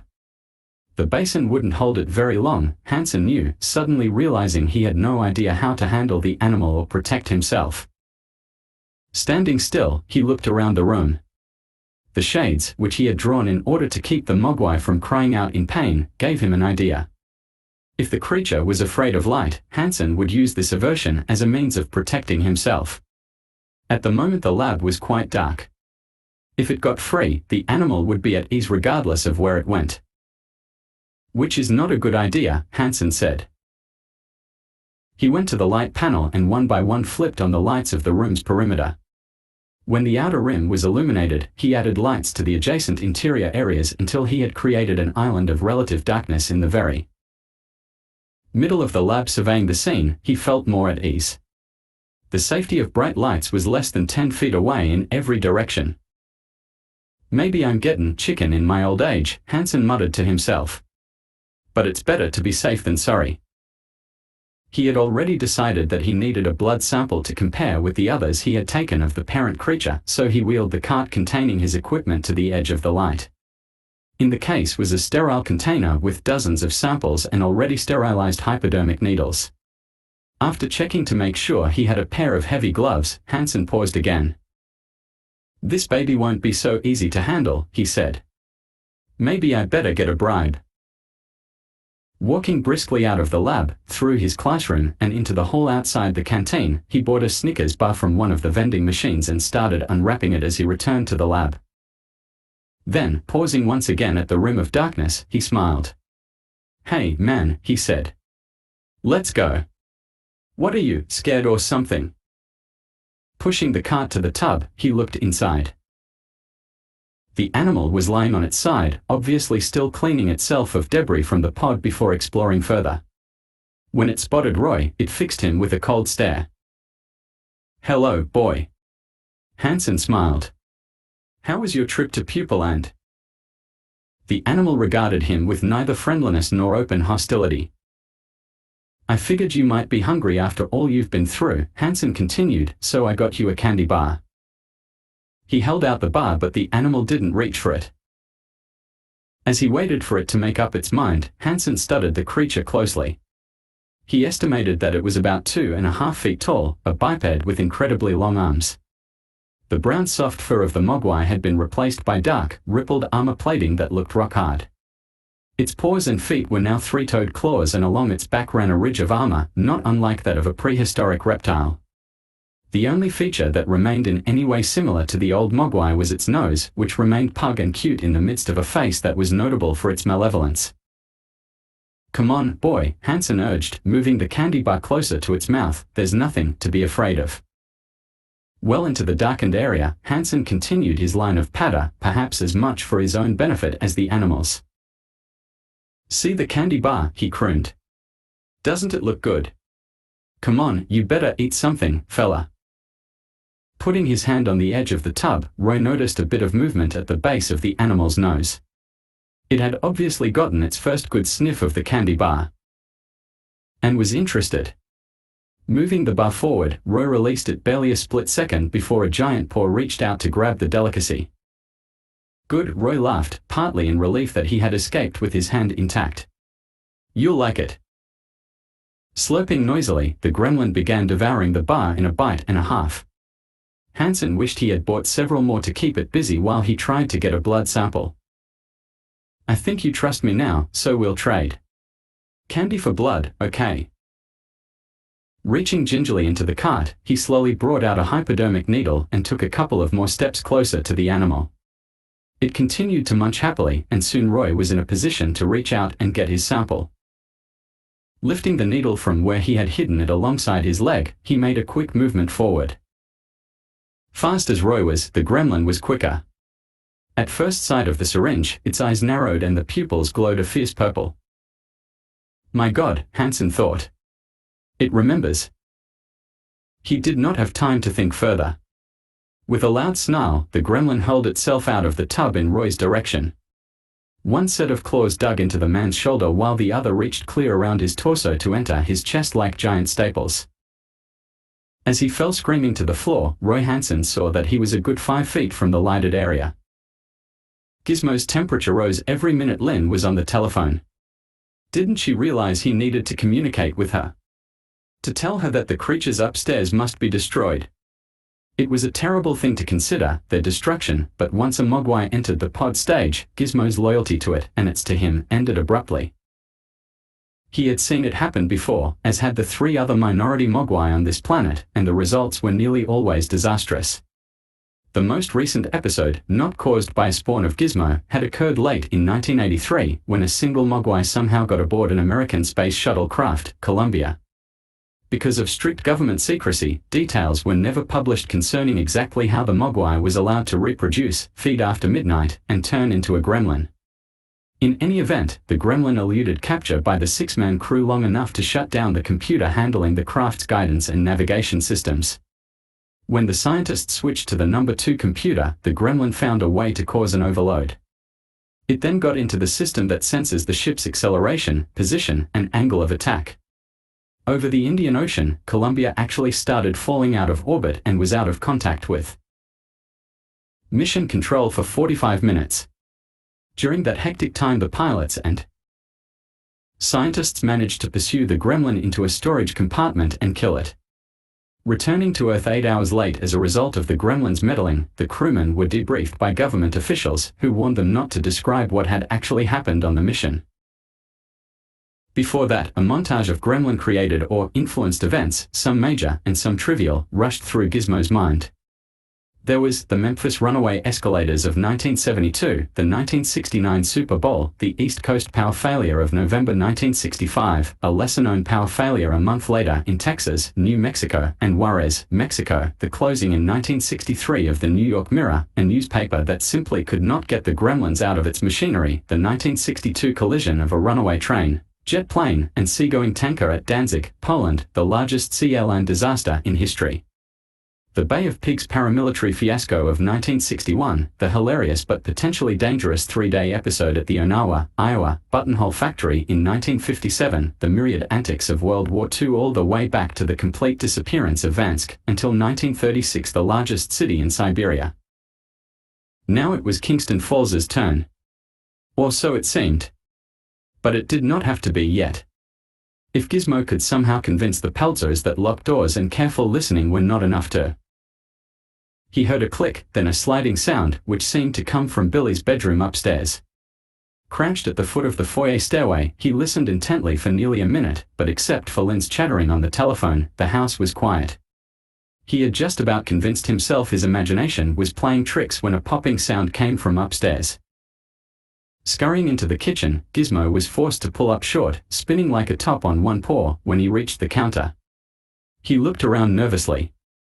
Lynn had hung up the phone and was no longer in the kitchen. Nor was she in the pantry, basement, or anywhere else on the first floor.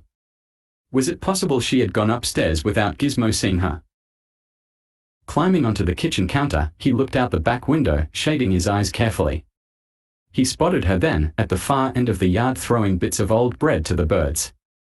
She was in the habit of doing this, especially when the ground was covered with snow, but didn't she realize leaving the house today simply was not a good idea? There's not much I can do but wait, Gizmo thought, watching the ballet of stark black pecking forms against the white backdrop. A moment later another sound came from upstairs, much louder than the first.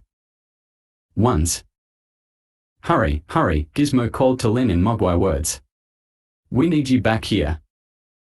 Performing her task with infuriating slowness, Lynn showed no sign of coming back soon. Gizmo gnashed his teeth, pounded on the window with his tiny paws. The light from outside caused him intense pain, even though it was late afternoon on a cloudy day, but he forced himself to continue rapping. Sklurk. Whump. More sounds from upstairs. With a final angry glance at Lynn, Gizmo hopped down from the counter. Something had to be done. What, he knew not, but at the very least he had to know if the gremlins had come out of the bedroom or were still in the post-metamorphosis stage. Moving quickly to the base of the stairs, he looked up into the hallway outside Billy's bedroom. Was the door open a crack? Or was that just the way a shadow fell? He waited, one ear cocked in the direction of upstairs, the other toward the kitchen so that he would not miss Lynn's return. The long silence continued. As he waited, Gizmo considered methods of thwarting or at least delaying the gremlins once they began their offensive of mischievous destruction, as experience told him they soon would. The key, in his estimate of the situation, was the bedroom door. Until it became very dark outside, the gremlins would not attempt to escape via the windows. That left only the door, which, although locked, was by itself a slim reed against the storm. But if another obstacle could be placed outside the door, an obstacle such as fire. Of course. But how could he make it happen? Gizmo's brow furrowed as he thought furiously, trying to conjure up memories of how, and then he had it. Wasn't there a container of something in the father's workshop? Thinking no further, he headed for the basement, several times spinning at corners as his whirling paws slid on the kitchen tile floor. Momentarily, as he sat recovering from a nasty slide in the kitchen, he considered taking another look outside for Lynn, but he soon decided that could wait. The important thing at this moment was to locate the container and, as he recalled, something with which to ignite the liquid. If Lynn came in by the time he found what was needed, Gizmo would make her see what he had in mind. If she remained outside, he would tackle the dangerous but necessary job alone. Determined now and buttressed by a certain fatalism, he negotiated the basement stairs 2 at a time until he was 5 from the bottom, at which point he fell headfirst the rest of the way. Shaking himself, he got up, raced into the workroom, climbed onto Rand's bench, and studied the array of cans, jars, and bottles stacked on the shelf above it. Straining to remember the configuration of foreign letters and colors on the can, he finally found it and, without too much difficulty, got it down. It read, "Lighter fluid." The words meant nothing to him except the important fact that instant fire was produced when a match touched the liquid. Easily locating a pack of matches, Gizmo began the ticklish task of trundling up the basement stairs with his cargo. Arriving at the kitchen counter, he dropped his load, climbed a stool, and peered outside once again. He did not see Lynn at first, which caused hope to rise in him that she was already at or near the door. A moment later, however, he spotted her, farther away than ever, talking with a neighbor. Shaking his head angrily, Gizmo hopped off the stool, grabbed his weapons, and began the ascent to the upstairs hallway. 2 steps from the top of the stairs he paused, listened, and once again studied the door from this much more advantageous perspective. It did seem to be open a crack. Was it always that way in the locked position? Or, dismissing the thought from his mind lest it deter him from continuing his mission, Gizmo crawled onto the landing with his gear. Fortunately, the heavily carpeted stairs and hallway deadened any sounds he might have made under less favorable circumstances. Carefully unscrewing its top, Gizmo laid the lighter fluid can on its side, aimed the opening at the floor just below the door, and pushed. The wall of the container yielded to his weight, propelling a thin stream of liquid into the general vicinity he hoped to saturate. But immediately after, in flexing back to its original shape, the can made a hideously loud snapping noise. His mouth agape, Gizmo stood frozen to the spot, his paws as unmovable as lead ingots. Even when he heard heavy footsteps on the other side of the door coming toward him, he could not move.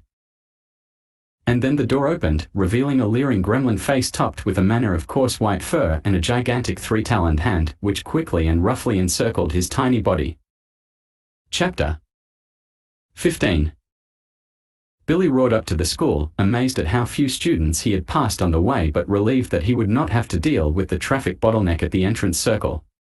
Pulling as close to the front entrance as possible, he got out of the car and trotted to the door. It was locked. Inside, past the cross-hatching of wired glass, he could see that the main hallway was in almost total darkness. The Christmas exodus seemed to be more complete this year than ever. There was a solitary figure in the hallway, however, so Billy pounded on the door with one hand and rapped his key against the glass with the other.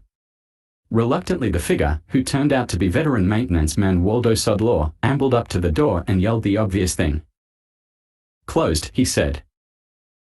"It's an emergency," Billy replied. "Please let me in, Mr. Sodlaw." Perhaps knowing the old gentleman's name helped. In any event, he grimaced one time, sighed, and finally opened the door. "Thanks," Billy said. "What's the emergency?" "I've got to see Mr. Hansen." "He's gone." "Are you sure? Did you see him leave?" "No, but I made a pass through his class. He wasn't there. Left the lights on in his lab, so I turned them off." "Well, I'd better check," Billy said, starting to move down the hall. Sodlaw followed. "I told you," he said. "He's gone. Now let me close up and get my work done so I can go home." "I'll only be a minute," Billy yelled over his shoulder. Breaking into a trot, he left Sodlaw far behind but could hear his footsteps echoing through the deserted halls when he turned into Hansen's lab and stopped. The lights were off, shades drawn, and no one seemed to be about, but Billy felt a presence. For one thing, the room had a strange smell, completely unlike any of the dissecting smells he remembered from his days in biology lab. When he heard a sharp intake of air, he jumped, looked around, but could see no one. He stood, listening. Behind him, far down the hallway, Mr. Sodlaw was carrying on a semi-hysterical conversation with someone else outside the building, something about a book left behind. Billy tried to separate those voices from a new sound closer to him, much closer, which reminded him of young girls trying to suppress a giggle. But where was it coming from? Billy had taken a step toward the light switch when he saw something that sent a chill up his spine. A shoe, with the foot inside it turned at an odd, uncomfortable angle, as if. Walking slowly toward it, he saw the rest of the body lying behind the lab table, the twisted form of Roy Hansen. "Mr. Hansen!" Billy cried out. A wave of panic threatened to make him run from the lab, but he resisted. If the man was only injured or even in critical condition, Billy could do much more good by staying than rushing out. Breathing a silent prayer that Hansen was still conscious, he forced himself to move toward him. One quick glance at the body told him that Hansen was indeed dead. The same glance indicated that the death was not of natural causes. With mounting horror, Billy gasped at the sight before him. 36 hypodermic needles had been inserted into various parts of Mr. Hansen's torso, making the unfortunate man into a grisly pincushion. In addition, there was a major gash, as if he had been knifed or clawed. A high-pitched scream reverberated through the lab. It was not uttered by Billy. Hearing the first echoes of it, he whirled to look into the shrieking jaws of what seemed to be something out of the dinosaur age.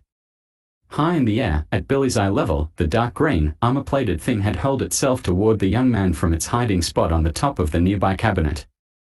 The combination scream giggle ended just as the gremlin struck Billy's chest, knocking him backward and sideways. Tripping over Hansen's body, Billy cringed away from the massive claws as they passed less than an inch from his face.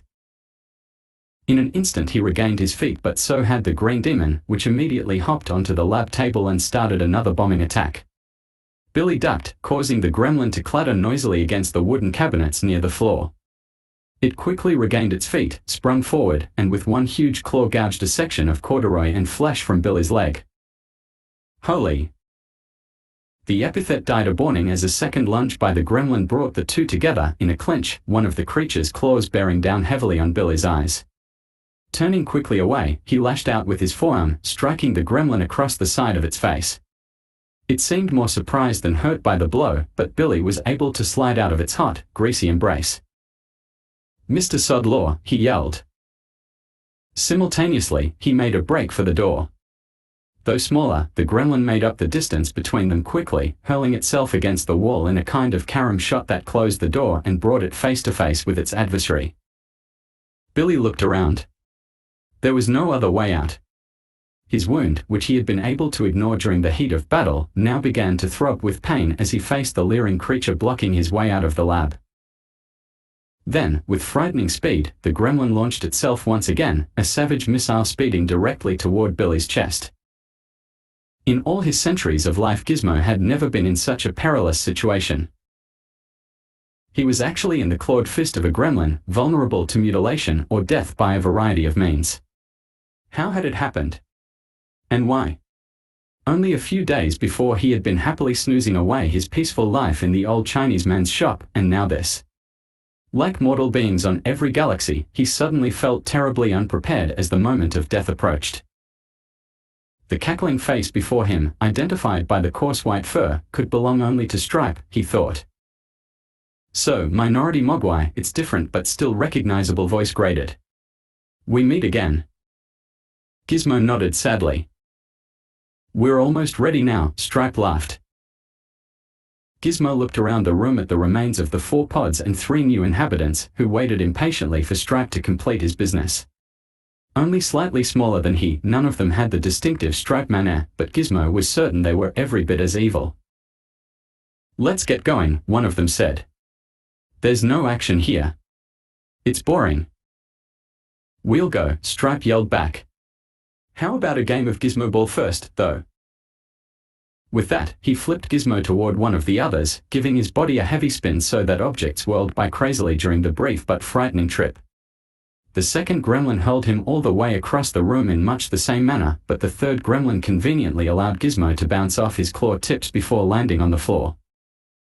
The unfortunate Mogwai could not help crying out as, his side cut and bleeding, he landed with a thump on his back. Stripe went into a fit of hysterical laughter. "Pick him up," he yelled. "Throw him again." His partner obeyed. 5 or 6 more times Gizmo made the horrifying, increasingly nauseating flight from one set of clumsy claws to the next. Then, caught by Stripe, he suddenly felt himself held aloft and turned head down so that he was looking directly into the fierce red eyes. "One more throw," Stripe giggled. "Then, the next time I get you back, I'm going to rip you to pieces." Going into a grand wind-up, he finally released Gizmo, sending him spinning toward the gremlin awaiting him across the room. Billy's mind must have decided that, death being close at hand, it would slow down the final moments of his existence so that he might savor the very act of breathing. In any event, as the gremlin flew toward him, Billy suddenly felt as if everything were moving in slow motion. Scant microseconds passed, but during that interval he scanned every section of the lab within his field of vision, into the cabinets filled with beakers and Bunsen burners, but no weapons, the counters with their microscopes and slide dishes, but no weapons, to the walls with framed pictures. And a fire extinguisher. A sudden rush of hope caused his body to perform a marvelously reflexive movement, as if he had had his legs shot from under him. Billy dropped downward like a rock, causing the gremlin to fly over him, its claws flailing frantically in an effort to catch a piece of anything. Even before the falling motion was completed, Billy seemed to twist in midair, his body arching sideways and upward toward the hanging extinguisher. Like a third baseman knocked to the dirt by a hard drive to the chest, he was on his feet in one motion and at the wall. Tearing the extinguisher loose, he got it in front of him just as the gremlin sprang again. As it became a blow rushing toward him, he managed to hit the on switch. The velocity of the gremlin's flight caused it to become an instant casualty. Shrieking wildly, its head flew into the funnel of the extinguisher with such force it tore the instrument from Billy's hands. As both the extinguisher and gremlin struck the wall opposite, a terrible clatter was heard, followed by the rushing noise of the foam and the scream of the creature, which was unable to remove itself from the red tube. Thrashing wildly about the floor as it was force-fed the noxious foam, it kicked, jerked, and clawed great slices out of the wall before it died. Billy lay on the floor, still stunned, until he heard nothing but Mr. Sodlaw's continuing conversation far down the hallway. Getting slowly and painfully to his feet, he looked about him, just to make sure it wasn't all a dream. But Roy Hansen was still there, and so was the extinguished gremlin. Any exhilaration he might have felt at being spared had a very brief existence. "Mom," he called out, suddenly remembering that there might be 4 more of the same type monsters at home. Rushing into Hansen's classroom, he picked up the phone and dialed his home number. He was relieved when his mother answered after only 2 rings. "You okay?" he asked. "I think so," Lynn replied. "I couldn't get out of listening to Mrs. Haney, who just finished psychoanalyzing me." "Is everything all right at home?" "Yes. To my knowledge." "Listen," Billy continued. "Get out of the house." "Why?" "Those mogwai turn into terrible things. Killers." "Really?" "Mr. Hansen's dead," Billy interrupted her. "The biology teacher who was studying one of them. It killed him, Mom. I saw it. And then it attacked me." "Are you all right?" "Yes. I'm cut up a little. Can you make it to Dr. Molinaro?" "Forget me, Mom," he said impatiently. "I'm telling you to leave the house. And take Gizmo." "But we've nowhere to go." "And maybe those things won't." "Mom, I'm telling you." "Just a minute," she interrupted. "I think I heard something. A noise. Like a thump." "Leave. Just leave." "I will. First I'll check upstairs one more time, and then I'll grab Gizmo and go." "Okay." "Yeah.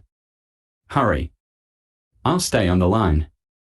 Give me a shout just as you go out the door so my mind will be at ease." "All right," she said, placing the receiver on the counter and starting out of the kitchen. The flight that was scheduled to be Gizmo's next to last turned out to be his last, thanks to an errant throw by the overenthusiastic Stripe. Careening wildly toward the gremlin across the room, Gizmo realized, even in his disoriented situation, that he was not going to hit the intended target.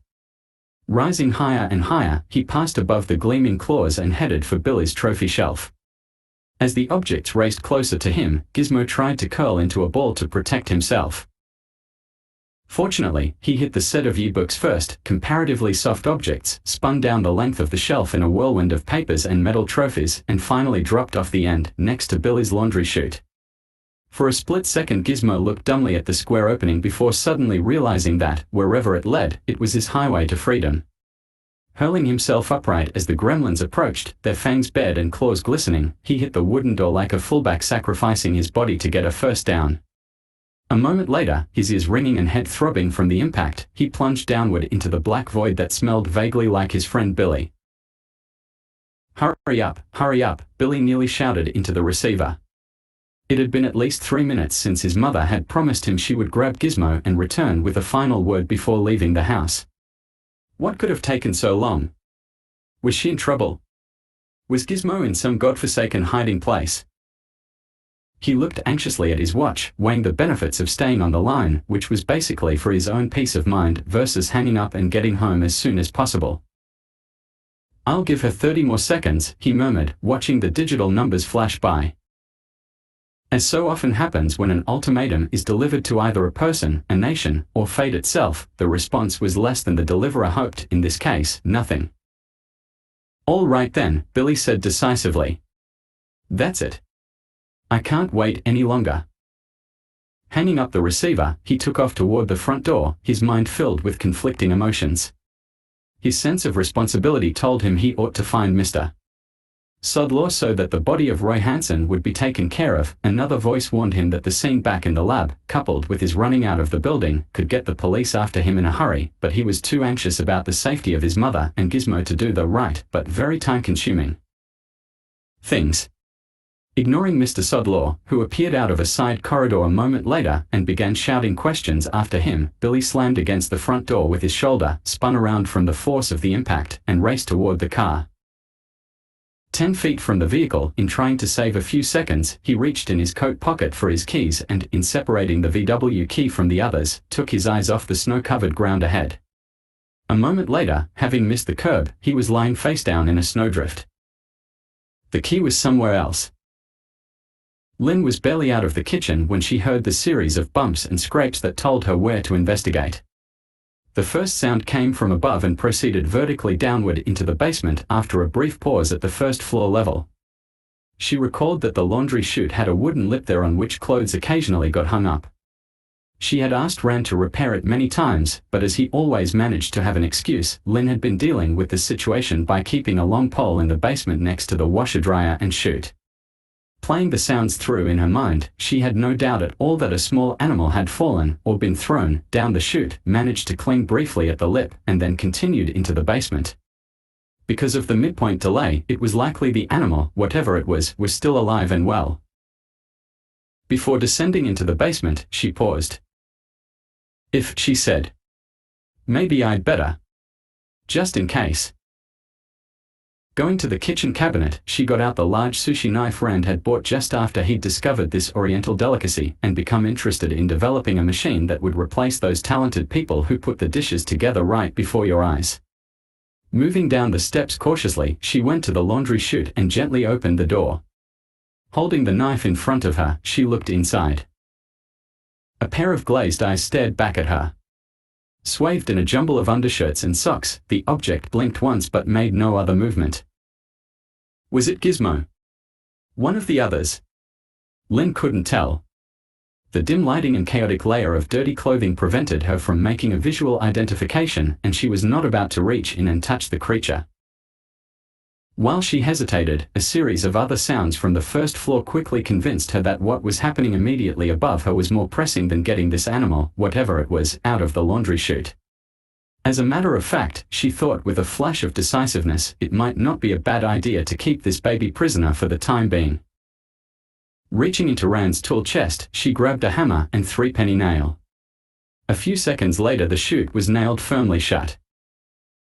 Picking up her knife once again, she started quickly up the basement stairs, slowing down only when she reached the top step. Opening the door, she looked into the kitchen and took a step into the room. A moment later one of her antique china dinner plates shattered against the wall behind and above her, sharp pieces and powder raining onto her head and down the back of her dress. Lynn screamed.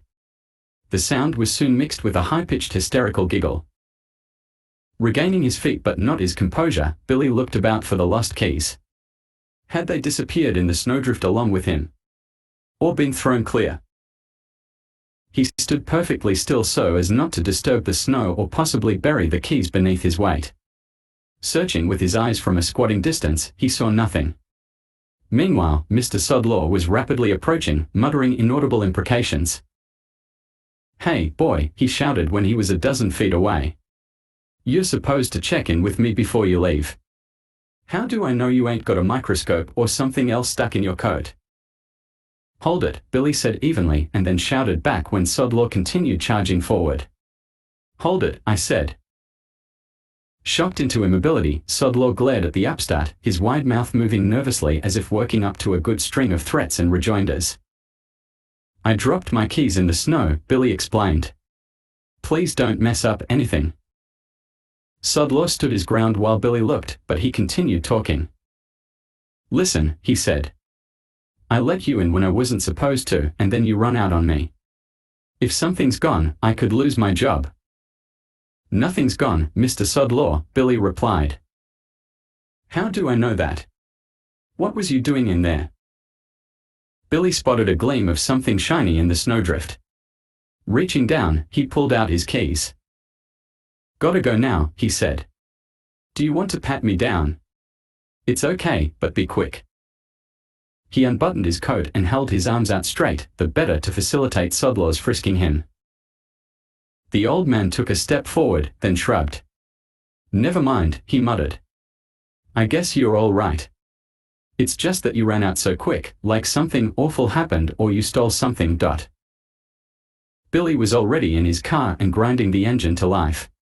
For a second he considered telling Sodlaw what had happened before speeding off. He rejected the notion instantly. "Merry Christmas," he said instead, roaring off as quickly as his fishtailing rear engine car would allow. After Lynn finished dodging the first barrage of expensive dishes, she had a brief respite in which to look at her attackers. One stood near the china cabinet in the dining room, giggling and searching about for new objects to throw. It eventually decided on a heavy punch bowl, tipping it off the shelf and roaring gleefully when it broke neatly in two. The second gremlin was busily going through Lynn's pots and pans, tossing them underhanded and backward as it dug through the drawers. A third was in the pantry, systematically emptying the contents of every box and jar onto the floor. It took only a moment for Lynn to assimilate everything she needed to know about them, that they were powerful, ugly, destructive, and, most important, dangerous. Common sense indicated that she should run screaming from the house and summon help. Overriding that was a fierce anger that they were vandalizing her kitchen. An equally fierce determination to defend this precious, hard-won home prevented her from doing what was both safe and wise. "Get out of my house," she yelled. She did not expect them to either understand or obey the order. What she was doing was serving notice, giving them one last opportunity to cease their depredations before she attacked them. It was, in effect, a declaration of war. A chorus of glee, mixed with shattering dishes and crumpled boxes, was there. "Answer." "All right," Lynn murmured, grasping the knife tighter and moving into the middle of the room. It was not a good move in that she was vulnerable from bombardment from three sides instead of just one. Objects flew at her head, a plastic coffee mug striking her temple along with a cloud of pancake flour. Angered to the point of blind fury, Lynn lashed out at the gremlin closest to her, which stood on the counter she had used only a few hours ago to make cookies. The blow struck home, the sushi knife's diamond-sharp blade gouging a sizable portion from the gremlin's thigh. It roared furiously at Lynn, found another knife in the cabinet just above its head, and prepared to throw it. Lynn let fly the coffee cup, causing the gremlin to recoil and stumble backward. In so doing, it caught its clawed fist in the top of Rand's patented orange juice maker. Seeing that the animal was momentarily hung up in the machine, Lynn lurched forward and flipped the start switch. With a loud whir, the device started, its powerful engine drawing the arm of the gremlin in even farther. With a scream of agony it began to spin round and round, the arm disappearing up to the shoulder as a stream of greenish mush spewed out of the juice spout. Fascinated and horrified, Lynn watched as the entire gremlin was sucked into the machine and regurgitated as pulp. A barrage of bottles and cardboard startled her from her temporary paralysis. Timing their throws craftily so that a steady stream of debris fell on her, the two gremlins left in the kitchen renewed their attack with even greater fury. Now they concentrated on heavy and sharp objects, a paring knife striking Lynn's cheek and drawing blood. Terrified and furious, she lunged toward the closest gremlin but in doing so slipped on the glop covering the kitchen floor. Lying helplessly, she saw both of them crouch prior to leaping. Billy had gone through several traffic lights, but at Granger Street a moving van backed out directly in front of him, causing him to jam on the brakes. The sudden action caused the car to do what he prayed it wouldn't, stall. Billy yelled, took a deep breath, and turned the ignition key. For a minute the grinding sounds, which gradually became weaker, told him the familiar story he had been plagued with so long. The carburetor was flooded. Getting out, he shoved the VW as far off the road as he could and started running. "Merry Christmas," a few passers-by shouted at him. Even as she reached for the aerosol can of Raid lying inches from her face, Lynn wondered how long her luck was going to hold. A moment later she squirmed sideways to avoid one of the leaping gremlins and let the other one, still airborne, have a heavy squirt of the vile-smelling chemical directly in its eyes. Temporarily blinded and infuriated, it crashed into the first gremlin and, slashing wildly with its claws, tore several big chunks of flesh from its brother's body. Forgotten in the confusion, Lynn scrambled to her feet, still holding the aerosol can. Backing toward the counter, she suddenly became aware of another presence in the kitchen. Whirling, she saw a third green monster poised to strike. Because it was standing on the counter, its horrible red eyes were on the same level as hers, a pair of mesmerizingly penetrating orbs that seemed to generate their own evil light from within rather than reflect outside illumination. Aiming the insect spray at it, she succeeded in forcing it to back into the corner just in front of the microwave oven. Then with a quick, almost spasmodic leap, she managed to push the gremlin backward through the open door and into the oven. Closing the door quickly, she set the temperature to maximum, turned the oven on, and leaned against the door so the thrashing beast could not get out. With the other hand she held the aerosol can in front of her to ward off the angrily circling gremlins planning their next attack. A minute later, as she heard popping, disintegrating sounds from the oven, an errant thought crossed Lynn's mind. Thank God I listened to Rand for once, she thought, because he talked me into getting the oven with the big door. Looking back and down through the glass into the oven, she could see that the gremlin had been baked into a huge oozy green omelet, the evil red eyes now decorating the bottom portion of the lump like twin spurts of ketchup.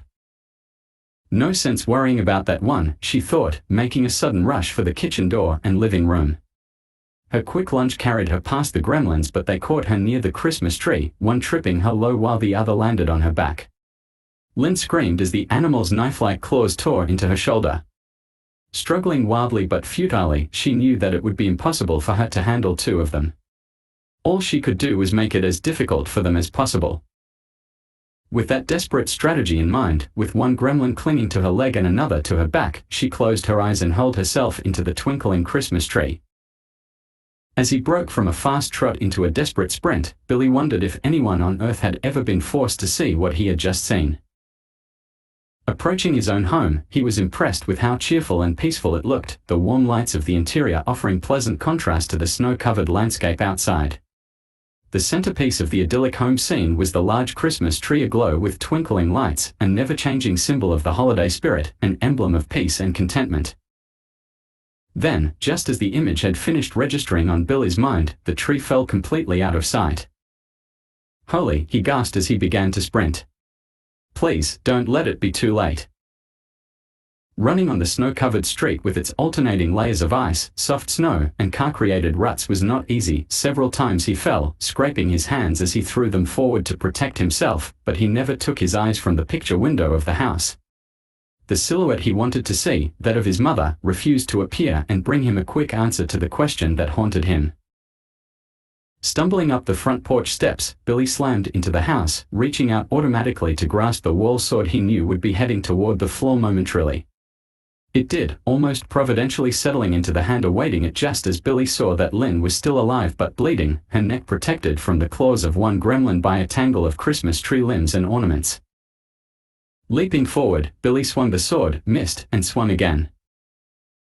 One of the gremlins, the one with a manner of white fur, ducked the blows, but the second took the full force of Billy's swing just above the shoulder. The edge of the sword dug into the armor plating, then gathered momentum as it reached the soft subcutaneous tissue, neatly severing the body from the gremlin's head, which rolled into the fireplace. Its expression, caught in a terrified leer, slowly melted to a grotesque frown as the head burned to a crisp. As Lynn struggled to get to her feet, she and Billy heard a giggle from across the room. It was Stripe, his eyes aflame with anger and defiance. For a moment Billy seemed about to go after him, then he turned his attention to his mother. "Are you all right?" he asked, putting the sword down so he could assist her. "I think so," Lynn murmured. "Ever practical," she added, "I think that's the last one. Maybe you'd better get it." Billy picked up the heavy weapon and started after Stripe, but the gremlin, now having realized that he was at a disadvantage, looked for a way to escape. Leaping onto a windowsill, he managed to avoid Billy's first swing, which embedded the sword in the molding. By the time Billy wrestled it free, Stripe had rolled himself into a ball and hurtled himself at the window, shattering the glass. He landed on the snow and scurried off into the night. "Oh no!" Billy muttered. He and Lynn took a moment to examine each other's wounds, which were colorfully bloody but not severe. "Where's Gizmo?" Billy asked. "In the basement. I think he must have jumped down the laundry chute when all this started." "Good." Lynn smiled, brushed a sweaty lock of hair from her forehead. "I nailed the door shut," she said. "That was before I knew who was who." Picking his way through the kitchen debris, Billy paused a moment to look at the two gremlins, one baked and the other blended, which his mother had dispatched. "Boy," he said, shaking his head. "You really are a tiger, aren't you?" "Let's put it this way," Lynn replied. "I'm not one to be leaned on." Descending into the basement, Billy found a claw hammer and pulled out the nail in the door of the clothes chute. He opened the door, looked inside. "Gizmo," he said. "You in there, pal?" A rustle of material was followed by the gradual emergence of the two long triangular ears and soft furry head of Gizmo. Blinking nervously at the light, he soon broke into his familiar falsetto hum. When Billy reached out, he moved quickly into his hands to be lifted from the jumble of clothing. "Hey, are you all right?" Billy asked. Putting Gizmo on the top of the washer-dryer, he examined him for broken bones, noting where he had been cut in several places. "Let's go put some tape on those cuts," he said, carrying Gizmo upstairs. Lynn, beginning to straighten up the kitchen, stopped to pet Gizmo and compliment him on still being among the living. "I thought they'd killed you," she said. "Hey, Mom, look," Billy said suddenly. Gizmo's eyes were wide as he stared at the remains of the two gremlins in the kitchen. His expression seemed pleased but somewhat restless, his head swiveling nervously from side to side and off toward the living room. Lynn looked at Billy blankly. "Don't you get it?" Billy said. "He's wondering what happened to the other guys. He knows that 2 are down and wants to know about numbers 3 and 4. Taking Gizmo into the living room, he showed him the gremlin head in the fireplace and the ghastly-looking body on the hearth. Gizmo grinned and then frowned. "Yeah," Billy said. "You're right. One got away." Gizmo started to make anguished noises. "What's the matter?" Lynn asked. "We have to get the last one, Mom," Billy replied. "It's no good unless they are all caught or destroyed." "Well, there's time enough for that," she said. "We can call Sheriff Riley and let him track it down." "You don't understand. We don't have much time. If that last one reproduces, it'll start all over again." "You've got some bad cuts," Lynn protested. "I'd rather you go see Dr. Molinaro. Mine aren't as bad as yours." "All right. We'll both go. Tomorrow." "After they become infected, you mean?" Billy knew his mother was being logical, but he also felt that logic dictated a prompt hunt for Stripe. Although he usually obeyed his mother for the simple reason that she was often right, Billy shook his head. "I'm going now," he said. "While his tracks are still fresh and before he has a chance to multiply." "All right then." He located Gizmo's knapsack and put him inside. Hurrying upstairs, he pulled on a sweater for extra warmth. He ran back down to the hallway, and as he shrugged into his coat, he felt a cold metal object in his pocket. Lynn watched as he pulled it out. It was a can of Raid. It's my secret weapon," she said. "You may be able to use it. And don't forget your sword." Grabbing a flashlight and strapping Gizmo and the knapsack onto his shoulder, he kissed his mother and went out into the snowy night. Chapter 16. Few people needed or wanted to visit the formidable Mrs. Ruby Deagle at her home, and fewer still dared try beating the lioness in her den. That was just the way Mrs. Deagle wanted it, of course. The fewer visitors, the better. Even her late husband, Donald, though a wealthy real estate dealer, had been a burden to her during his last few years. It wasn't because he had a lingering illness, she just didn't like having him around. He had served his purpose, after all, creating a financial empire that would enable her to live very well, so when he shuffled off it was more a relief to Ruby Deagle than a tragedy. Alone now with her 9 cats, she began her typical evening by pouring food in their bowls but not placing the bowls on the floor until the cats had purred and meowed and curled themselves around her ankles for at least 5 minutes. That was their payment for the free food, obeisance, adoration, and humbling acknowledgement of her ultimate power. Laughing, she placed the bowls on the floor and watched them fall over each other in their eagerness to eat. "Cats," she said to herself. "They are so much nicer than people. And they don't have money problems to whine about." When they had finished eating, Mrs. Deagle would relax before the television, watching her favorite game shows. She especially loved the ones that forced the contestants to utterly degrade themselves in exchange for prizes or money. "I wonder what fools are going to expose themselves tonight," she said aloud, clutching her satin house dress closer around her neck. The big old house was chilly, but Mrs. Deagle refused to turn the heat up higher than 55 degrees even when ice formed at the edges of the windows. "Why should I make the oil companies any richer?" she demanded, whenever her nephew Weldon dropped by with some legal papers and complained about the cold. She also did not enrich the furniture companies, having kept the original pieces bought just after her and Donald's wedding. Those musty chairs and tables had been augmented over the years by furniture taken hostage from families unable to make mortgage or rent payments on time. As a result, the huge rooms, kept dark for economy reasons and piled high with assorted junk, resembled a warehouse containing the contents of unclaimed freight auctions.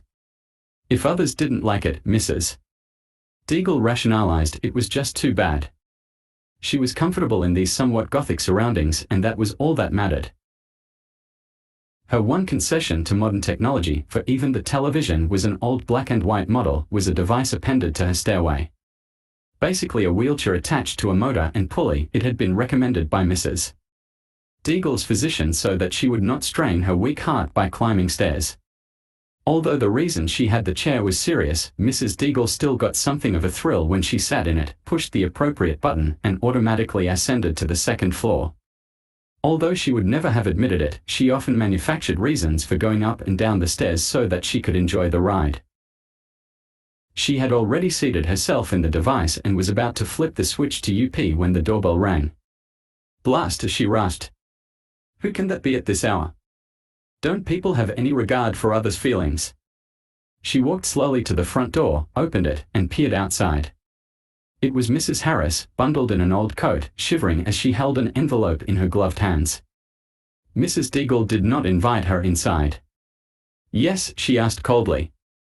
I got last month's mortgage payment for you, she said, a bit proudly. We sold a few personal items and I'm not interested in that, Mrs. Deagle shot back.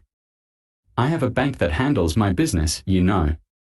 Yes, but it's just that I didn't get the money until after closing, and since you said, if I recall, I said I'd like to have everything that's due me, not everything that was due a month ago. Sorry, Is that it? Yes, Mrs. Deagle reached out, snatched up the envelope, and smiled archly. You probably won't have to worry about dealing with me much longer, she said, since it's my intention to sell a good deal of my properties to Hitox Chemical. Your place is one. Good evening. Leaving Mrs. Harris standing with a decidedly confused and unhappy expression on her face, Mrs. Deagle slammed the door. Returning to the kitchen, where a fight had broken out among the cats, Mrs. Deagle cleaned up around the cat's dishes, made herself a cup of instant soup to enjoy with her television, and ambled into the dank cavern of worn velvet she called her living room. She was barely settled in her overstuffed rocker when the doorbell rang. Again she shouted. This is disgusting. The loser probably stood there for 10 minutes, screwing up her courage, and now she wants to plead with me to change my mind. Donald was right. All those little people out there are lazy, mindless slugs who are good for only two things, cheap labor and food consumption. As she started toward the door, she made an addendum of her own. And the creation of garbage, she added fiercely. He forgot about that. Opening the door, she was greeted by the sound of carolus, a trifle off-key but enthusiastic. Joy to the world. Mrs. Deagle threw her hands in the air, a gesture accompanied not with a loud hosanna but a wail of misery. Stop, she shrieked.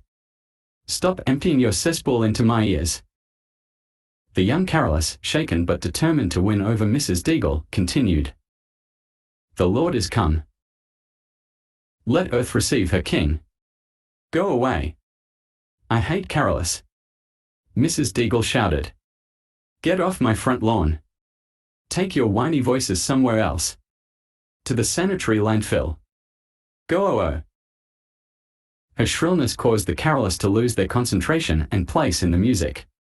The melody began to disintegrate in an untidy fugato of overlapping sounds. That's better, Mrs. Deagle declared, smiling at the silent group. If you just stand in the snow and keep your mouths shut, it's much more enjoyable. She wheeled around and the door slammed behind her. Confused and hurt, the youngsters looked at one another for comfort. No one said anything for a long moment. Let's try the houses in that new development, one of them finally offered. They're young people, real nice, not like this old woman, another added charitably. As the group trudged across the field, they one by one became aware of a member who had not started out with them. Much shorter than the others, he or she was hidden by stature and what seemed to be a heavy scarf at first, and then each assumed the new member was one or another careless younger sister or brother who had dressed up in a Halloween outfit and become part of the group. Eventually, when it joined in the caroling, the newcomer's voice generated more attention than its size, shape, or color. Rather like someone singing with the teeth firmly clenched, the words came out blurred and high-pitched, somewhere between the twang of a Jew's harp and the indistinct falsetto of a chipmunk who didn't know the words. Maybe, one of the carolers now suggested, it's that kid who's causing the problem. Nah, another replied. It's just Mrs. Deagle. She hates everything. But have you heard how he sings? Sure, but so what? We're not supposed to be the church choir. This is just to make people feel good. Yeah. I guess you're right. Despite agreement that the new kid was not to be criticized because of his, or its, singing, one young man decided he wanted to at least find out who their free Lance caroler was. Walking closer to the newcomer, he was surprised when it moved quickly away from him. Hey, the boy said. Don't you want to talk? I just wanted to find out who you are. The small person didn't answer. That's a neat costume you got, but it's the wrong holiday. This is Christmas, not Halloween. Still no reply. I'll bet I know who you are, Eric Wallman. Right? The little person didn't answer. A list of approximately a dozen names of area girls and boys produced a similar lack of reaction. Hey, come here. I want to talk to you. The interloper did not advance, so the young man took off after it. Although the costumed kid moved with surprising speed and agility through the snow, the longer strides of the older pursuer eventually brought them within inches of each other. As the young man reached out to grab the mysterious visitor, he was suddenly met with an unseasonably hostile snarl, and a sharp pain slashed into his arm. Ow, he cried out. Looking down, he saw blood seeping through the slashed sleeve of his jacket. More angry than hurt, he cupped his hands to yell after the departing delinquent. You're a lousy singer anyway.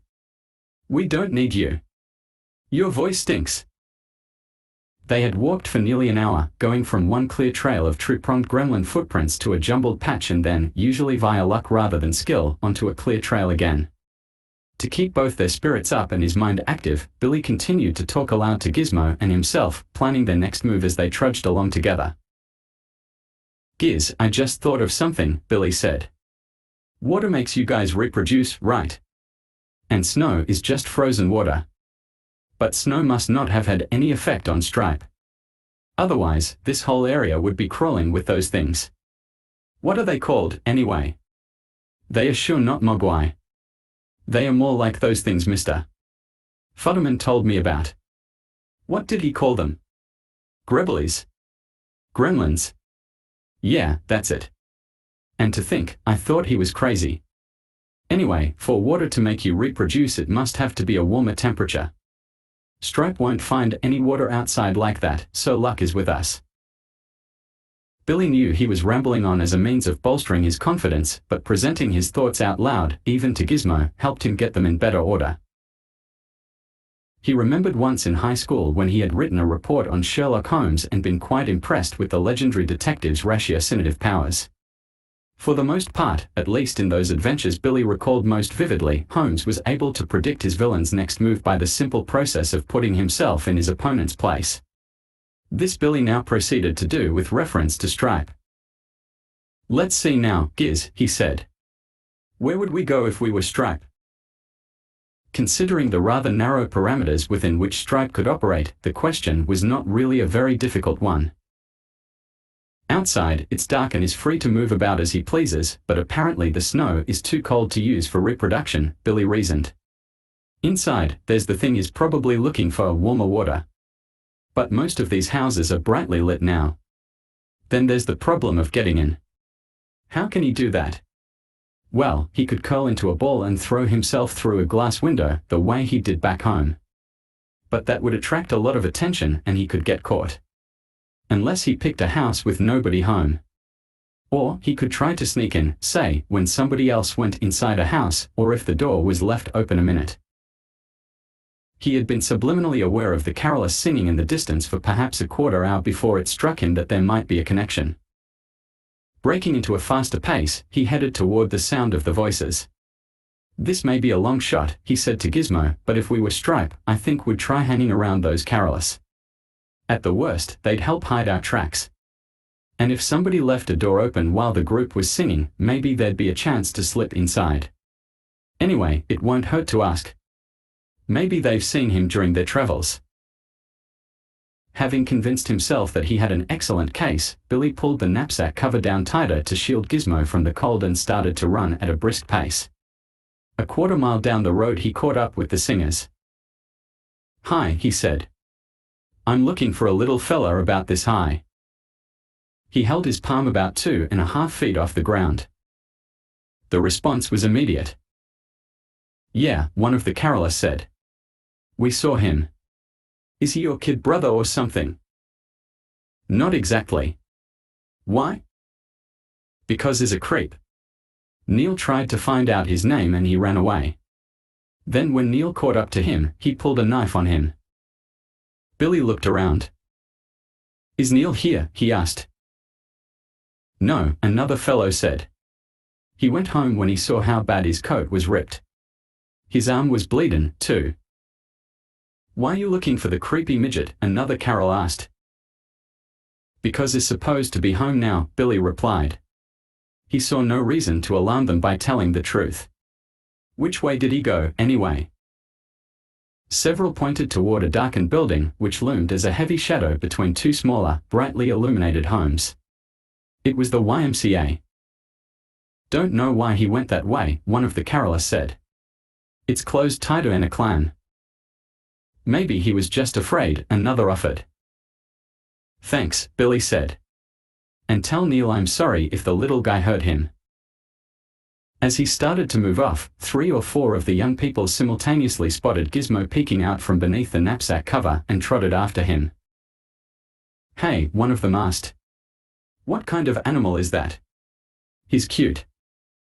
"It's a mogwai," Billy replied. "Where do they come from?"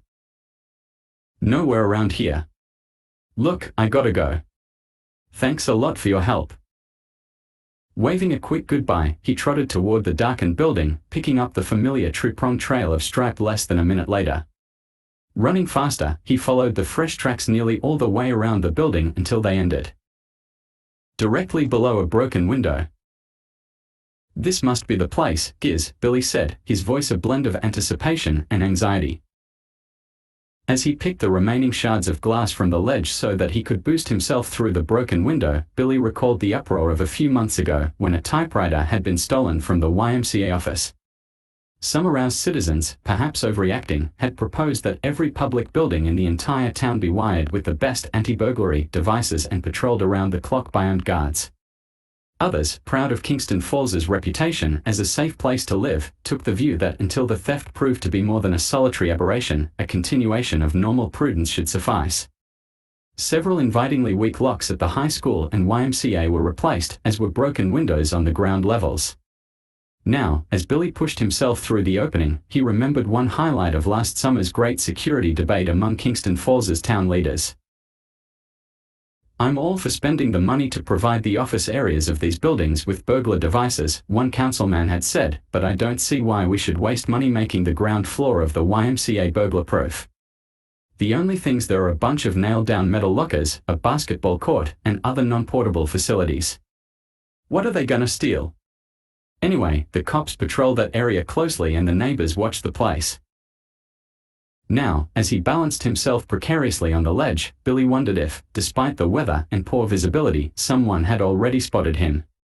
If so, he knew it wouldn't be long before he heard sirens, for the people of Kingston Falls prided themselves on their respect for law and order and were not inclined to look the other way when confronted with criminal activity. Criminal activity, he thought, is that what I'm involved in? He knew such was not the case, but he had to admit that to an outsider his actions certainly appeared illegal. What would he say if the authorities caught him inside? No excuse being logical under the circumstances, he would be arrested for breaking and entering. It was as simple as that. He wondered if he would be allowed to receive his Christmas presents in jail. So back out, then, he said aloud. It's last call for chickens. Accepting his own challenge, he gave himself a strong push into the building. Landing on his side in the darkness, he quickly located the flashlight which had rolled out of his pocket and started to get to his feet. As he did so, an unearthly treble giggle reverberated through the lower floor area. It sounded close by, but because the hall was so spacious and empty, Billy knew Stripe could be 50 or 100 feet away. Pausing, he decided to give his eyes a chance to adjust to the darkness before moving ahead. A minute passed. No sound could be heard except the floppy chains of a car passing near the center. Another minute crawled by. Billy could feel Gizmo's warm breath on the back of his neck, hear the slight rustle of material as his arm shifted position against his side. Other than that, nothing. No clawed feet clattering over metal lockers, no more giggling, nothing. Finally a sound shattered the ghostly silence. Not a soft or subtle betrayal of its maker's whereabouts, but a definite and distinct sound one would expect to hear in a facility such as this. A dribbling basketball. Blep. Blep. Blep blep blep. Not a basketball being dribbled, Billy amended, but a basketball that had been dropped or fallen and was even now coming to rest.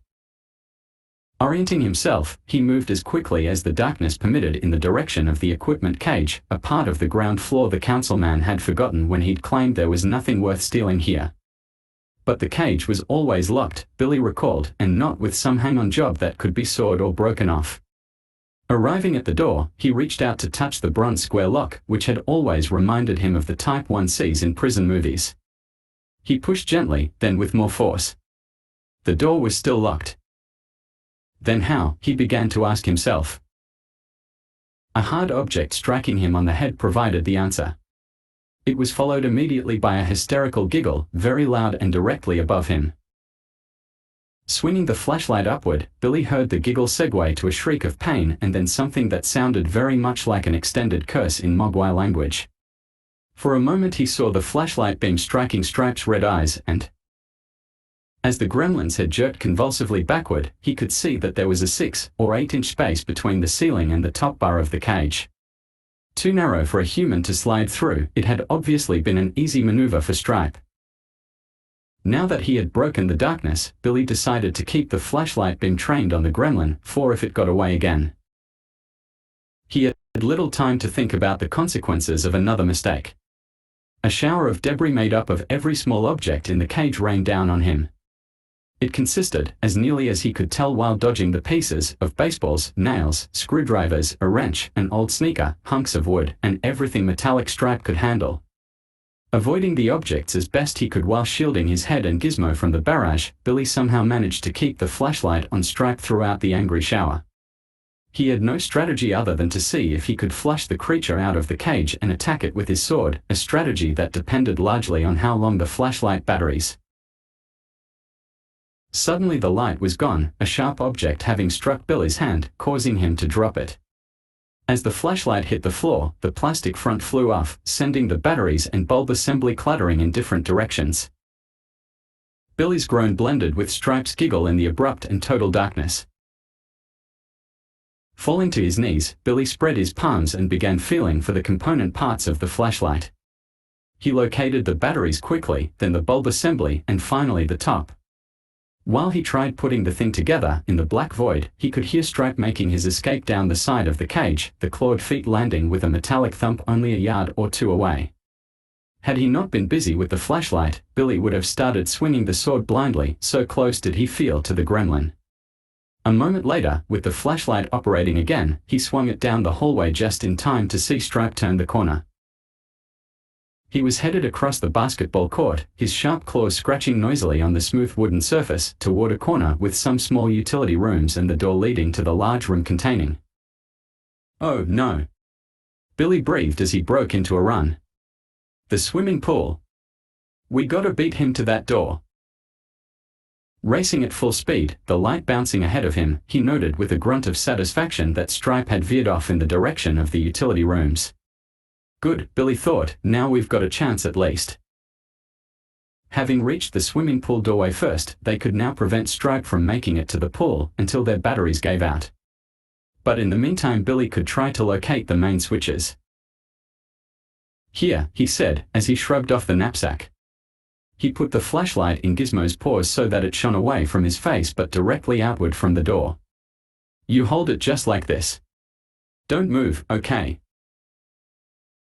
Gizmo held the light firmly in his paws, gulping thickly as Billy disappeared into the darkness. As he stumbled off, Billy worried what Gizmo would do if and when the main lights were located. The pain would hurt him as much as Stripe, possibly kill him as it had the mogwai that died on the back porch in the sunlight. He hesitated briefly, debating whether to go back or not. Then he plunged ahead. If the lights go on, he reasoned, Gizmo will be able to fall back into the knapsack and avoid the pain. Stripe will be immobilized with pain and I'll be able to finish him off. Sword in hand, he groped his way along the wall, wondering which he would encounter first, Stripe or the light switches. A minute later, after encountering nothing but smooth cold squares of tile with his groping fingers, he began to think the search for either or both was endless. "Where are the light switches?" he murmured helplessly, looking back over his shoulder to make sure the flashlight was still guarding the door. Although the batteries had waned visibly, Billy reckoned they had a few more minutes worth of life.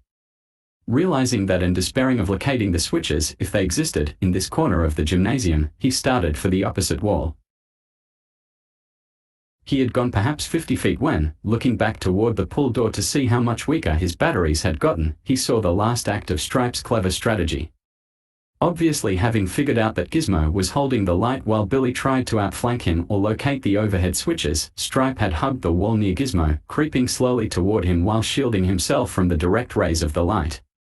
Now, too late, Billy saw the Gremlin's unmistakable form, black except for the chiaroscuro outline created by the light. In diabolically slow motion the figure rose high in the air next to Gizmo, a cobra ready to strike its prey. "Look out!" Billy shouted across the court. "Look out, Gizmo!" The flashlight fell noisily to the floor and rolled away as a series of growls and tiny yelps echoed through the gymnasium. Heading toward the dim outline of the pull door, Billy literally threw himself into the tangle of bodies. Two simultaneous bolts of pain struck him in the shoulder and side. Swinging his fist in a wild backhanded arc, Billy felt it strike a solid object, heard Stripe whine. Lashing out again in the direction of the sound, he landed another blow, causing Stripe to disengage himself and scamper into the pool room. "No!" Billy heard himself shout futilely. As the sound of Stripe's scratchy claws moving across tile grew weaker, Billy hastily retrieved the flashlight and started into the pool room. At the door he turned off the flashlight, though he could barely see without it. Even in his present state of near panic, he knew that the light must be used judiciously, not only because it was getting weaker, but because a sudden movement by Stripe in the wrong direction now. A protracted and especially evil giggle told Billy that the worst had already happened. Stripe had discovered the swimming pool and its power of illimitable reproduction. He was standing at the far end, hopping up and down lightly, his nose inhaling the heady aromatic mist rising from the surface, his arms making wide joyous arcs above his head in the manner of an athlete who has just scored the winning points of a game. Each time he hit the tile floor during his victory dance the giggle increased slightly in volume, so that he sounded rather like a human bagpipe hopelessly hooked on a single hysterical chord. "No." Billy breathed. "Please, no." The gentle touch of fur against his hand told him that Gizmo was all right, a bit of good news as he stood helplessly watching Stripe lean forward into the water. Turning on the flashlight, Billy raced to the far end and pointed it into the water. Stripe had sunk gently to the bottom of the pool and was lying face down, his arms relaxed at his sides. For a long moment Billy dared to hope. A gentle rumbling destroyed the hope. Stripe's back was aflame with tiny pods erupting to life and spreading across the surface of the pool. Like a giant rolling fungus, they divided and redivided, churning the water into a green froth. The gentle rumbling soon became a roar, a deafening wail of 100 inhuman voices crying out in pain. Billy watched, fascinated, but for only a moment. Then, grabbing Gizmo, he half ran, half stumbled out of the building. Chapter 17. Collapsing on a gentle slope 50 yards from the YMCA building, Billy found himself a spectator of a grim show that was largely his creation. At first there was little to watch or hear but a greenish glow emanating from the swimming pool area and a faraway giggling chorus. Then there was movement inside the building and a marked increase in the chorus's volume. Soon Billy could see one form and then dozens moving past the windows, each a fully grown gremlin. Oh no! When they multiply as gremlins, they don't lose a beat, do they? Gizmo blinked back a tear. He could have told them of the dangers and all this could have been avoided if he had been able to communicate better, if these humans had taken his advice. If. Now there were no more IFS. To Billy's way of thinking, his last hope was now gone. As he and Gizmo scrambled up the slope only minutes before, he had entertained the notion of calling the fire department so that they could set fire to the pods while they were waiting to hatch. But there were no pods, no intermediate stage even momentarily vulnerable to destruction or movement to a place where they could do less harm. Billy sighed. What can we do now, Giz? He asked wearily. Just give up, go home and wait.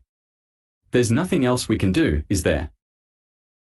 That was the sensible course of action, but he knew he couldn't surrender now. Having helped unleash these devilish creatures on Kingston Falls and perhaps the world, he owed it to himself and everyone else to do everything possible to rectify his mistake. That was the major, most moral, consideration. He also knew that merely sitting still would drive him crazy. I guess, he said slowly, this means we'll have to go to the police. He did not relish explaining what had happened to Sheriff Riley and Deputy Brent, who were as hard-headed a pair as were ever born. Even describing a normal problem to them was often difficult, so hung up were they on the idea that everyone else in the human race was devious, dumb, or both. Added to this was the perfectly reasonable resistance anyone would have to a story dealing with gremlins or other alien creatures. A dedicated movie buff, Billy already had visions of the scenario that would be acted out at the police station. As in so many horror movies, he would explain what had happened. The police would be skeptical, to say the least. Then, to convince them of his story's validity, he would suggest they go to the high school in order to see both Roy Hansen's body and the remains of a dead gremlin. After much prodding they would accompany him there, and, of course, both bodies would be missing. Either that, or the gremlin would be gone and the police would have no choice but to arrest Billy on suspicion of murder. Faced with explaining his story to these men, Billy hesitated. But not long, for the inside of the YMCA was obviously swarming with bodies. Passing by the windows, they made the building look like a dimly lit concert hall or theater a minute after the night's entertainment had ended. Let's go, Giz, Billy said finally. I guess if we're gonna stop those guys from taking over the whole town, we'd better tell the cops. A quarter-hour later, at the tiny Kingston Falls Police Department station, Billy told his story as simply and unemotionally as possible, avoiding as best he could the hysterical-sounding descriptions used by movie characters. The reaction of the police was somewhat different than in films or TV, although Sheriff Riley and Deputy Brent did wear the typical "let's humor him and maybe he'll go quietly" attitude of law enforcement officers in similar situations. Seated at their wooden desks, drinking eggnog from styrofoam cups, they were perhaps more informal and a bit friendlier than one might expect, especially at the outset. When it became obvious that Billy was serious, they allowed him to proceed well into his narrative before interrupting. Gremlins, Riley said at that point. Like little monsters, you say? Right. Green, of course, the sheriff continued, casting an almost imperceptible wink at Brent. Little monsters are always green, you know. Yes, they are green, Billy admitted, wishing they had been some other color. With sharp pointy fangs and long claws. Yes, sir. Thousands of them, huh? I didn't count, Billy replied. I couldn't. It looked like a couple hundred, anyway. Well, a couple hundred little green monsters with fangs and claws is enough, if you ask me. Deputy Brent smiled. Now where did these gremlins come from? My father. He gave me one as an early Christmas present a few days ago. A present? Riley grunted. Your father usually give you vicious monsters for presents? No, Billy replied, a bit more nervous now. You see, they aren't vicious at first. Course not. Brent nodded, his condescension now becoming quite evident. Matter of fact, they aren't even gremlins when they start out, Billy continued. Could you dim the lights in here? Why, they hurt your eyes. No, sir. I've got a mogwai, that's what the gremlin comes from, in this knapsack, but bright light can hurt him, maybe kill him. Brent shot Sheriff Riley a "This is going to be good" look and stifled a yawn. Hoping that a look at Gizmo would convince them that they indeed had alien creatures on their hands, Billy waited, trying not to appear manic. After a moment, Brent took a couple of steps toward the wall switch and killed the overhead lights. Billy opened the knapsack, pulled out Gizmo. The two policemen studied him carefully but with a lack of the affection and delight expressed by other people. This is what a mogwai looks like before he becomes a gremlin, Billy explained. Yeah. Brent nodded. I've seen those before. They come from some South Pacific island. Think they are called a weepy or kepli or something. No, sir, Billy corrected. This is not an ordinary animal that lives on Earth. Brent shook his head. Maybe that's what the guy in the pet store told your pop, but I seen M on television. One of those wildlife shows. Knowing it was futile to argue with Brent, Billy swallowed his protest. So this becomes a gremlin, huh? The deputy said. Yes, sir. He can, but he doesn't have to. Knowing he was beginning to sound a bit like the typically incoherent, frustrated, and generally discredited movie character, Billy plunged on anyway. You see, they become gremlins if they eat after midnight. Deputy Brent's cheeks exploded outward as he choked on a slug of his drink. Twin trickles of saffron liquid started to dribble from either end of his mouth. Wiping his lips on his coat sleeve, he turned away, coughing. Eat after midnight, Sheriff Riley murmured, taking up the line of questioning where Brent had left off before becoming convulsed. I don't get it. Maybe he means sundown on Fridays, Brent interrupted, still gagging slightly. Jewish gremlins. Let's be serious, Riley said. I'd really like to get to the bottom of this. Now he turns into a gremlin if he eats after midnight. Midnight in what time zone? You mean I can take this little critter to the state line where the time zones change, and if he eats on one side of the line it's okay, but if he eats on the other side he turns into a monster? I guess so. Billy stammered. I've never thought of it that way. And is it the act of his mouth chewing the food or the stomach digesting it? Brent added quickly, having gotten his esophageal problem settled. You know that food lays around in your stomach a while. Dismissing him with a wave of his hand, Riley asked, how much food? One mouthful after midnight. Is that enough to make him crazy? I guess. Suppose he eats at 10 o'clock and gets something stuck between his teeth, something that comes loose after midnight. Brent interjected. Does that count as food after midnight if he swallows it? Is water food? Riley added. Nah, Brent replied. Water's got no calories. If he eats something with calories, that's what does it. How about diet drinks? Riley asked, deadpan. They got only a couple of calories. That's all you need, Brent replied. 1 calorie and it's food. My wife told me about some foods that have minus calories, Riley said. Like your body uses more energy when up than you get from the food. Things like celery and lettuce and raw carrots. Realizing he was getting nowhere fast, Billy took a step toward the door.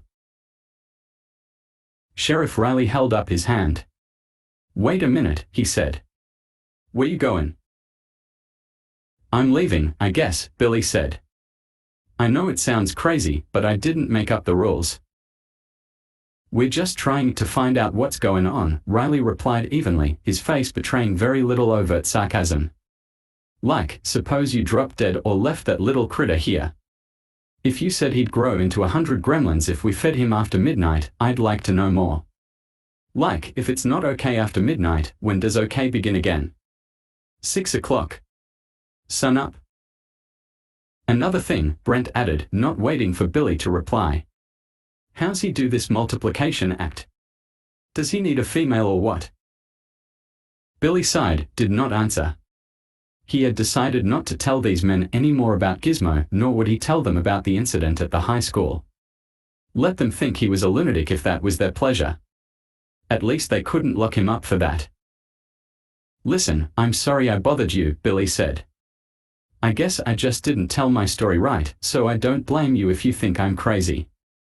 I just dropped in to tell you that you may be getting some reports tonight about vandalism, or people being attacked or frightened by little green monsters. Maybe you'll believe those people aren't crazy because of me. At least I hope so. And if nothing happens, that's all right, too. Closing the knapsack cover on Gizmo, he started for the door. As he closed it behind him and walked into the dark cold night, he heard the two policemen's voices break first into a smothered chuckle and then uproarious laughter. Well, Giz, Billy asked sardonically, how'd I do? The series of bizarre and tragic events that convulsed Kingston Falls began a few minutes later. The first episode, a seemingly isolated mishap, was reported by WKF radio newsman Harmon Ellis at 7:57 p.m. as a local item to fill out the second hour of his evening talk show. Little did he realize at the time that it was but the tip of a catastrophic iceberg that would keep him and his listeners in a frenzy for the rest of the night. I have here a warning for motorists in the Kingston Falls area. All 4 traffic signals at the intersection of Randolph Road and Route 46 have become jammed with green showing in both directions. 2 cars and a tractor-trailer collided there about a half hour ago, all 3 drivers assuming they had a clear road ahead. Both cars were heavily damaged but no one was seriously injured. Motorists are advised to avoid this intersection, Randolph Road at Route 46, until maintenance crews can repair the sticking signals. Stay tuned to this station and we'll let you know when traffic is moving smoothly again. Remembering that his VW was parked just a couple of blocks from the police station, Billy decided to see if he had gotten a ticket or the car had been towed away during the 3 hours since he had been forced to abandon it. I won't be surprised, he muttered to Gizmo. No matter what's happened, it won't shock me, the way this day's turned out. Turning the corner, he received the ultimate shock under the circumstances. Not only was the car where he had left it, there was no ticket on the windshield. And when he got in and turned the ignition key, the motor started with the gentlest, most obliging purr within his memory. It's a trick, he murmured. It must be. Making a U-turn, he was soon back on Main Street and heading home, but he had no idea what he should do next or whom to contact. All he could do was hope the Gremlins somehow got sidetracked before they could do too much damage. Back again with another announcement, actually 3 announcements, that sort of makes me think Kingston Falls is being used as a testing area for pranksters. We now have a traffic signal that is showing red in all 4 directions and traffic is backed up for half a mile there. It's at Mountain Road and Rolling Vista Highway. Police are on the way to direct traffic there, so if you're listening to this in a car on one of those thoroughfares, sit back, calm yourself down, and hang on. Just be thankful you're not on Delta Drive near Carmody Street, which is where pedestrians and motorists alike were attacked by about 50 runaway tires. Somehow they'd gotten loose from a nearby tire warehouse outlet store and started rolling down Carmody in one mass. Several cars were dented and one woman suffered abrasions when she jumped out of the way of one tire into a utility pole. That's not all. It's been reported tonight by a non-drinking source that customers entering the Governor's Mall shopping plaza were struck by a rain of brooms from the roof of that facility, no less than 3 dozen at a clip. Security guards at the mall were unable to apprehend the throwers. Anyway, think we're on a gremlin hit list? Probably not. It's more than likely just some last bits of craziness before Christmas. Stay tuned and we'll keep you posted. At the corner near his church, Billy suddenly hit the brakes, sliding sideways and nearly into a snowdrift before coming to a halt. Slamming the car into reverse, he backed up 100 feet so as to be near the familiar figure coming out of the church's side entrance. Father Bartlett! Billy called out through the partially rolled down window. The hunched figure paused, edged its way across the icy sidewalk toward the car. It's me, Billy Peltzer. Merry Christmas, Billy. Father, please, go back to the church, Billy warned. It's not safe out here. The elderly man smiled. I'm just mailing off a last-minute Christmas card, Billy, he said, pulling it from his pocket. Then almost to himself, he added, I sure didn't think they would send me one. Can't it wait, Father? I suppose it can, but it's only a block. What seems to be the problem? You think I'll slip on the ice? No, Father, it's a lot worse than that. Will you take my word that it's not safe out here, mail your letter, and come right back? Why, I certainly will. And Merry Christmas to you. Thank you, Father. Same to you. Billy put the car in gear and putted off.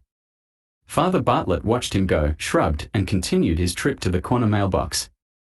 As he walked, his eyes darted from side to side and even back over his shoulder once or twice, but no one seemed to be lurking in the shadows or following him.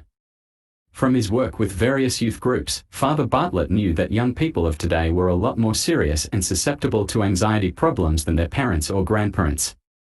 It was the world we lived in, and one could hardly blame Billy Peltzer for having a sudden attack of nervousness, even during the holiday season. Arriving at the mailbox, Bartlett pulled down the door and dropped the letter inside. A second later the card flew back at him, striking the front of his coat and falling to the snow. Blinking, Father Bartlett reached down and grabbed the letter. Slowly he opened the mailbox door, peered into the blackness, shrugged, and redeposited the envelope. Again it flew back. Guess this must be a joke of some kind, he murmured, forcing a good-natured tone to his voice just in case he was being taped. Retrieving the card, he stood silently, surveying the scene about him with nervous eyes. He had seen shows on television, of course, in which the average person was the butt of a joke played by hidden cameramen, but surely in this poor light. On the other hand, modern technology could accomplish just about anything. He decided to have one more try. Even if he was being taped, he reasoned, he hadn't embarrassed himself. As a matter of fact, his attitude had been quite good, a mixture of genial surprise and amusement. Parishioners seeing such a tape could accuse him of being neither a bad sport nor a dullard. Just in case this was a hidden camera prank, and he certainly couldn't lose anything by assuming it was, he decided to add a cute touch of his own. Pulling down the door once more, he moved his face close to the opening and said in a slightly louder voice, one more try, and that's it. Then I'm taking my business to another mailbox. The words were no sooner out of his mouth than he felt his hand gripped by a cold object. As he started to pull away, another claw or hand slipped around his neck and started to pull his head into the mailbox. This has gone far enough, he shouted, managing a laugh that was more hysterical than hearty. Now, having lost his hat, his bare head was being forced painfully against the icy cold rim of the mailbox. Twisting and turning, the normally implacable Father Bartlett began to scream for help. What we're gonna do now, considering all these reports, is dispense with our regular format and open our telephone lines so you can call in and discuss this phenomenon with me between announcements. Now, we don't want to spread panic, but we would be remiss if we didn't report what's going on and warn all of our listeners to stay inside if possible. Get that last-minute Christmas shopping done after the holidays.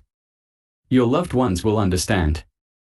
Anyway, we've had numerous calls from people who have seen very small animals or humans darting in and out of the shadows. These beings are approximately the size of 3-year-olds, but they handle themselves like Olympic athletes. Frankly, we don't know what they are, and the problem is made worse by all these people or things wearing costumes. About 8:15, these things were seen in the vicinity of the Governor's Mall shopping plaza, about the time shoppers began getting caught in the sliding glass doors. According to 9 people who received minor cuts and bruises, the doors seemed to open invitingly early for patrons and then snap shut with terrifying speed. Maintenance crews at the mall say the problem is under control now, although most customers are using the non-automatic doors.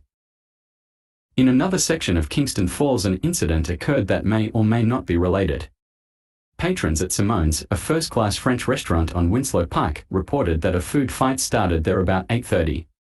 According to one source, portions of food flew from one table to another, although no one saw who threw the food. Several waiters carrying heavy trays were apparently tripped and the tablecloths whisked from beneath the eyes of diners, carrying bowls and dishes into the aisles. Eventually the scene became so chaotic, a riot with French food broke out. One woman is being treated for bayonnaise sauce inhalation. You had to go mark in fun of the kid, didn't you? Sheriff Riley muttered as he and Deputy Brent raced once again for their cruiser. The past hour, after what had started out as a slow night, had been frenetic and inexplicable. Me? Brent replied defensively. You were the one who started it. Anyway, I still don't think it's his little green monsters. I think it's kids gone crazy 'cause they got nothing to do. And that radio station that keeps sending out reports every 10 minutes ain't helping. Crazy people hear stuff like that and they start thinking of things they can do to top it. All right, never mind. Riley shrugged. Where are Dudley and Warren? At Governor's Mall.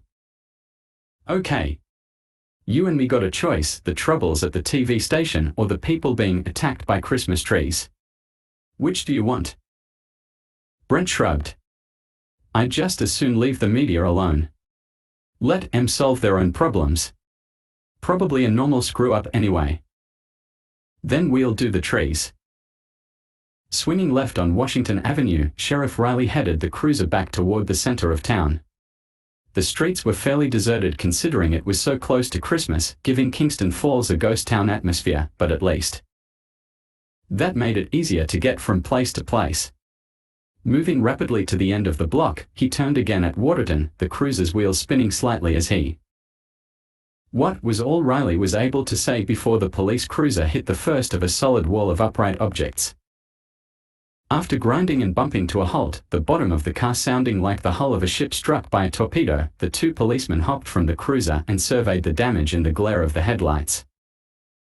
Now who did this? Brent muttered.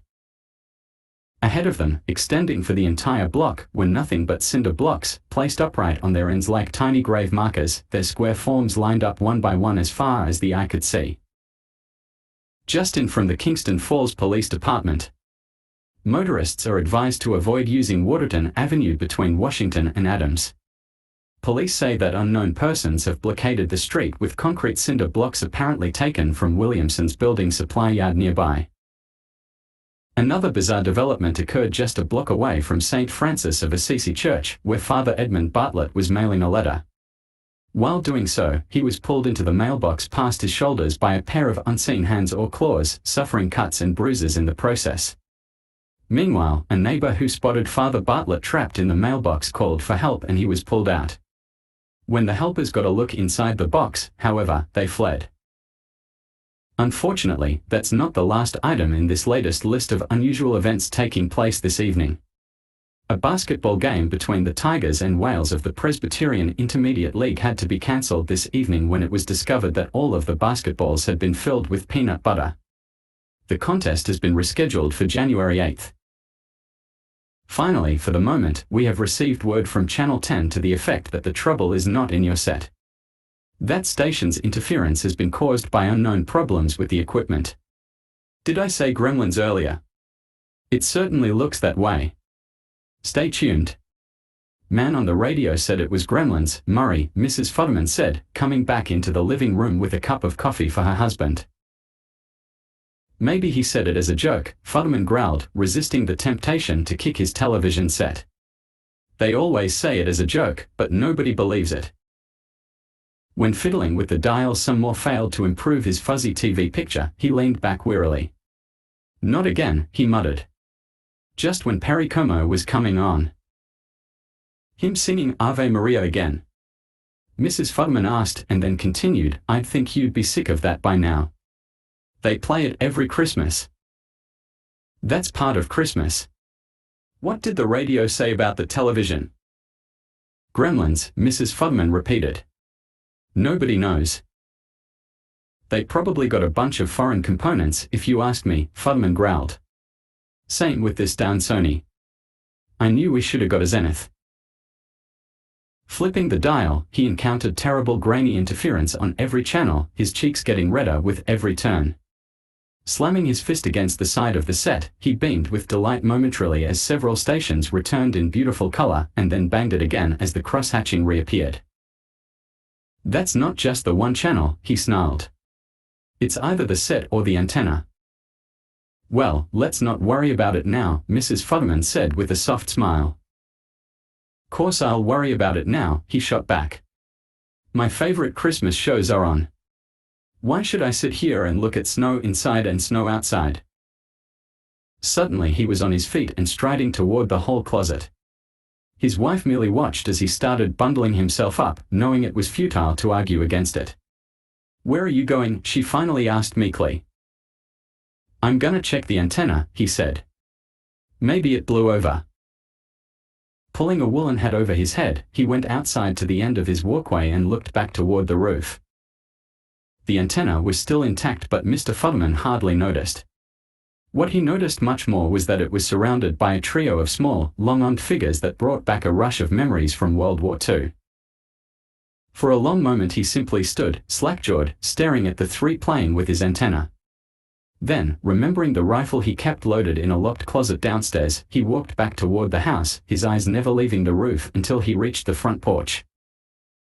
Not a warning for motorists in the Kingston Falls area. We have reports that a series of detour signs have been placed on the downtown bypass road in such a way that drivers have been circling the reservoir for several hours. Some drivers, in their frustration at not being able to find their way out of this cul-de-sac, have stopped their cars and created huge bottlenecks, not to mention several collisions. All we can tell you about that situation is that several local garages have volunteered to send trucks to lead motorists out of the area. These trucks will have large yellow signs identifying them. Shoppers are advised not to use Kingbank's automatic teller at all three locations and West Kelvin Bank's fast cash machines. These are issuing shredded bills and returning ID cards bent in half. Officials of both banks have issued statements saying this is not the work of the so-called Gremlins, but is part of normal problems both banks have been experiencing. It took a while for Sheriff Riley and Deputy Brent to calm down the trio of women who had been attacked by the vending machines at the Green Bend Rest area. Having survived what was apparently a very harrowing situation, all three wanted to talk about it. "We were standing between the two rows of machines," the tall woman with bluish hair began.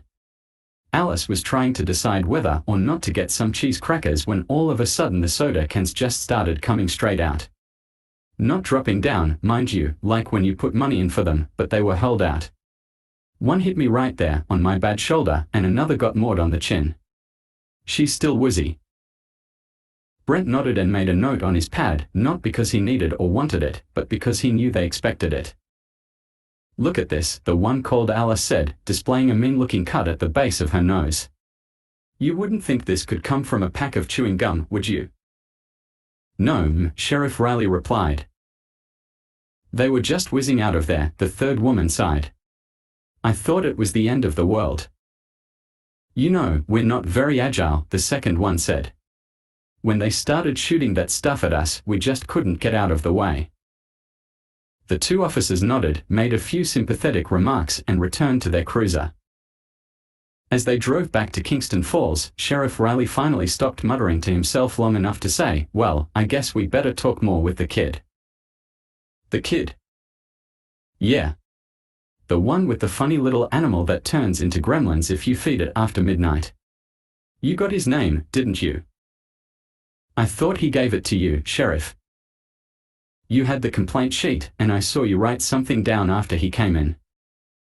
"Oh, that was just a note to remind myself to call home." "Great. I think I know who he is, though.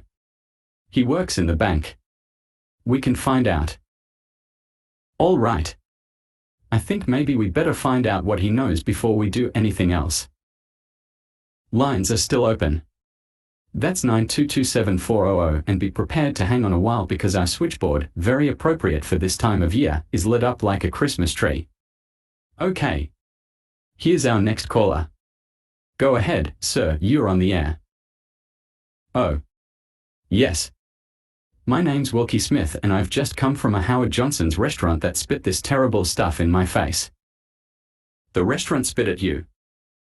"No. One of the machines in the men's room that you use to dry your hands and face. The hot air machines." "Yes. Go on." "Well, I turned it on to do my face and suddenly I was covered with this awful smelling orange stuff." "A liquid? Are you at liberty to say what it was?" "I don't know. It smelled like it come out of a toilet, except it was older, like with mold and..." "Well, maybe that's a bit too graphic." Where was the restaurant, sir? Commerce and Lawndale. You know what I think. I think this is part of God's plan. Now it says in the New Testament, the look on her husband's face told Mrs. Futterman that he was about to embark on a holy crusade. Although a generally volatile man, he never got that steely-eyed, twitching nerve-in-the-cheek expression except when somewhat crazed or messianic. She had seen it when someone stole the radio from his car, and another time when his favorite football team lost the divisional championship on a bad call by the officials. When he emerged from the basement with his rifle, she knew she had read him correctly. Murray, she said, taking his arm. What is it? Gremlins, he replied. On the roof. What kind of gremlins? No time to explain now. You just stay inside. But if you go out in the street and fire off that rifle, you'll be reported for sure, she protested. Let go of my arm, Jessie, he ordered. She did so and he continued on his heavy-footed mission. Outside, he was halfway to the street and had the first gremlin in his sights when he realized that Jessie was right. Firing off a rifle from his front lawn was pretty foolhardy, especially when there was a window in the back of the garage which would provide an even better vantage point. Moving quietly into the garage, he groped his way past the snowplow, which took up all but 6 inches on either side, and pushed the window open. He smiled, for the view of his rooftop was perfect, and from here the sound of his rifle would be partially muffled. Lining up one of the gremlins, he squeezed off his first shot. The little green demon proved it was neither imaginary nor immortal by falling in a heap and sliding off the roof. Futterman laughed out loud. It felt good to fire the rifle again, to be locked in combat with the enemy. A low chattering sound interrupted his excited train of thought. Where was it coming from? The rooftop? Somewhere nearby. There was no time to think about it. If the 2 other troublemakers near his antenna were to be dealt with. He threw the rifle to his shoulder and fired again.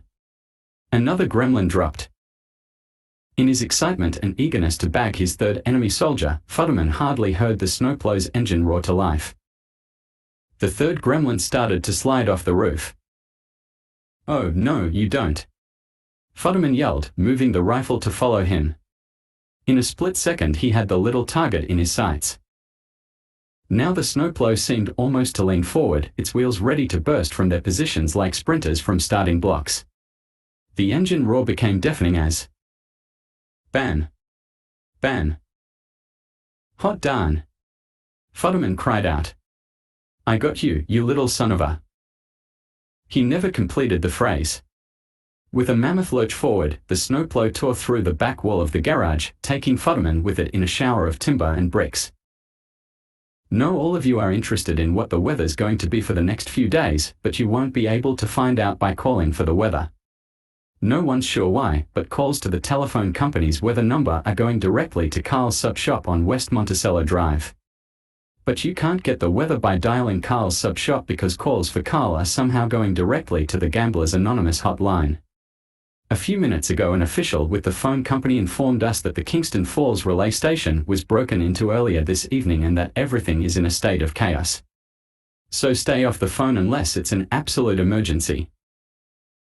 Meanwhile, 3 more cases of people being trapped in payphone booths turned up in, well, what do you think, Kate? Dory smiled, leaning forward onto the bar. Think it's gremlins, commies, the end of the world, or just ordinary screw-ups? The pub was nearly deserted, thanks largely to the rash of strange and frightening incidents taking place in and around Kingston Falls. At first the early evening customers tended to regard the bizarre events with satirical amusement, but when reports were heard of electrical malfunctions causing fires, a man being electrocuted by his Christmas tree, and other life-threatening situations, even the most hardened scoffer began to think about protecting his loved ones. An even greater exodus from Dory's pub followed reports that in another bar across town, lye, ammonia, aqua regia, and other deadly chemicals had turned up in cocktails.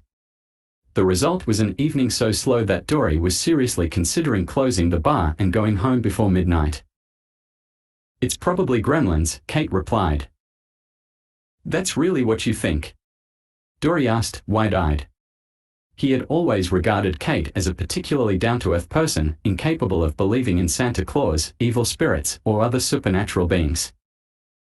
"That's what the guy on the radio thinks it is," she said simply. Dory wondered exactly what had won her over. True, the radio had described incidents involving apparently driverless cars, and more than a few callers had mentioned seeing the little green monsters in the Kingston Falls area. But wasn't it possible that mass hysteria, fed by the constant radio reports, was taking over? Didn't anyone remember Orson Welles' famous War of the Worlds episode before World War II? Dory didn't actually remember it himself, not having been born yet, but he had read about the panic that had gripped the nation then. Now, hearing Kate's profession of belief in gremlins, he better understood America's abject fear of 1938. If a reasonable young woman such as Kate Beringer could be convinced that little green monsters existed, anyone could. He was about to pursue the topic further with her when he noticed the vanguard of their battalion standing near the front door.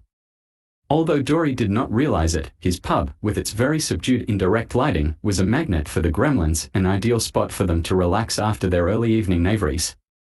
Darting out of the shadows bordering the main square, they gravitated naturally to this wondrous arena of free food, drink, games, and music. A person's jaw dropping, even several jaws dropping in concert, is not generally considered a measurable sound. Tonight, as Dory and his few customers one by one noticed the collection of forms moving slowly through the foyer toward them, their jaws dropping seemed to generate a negative force so powerful and complete, not unlike a black hole in space, that it could be felt and heard as clearly as any explosion. The brief moment of paralysis and terrifying silence was immediately followed by a detonation of people, Dory included, toward the side and rear exits. Chairs fell, drinks were dropped or spilled, and bodies stumbled as the gremlins took over the bar as rapidly and thoroughly as if an opening night theater next door had just discharged its patrons. Chattering to each other in broken Mogwai, hopping excitedly as they spotted the game machines and pool table, the gremlins inundated Dory's pub in less than a minute. Dory was the last person to escape via the rear entrance. Looking back over his shoulder, he saw a confused and surrounded Kate hesitate and then retreat behind the bar as the sea of green cackling faces spread in unearthly agitated waves from one corner of his establishment to the other. A state of emergency at the Governor's Mall shopping plaza ever since the electronic doors jammed, trapping some 150 people inside the complex. The telephones are still working, however, although one by one the lines are being taken out of service by the same unseen forces that have been terrorizing Kingston Falls since shortly before 8 o'clock this evening. At last reports, eyewitnesses stated that chaos broke out in the mall when the escalators started moving at terrific speeds, perhaps as fast as 70 or 80 miles an hour. Passengers were spun off like tops and hurled through plate glass windows or into each other. This was followed by all the lights being turned off and the background music being turned up to a deafening volume. We'll keep you posted on the situation at Governor's Mall, as we know many of you in our listening audience have loved ones or friends in that facility. We repeat that so far there have been no fatalities, although many have been injured. Elsewhere in the area, 2 more people have been attacked by Christmas trees, swallowing the last morsel of her Dinty-Moore beef stew, one large can of which lasted her 3 days. Mrs. Deagle sat back to await the start of her favorite nighttime soap opera on television, the one with so many despicable characters, whom she found singularly attractive. Once again the doorbell's ringing disrupted her pleasure. Even more aggravating was the persistence of the callers, one of whom kept his finger against the button so that the chimes continued to sound endlessly. "Fools!" Mrs. Deagle hissed, struggling to her feet. "I'll have them arrested." Flinging the door open, she nearly choked on the angry words she had prepared for the unwanted callers. She gasped. For how could one even begin to preach responsibility and common sense to a group outfitted such as this one? Were they a joke cooked up by the angry carolers? "What is this?" she finally managed to growl. "A late Halloween prank? Well, I'll thank you to get off my porch and lawn this minute, or I'm calling the police." The group, apparently oblivious to her attitude, began a sing-song mumbo-jumbo that was totally incomprehensible to Mrs. Deagle. "Get out of here," she shouted. "I don't want to hear you and I don't want to see you. Those costumes are terrible, anyway. Very cheap and tacky and unconvincing." The giggly dirge continued. Leaving the front door open, Mrs. Deagle went inside and looked around for something to throw. As she did so, 2 of the creatures padded into the house and faded into the darkness. A moment later Mrs. Deagle returned holding a broom. While inside, she had considered dousing them with a bucket of water, but her arms weren't strong enough to lift a full bucket, much less throw it. "All right," she grated, moving toward the unwanted visitors, "now scram or else." When the gremlins continued singing, she lifted the broom and began thrashing left and right. More surprised than hurt, the creatures tumbled off the porch onto the snow, quickly hopping to their feet to snarl defiantly at her. The exertion had caused Mrs. Deagle's heart to start pounding, and the night air was cold. An urge to return to the comparative warmth of her living room gripped her, but she took one final moment to glare them down before turning away. "And don't come back," she snarled, going back inside. The chill had worked on her bladder, and she felt an urge to go upstairs to the bathroom. "Miserable little creeps," she muttered, seating herself on the electric stairs climber and turning the switch to UP. As she was in the process of doing this, one of the gremlins watched with increasing fascination. Meanwhile, in the kitchen, its partner took the opportunity to grab a late snack by stealing some of the cat's food. A huge tabby, not liking this, hissed and took a swipe at the gremlin's leg. He received a quick kick that sent him half sailing, half sliding across the kitchen floor. "What's that commotion?" Mrs. Deagle whined. Putting the machine in neutral, she climbed down and started for the kitchen, grumbling as she stumbled along. Arriving at the swinging door of the room, she pushed it open to see a half-dozen cats standing with tails upraised and fur as straight as a poker, their wide eyes fixed on the door leading into the dining room. "What is it?" Mrs. Deagle demanded. "I swear, sometimes you stupid animals are more trouble than you're worth." It took her a while to clean up the spilled food, calm down the cats with some milk, and make a perfunctory search of the dining room for them. She saw nothing. While she did these things, the gremlin at the stairway had a wonderful time with the old woman's elevator chair, twisting wires and changing leads almost as if it were a born electronics expert. Finally, the troubles apparently over, Mrs. Deagle sighed wearily and returned to her original problem, that of going to the bathroom. At last, she wheezed, a chance to relax. As she spoke, she disengaged the chair from neutral and pushed the switch back to UP. Body was identified by his wife as that of Murray Futterman, a professional handyman and mechanic who was born in Kingston Falls and lived here all his life except for a brief stint in World War II. How Mr. Futterman was literally pushed through the wall of his garage by the snowplow is not known.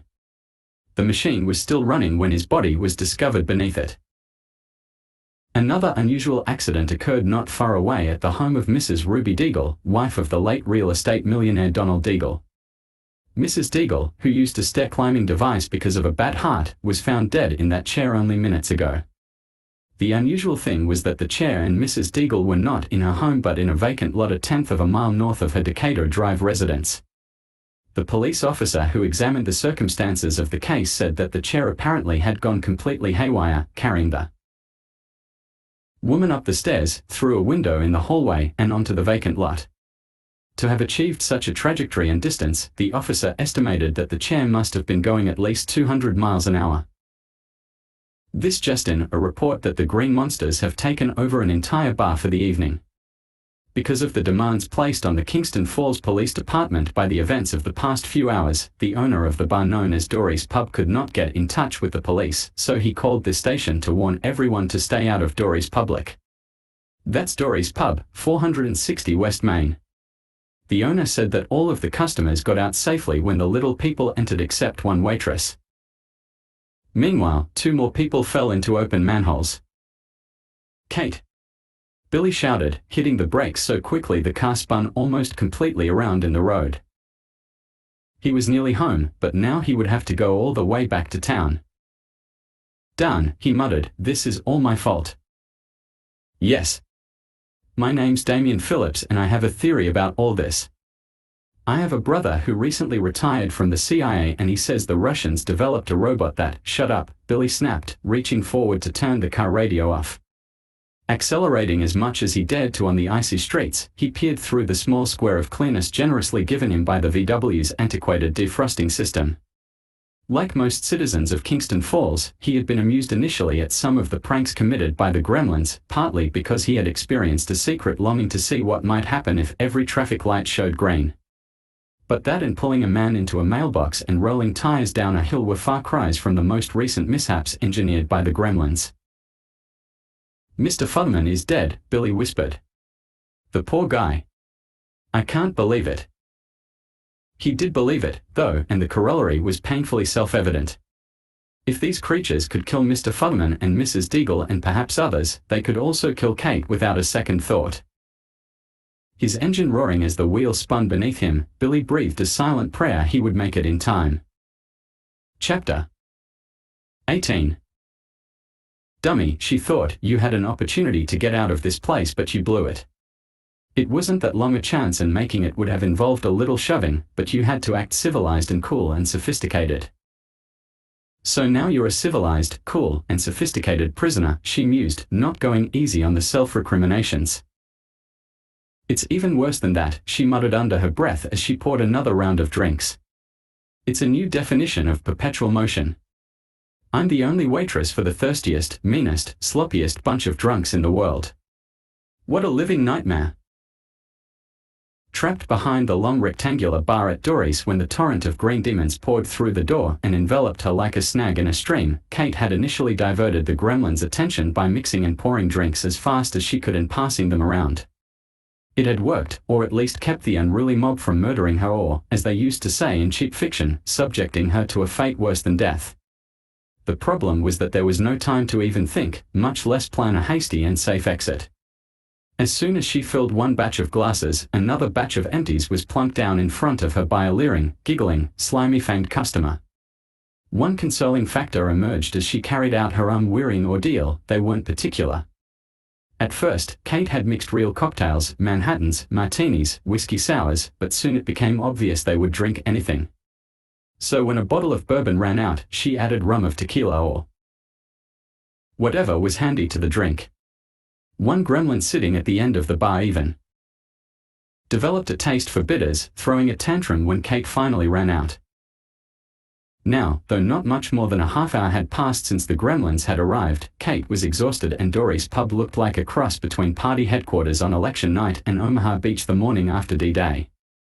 The air, smelly and sticky, was filled with flying objects, bottles, glasses, cue sticks, billiard balls, chairs, whatever was not nailed down. A raucous babble of foreign sounds, squeals, and high-pitched giggling kept the tension level dangerously high. Amid the noise, a few passed-out bodies lay on the floor, which oozed with spilled drinks, bits of food, and crushed popcorn. Kate fought back increasingly powerful urges to scream and make a sudden rush for the door, acts which she knew would call attention to her and perhaps seal her fate forever. "Just keep calm," she murmured over and over again. "Sooner or later there'll be a chance to make a break. Or help will come. Or they'll all pass out at once." She wasn't sure she believed it, but it made sense to continue serving them. At least she was invisible, or visible only when they needed a drink. As more gremlins drifted into the pub and supplies began to run low, however, the devilish creatures became more onerous and overbearing. Although she could not understand their language, Kate noted that the typical gremlin drunk and his human counterpart displayed the same impatience when service didn't keep up with their needs. Faces leered openly, no longer bothering to feign coolness. Some seemed to delight in holding her up, shouting in her ears, deliberately spilling drinks, anything to keep her from doing her job. "Where is everybody?" she hissed between clenched teeth. "Aren't there any cops in this town?" Suddenly a cigar-sucking gremlin popped up in front of her, waiting to be served. Kate poured him a drink. Screeching angrily, he threw the glass and its contents into the crowd near the pool table, clawed the counter, and seemed about to leap at Kate. "What?" she yelled. The creature gestured to the dead cigar. "Why didn't you say so?" Kate muttered. She located the butane lighter and moved it quickly toward the gremlin's face, snapping it on. A jet of flame 6 inches high shot from the lighter, causing the gremlin to squint, grunt in pain, and stumble backward. "Sorry," Kate murmured. As she adjusted the flame to a lower level, a plan was forming in her mind. Those rules Billy mentioned when he turned the mogwai over to Mr. Hanson, wasn't one of them something about avoiding bright direct light? Of course, Kate reassured herself, that's why the gremlin with the cigar didn't care much for the high flame when it came close to his eyes. Kate looked around. If direct light was her ally, she was mired deep in enemy territory. Why couldn't she have been trapped in the bank or an office building? Then her only problem would have been getting to the switches in order to turn on the overhead lights and escape in the pain and confusion. Dory's pub was a completely different situation. Dimly lit, there was not an overhead light throughout the entire lounge area. They called it romantic, old-fashioned, cozy, but for Kate it was a trap. Unless Dory kept a flashlight or two behind the bar, she had no way of using light as a secret weapon. He's got to have a flashlight, she thought, flinging open doors and panels, all the while continuing her duties as waitress, punching bag, and slave to the green masses at the bar. Probably having gotten bored with pool, video games, food, and drink, she noted that they were becoming more and more obnoxious. Kate was gradually losing her patience, too, her annoyance and fear rising as she went through one drawer filled with useless junk after another. "I can't believe it," she whispered angrily, "there's nothing. Absolutely nothing. How can a bar not have a flashlight behind the counter?" There were several packs of matches, she noted, all gaily decorated in green and white with the outline of a four-leaf clover, a shillelagh, and the telephone number and address of Dory's Public. For a moment she toyed with the idea of setting them on fire one pack at a time and holding them before her, forcing the gremlins to retreat like Dracula from a crucifix. Lots of luck, she thought. Such a strategy might irritate the closest gremlins, but there was so little shock value in a pack of slowly burning matches, she had no faith in the plan. Still, she mused, if it's the only game in town. A claw reached about her waist as a second, not belonging to the same owner, grabbed at her arm. Twisting away, Kate walked quickly to the middle of the bar, trying not to appear frightened or intimidated. The two gremlins followed, elbowing their way through the double and triple layers of fellow carousers packed along the rail of the bar. Clutched in her left hand, which she carefully but casually tucked beneath her apron, were the packs of matches, Kate's only slim hope. If she could get them all in a single ashtray and light the whole thing at once, maybe, just maybe. Two more gremlins seated at center bar reached out for her, the more aggressive one lying flat on his belly in order to grab Kate's thigh. As he did so, a roar of approbation burst from the other gremlins near the scene. Reacting instinctively, Kate picked up the nearest bottle and slammed it alongside the gremlin's head, not pulling her punch in the slightest degree. A heavy liquid thunk, like a cantaloupe hitting the floor, told her the blow was a solid one. As the creature nosedived onto the bar, its eyes rolling up into the top of its head and the smile collapsing into a confusion of flaccid drooling lips, Kate felt the first surge of relief since her ordinary evening of waitressing had turned into a torture test. Following her knockout blow, Kate noted grimly that the reaction of the other gremlins was not exactly what she had expected. Humans, even construction workers, Kate thought ironically, would have laughed at the comeuppance rendered on their body, partly because an innate sense of justice would have told even the vilest drunk that the grabber got what he deserved. Apparently the gremlins didn't look at it that way, instead regarding Kate's act of self-defense as an attack on all of them.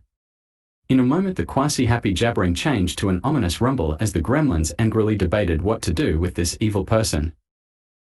Oh, Kate thought, quickly picking up the drift of their muttering. Unless I miss my guess, they are talking about me. Looks like it's match time. She hastily began tearing the matches from the books and putting them in an ashtray, shielding her actions by leaning against the cash register. It was while fumblingly doing this that she saw the camera. It was Dory's Instamatic, carefully stashed out of sight behind the register. And it had a flash cube. A perfect offensive weapon that could open a pathway out of captivity. She grabbed it with a quick compulsive gesture that was not lost on the gremlins at the bar. There was no time to plan the best way out or gain a head start before using the flash cube. In fact, the hordes were already pouring over the counter so fast Kate barely had time to get the camera in position, find the button, and push. Her mind wasn't even allowed a moment for the dubious luxury of agonizing over the possibility the device wouldn't work. Pshee-ik. The sudden burst of light from the flashbulb created an immediate vacuum at the bar, gremlins tumbling backward and over each other in their reaction to the pain.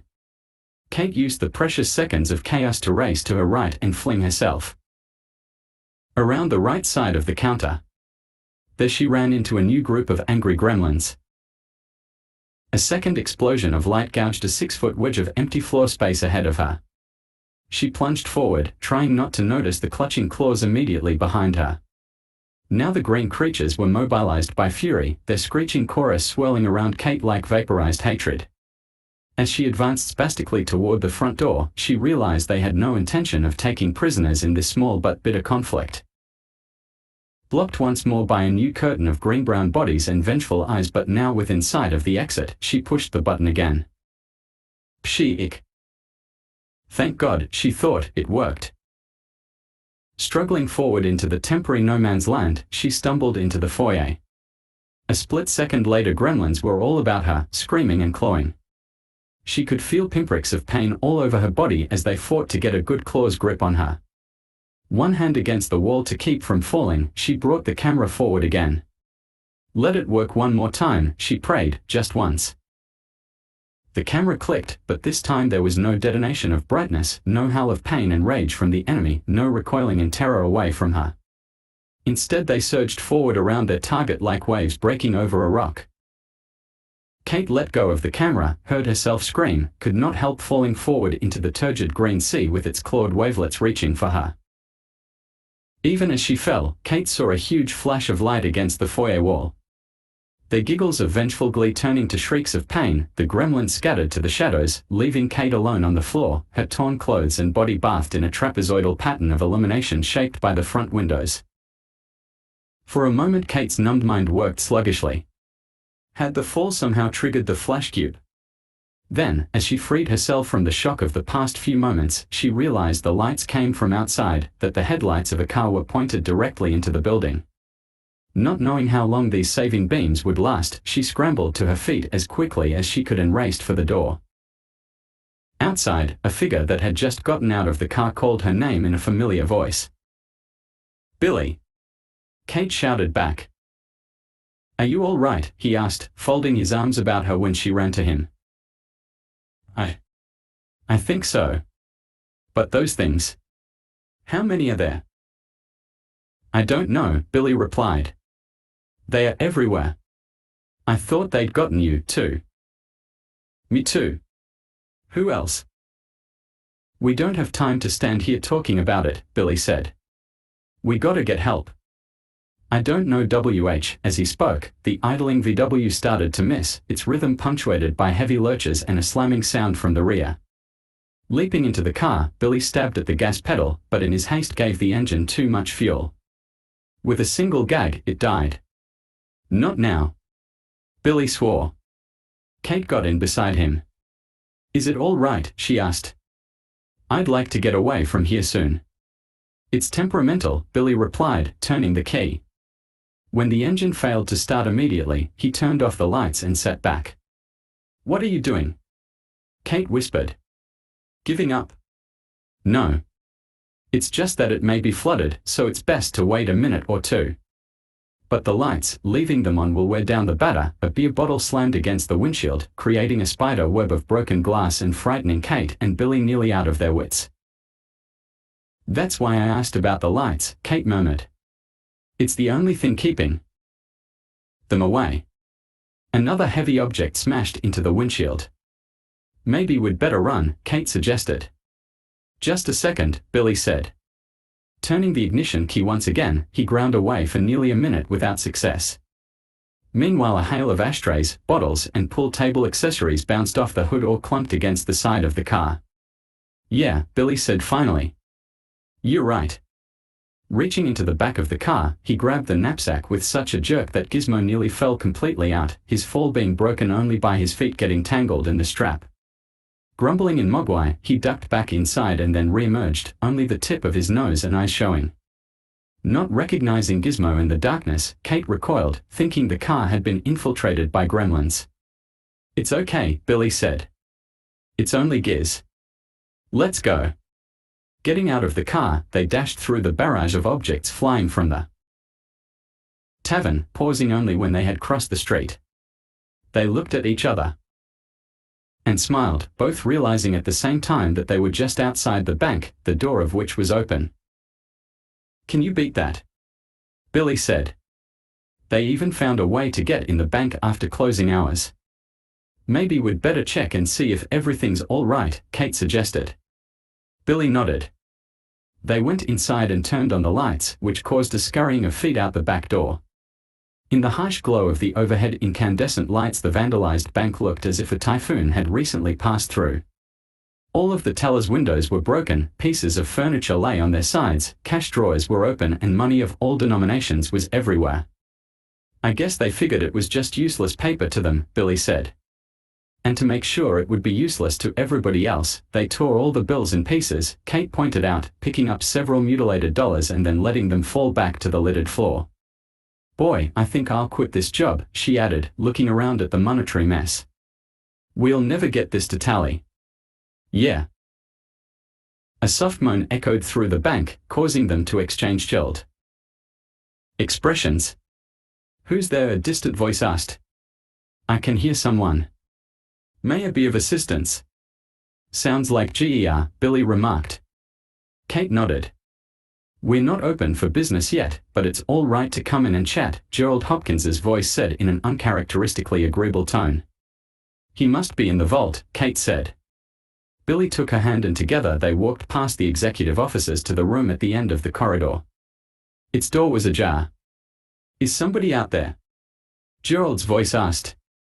He sounded distracted, sing-songy, almost drugged. Billy pushed the door open and gingerly they entered the room. Kate gasped. The vault and anteroom were in total disarray, but that was the least terrifying element they saw. On the floor lay the inert body of Roland Corbin, his features relaxed as if he were enjoying an afternoon nap. Kate and Billy knew immediately that he was not sleeping, however. "Poor Mr. Corbin," Kate breathed. Their eyes rising from the floor at the same time, they saw Gerald Hopkins in the background, apparently locked in the securities room of the vault. Gripping the steel bars like a penitentiary inmate, he smiled out at them, speaking in a deferential but firm tone of voice. "I'm so sorry," he said. "You're both too big to use this bank." "What?" Billy responded, puzzled. "This bank is for little people only," Gerald explained. He held his palm approximately waist-high and then continued in the same strange voice. "We're going to redecorate this entire bank, lower the teller's windows, make the furniture smaller, everything so that little people will feel more at home here." He gestured grandly but in a sort of slow motion, as if he were in a trance or dreaming. "This is going to be the first bank just for little people," he said softly. "Think of it. And I'm the president." Kate and Billy stole sidelong glances at each other. "If you ask me, I think his buttons are in the wrong buttonholes," Kate whispered. "Could be," Billy replied. "The world has needed a facility for little people for a long time," Gerald intoned. "And now, with me as their leader, they are going to get it." "Little people," Billy said. "Do you mean the Gremlins?" "I don't know what they are called. All I know is they talk very fast and so funny." Mr. Corbin didn't understand them. "That's why he broke off then, frowning. "Yes?" Billy urged. "Go on." "Never mind, it's too unpleasant. All I can say is that Mr. Corbin didn't want to go along with the little people. Of course, he's quite old and set in his ways. That's why he didn't understand their needs. But I did. So they established me as first president of their bank." "Just as I thought," Kate whispered. "He's as soft as a nickel cantaloupe." Gerald Hopkins fixed Billy with a gaze that was somehow both intense and vacant. "You can be my head teller if you promise to be respectful to the little people," he said. "Your name escapes me, but I remember your face." With that, he threw his head back and giggled in a way that was eerily close to that of the Gremlins. "Yes, but I'll let you work for me. Minimum wage, naturally." "I can't believe this," Kate breathed, shaking her head. "I told you terrible things always happen at Christmas time." "It's not the holiday's fault," Billy murmured. "Now if you'll pardon me, I have a lot of work to do," Gerald said in a more formal tone. "People who will be investing in the new bank are coming soon, so I have to be ready. Would you like us to see if we can get the door open?" Billy asked. "No, it's perfectly all right. Good day." He smiled blandly but with a certain finality and returned to the inside of the vault. Taking a seat at the small desk inside, he began writing with an instrument that if not imaginary was invisible to Kate and Billy. When the Gremlins raided this place and attacked Mr. Corbin. I guess it was just too much for him, Billy said. His mind must have gone. At first I thought he was putting on an act for us, but now. Poor guy. Well, Kate shrugged, at least he's got his own bank now. That seems to have made him happy. As Gerald continued working at the desk, Kate and Billy quietly left the room. What next? Kate asked. I don't know. A moment later they stood at the entrance of the bank, staring out at the deserted streets of Kingston Falls. Where do you suppose everybody is? Kate murmured. The town seemed like an old movie set, no sign of life intruding on its eerie serenity.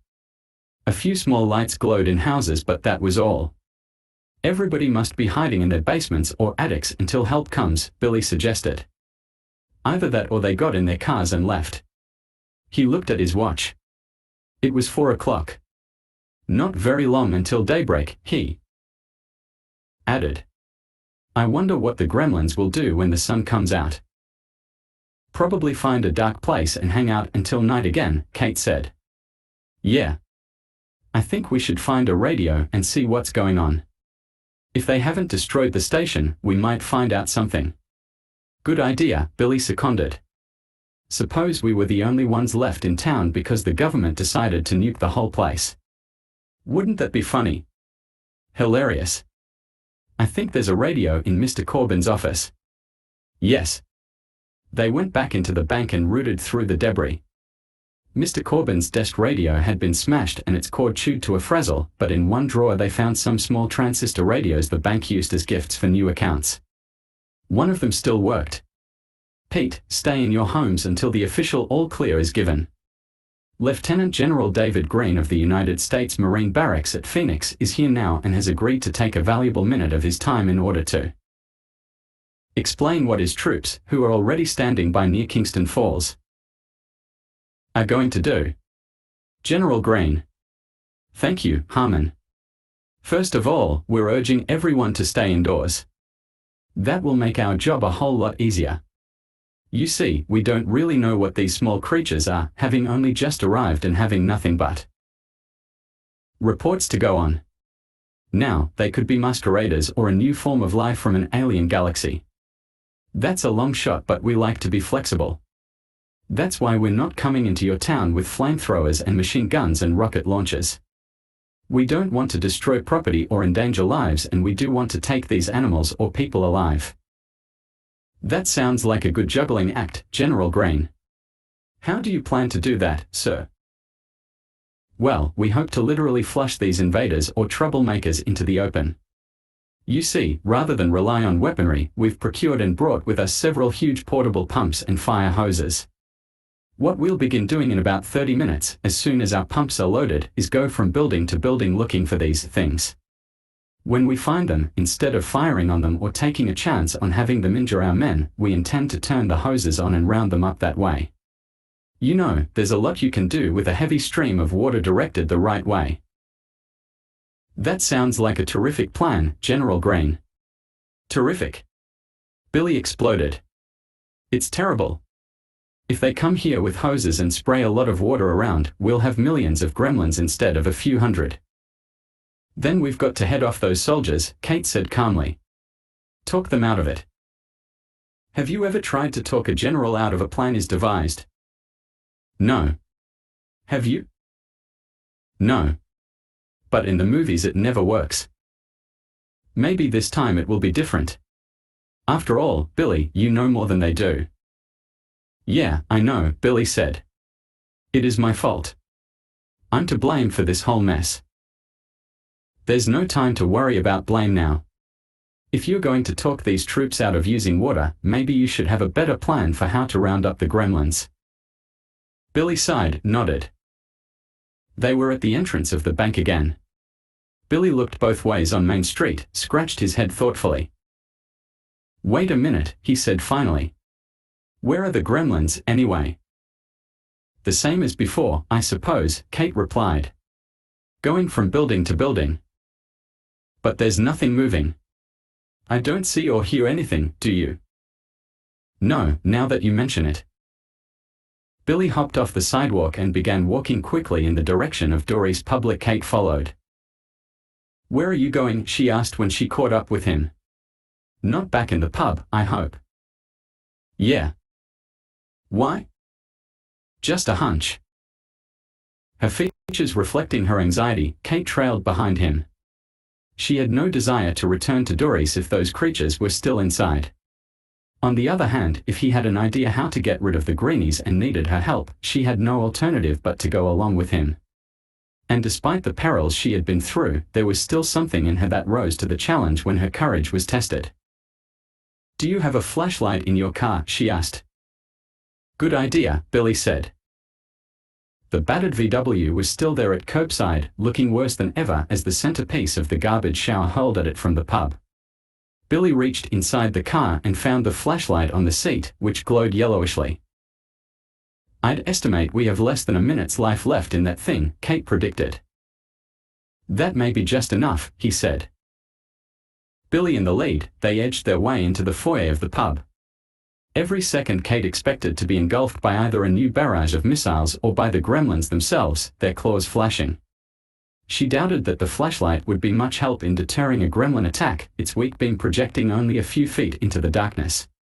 When no assault came, she began to feel better, especially when they turned the corner and moved into the main lounge area. There, by the subdued indirect lighting of that room, they saw wreckage and destruction of monumental proportions, but there wasn't a single gremlin in sight. Billy looked around, whistled softly as his eyes took in the wall-to-wall panorama of vandalism. "Poor Dory," he said sadly. "What do you mean, poor Dory?" Kate protested with a bit of a laugh. "It was almost poor me. But for the grace of God, I could be one of those piles of trash." Squeezing his arm, she added quickly, "And thanks to you, of course." Billy's expression was a mixture of pleasure and mild embarrassment. They stood silently for a moment. Finally Billy said, "Well, where do you suppose they all went?" "Beats me." Kate shrugged. They walked back outside, stood on the sidewalk, and continued their puzzled surveillance of Kingston Falls's forsaken town square area. Billy wondered how long it would be before the Marines showed up with their fire hoses. Perhaps they were already inspecting homes and buildings at the far end of town. Still hoping to first locate the gremlins and then find a way of dealing with them, he closed his eyes, straining his mind to think. "Where would I go if I were a gremlin?" he said aloud. "A gremlin who's afraid of bright light, with sunrise on the way," Kate added. "Good," he said. "That's important. I guess, putting myself in their place, I'd try to find a big building with no windows so I could hide. You know, they tend to stick together. I'll bet if we can find one of them, that's where all of them will be." "So how many buildings can there be without windows?" Kate asked. "Just 2. And they are both at the end of the next block." Billy started to run, then spun and hopped into the VW, giving the key a turn just on the off chance the engine would turn over. It did. Kate hopped in beside him. A minute later he slowed the car as they moved through the intersection of Main and Garfield. On one corner was the Colony Movie Theater, its marquee still advertising now white, and the Seven Dwarfs. On the adjacent corner was the Montgomery Ward department store. One of the entrance doors to Montgomery Ward hung open as evidence of the fact that sometime during the night some gremlins had found a way inside. Billy parked the car and got out. He was frankly undecided as to which building to try first, until he noticed that Gizmo's head was completely out of the knapsack, his nose twitching nervously. "Which one, Giz?" Billy asked. Gizmo peered anxiously but meaningfully at the movie theater.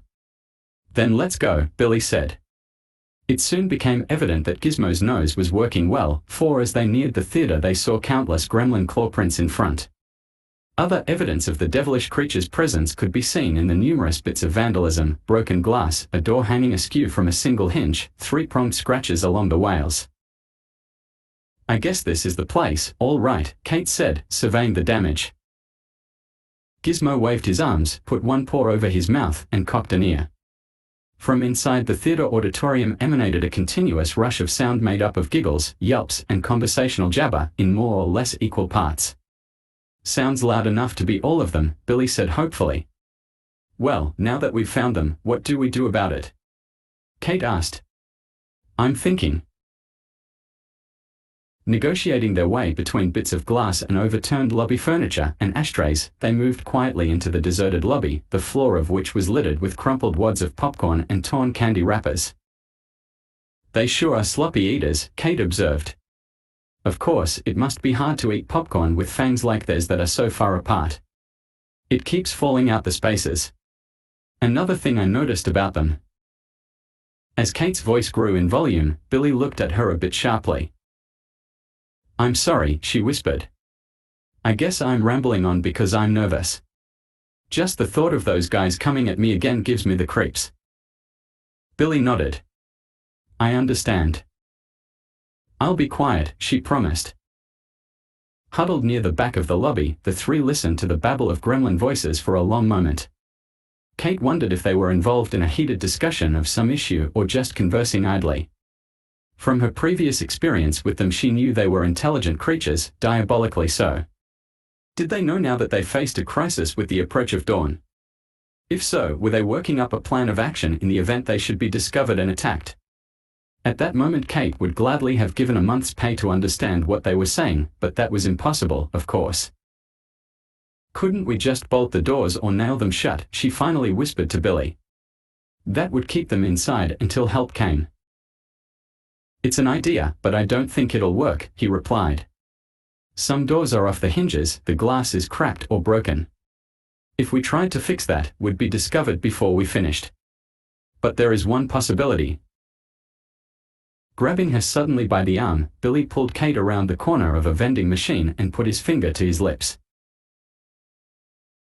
Clawed feet could be heard scratching on the tile floor of the lobby. But it was only one set, Billy noted thankfully, hoping the thump of his beating heart didn't carry across the room.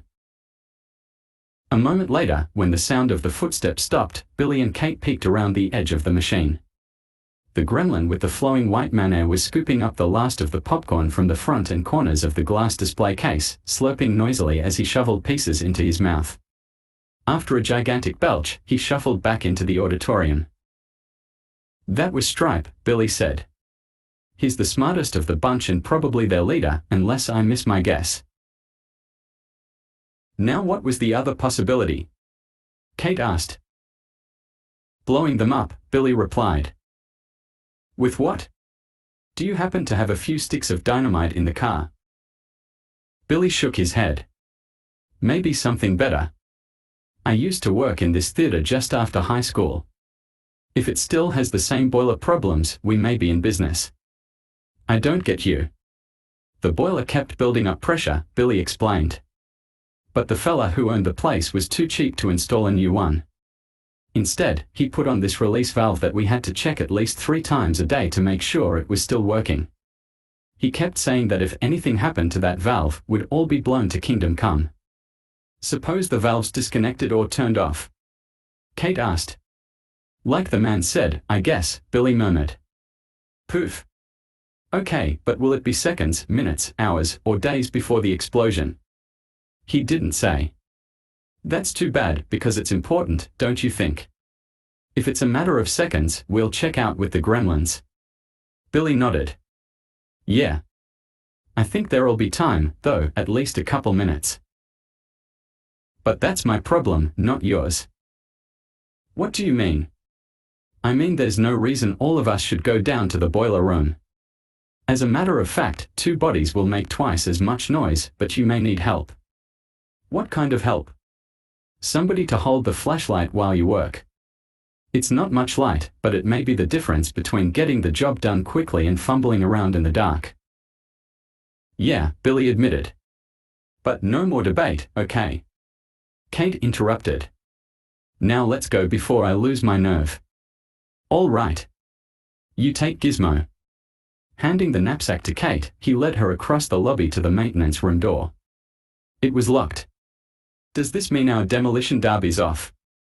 Kate asked, disappointment and hope mingling in her voice. No. There's another way to get to the basement, but we'll have to cross the back of the balcony.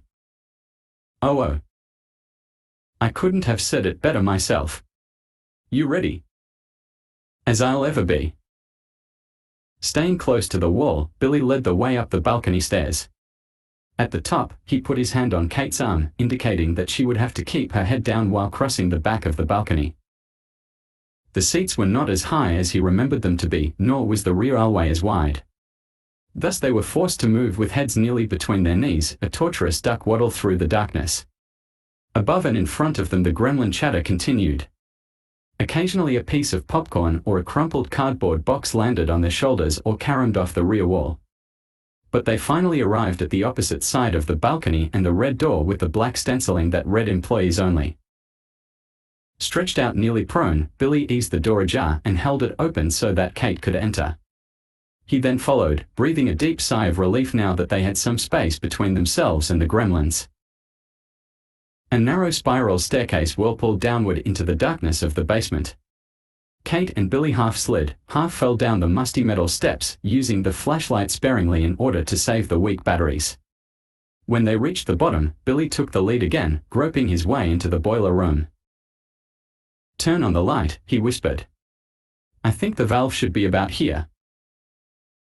The pale light moving back and forth across the ceiling revealed a tangle of electrical cables, joists, pipes, decomposing insulation, and, finally, the release valve Billy remembered so well. "It's still there," he said, grinning. Moving a few feet away to the boiler itself, he smiled broadly when he saw the pressure gauge. "And it's really high," he added. "Even with the release valve working." "Great," Kate said sardonically. "Maybe it'll blow so fast we won't even be able to make it back across the balcony." "We won't have to do that," he said. "There's a small door out of the basement that works only from the inside. We'll be able to use that." Grabbing a wrench from the top of the boiler, he returned to the release valve. "We had to make sure this stayed open," he explained as he began working. "But it couldn't be too far open or steam would escape into the basement and theater. Now let's see what happens when she's closed all the way." Working the wrench quickly and efficiently as Kate held the light, he twisted the valve until it refused to turn another fraction of an inch. "Now let's get out of here," he said. Kate, needing no urging, followed, rapping her head and elbows several times as they rushed precipitously across the low-ceilinged room jammed with crates and boxes. Above them, a steady rumble, punctuated by occasional loud raps, indicated that the restless gremlins were still twisting, turning, and jabbering in their seats. Ahead of them, a recess in the corner of the room held a narrow metal door, rusty at the corners. Billy reached it first, gave it a strong push. "No," he cried out. "No. It's not locked." Kate whispered, horrified. "It can't be," he said. He slammed his shoulder against the door again, but it refused to open. "I guess it's just stuck," he said, attacking it once more. "It hasn't been used for a long time." "Are you sure it opens out?" Kate asked. In the darkness it was difficult to see how the door was mounted. "Yeah," he replied. "I used it once."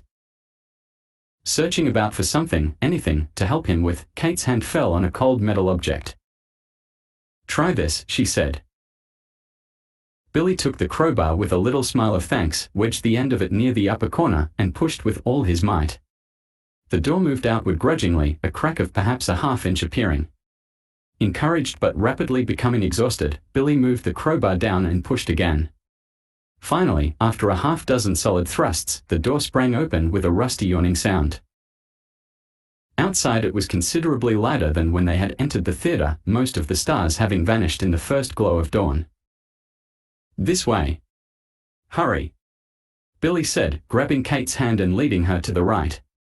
Still holding the crowbar, he paused to insert it through the handles of the theater's rear exit doors, then raced toward a small alleyway across the street. "Suppose it doesn't," Kate began. Her question was choked off by a muffled crash, then a grinding noise so loud it seemed as if all the machinery in the world were breaking down at once. A split second later a huge flash of flame arced from the basement level to the roof in one upside-down lightning stroke, sending smaller crimson explosions leaping outward. 3 blasts followed in quick succession, forcing the theater's side outward and then shattering it like an oil tanker being torpedoed. In hardly more than a minute the structure was converted to a vast brazier of fire, rapidly becoming obscured under an impenetrable pall of smoke and dust.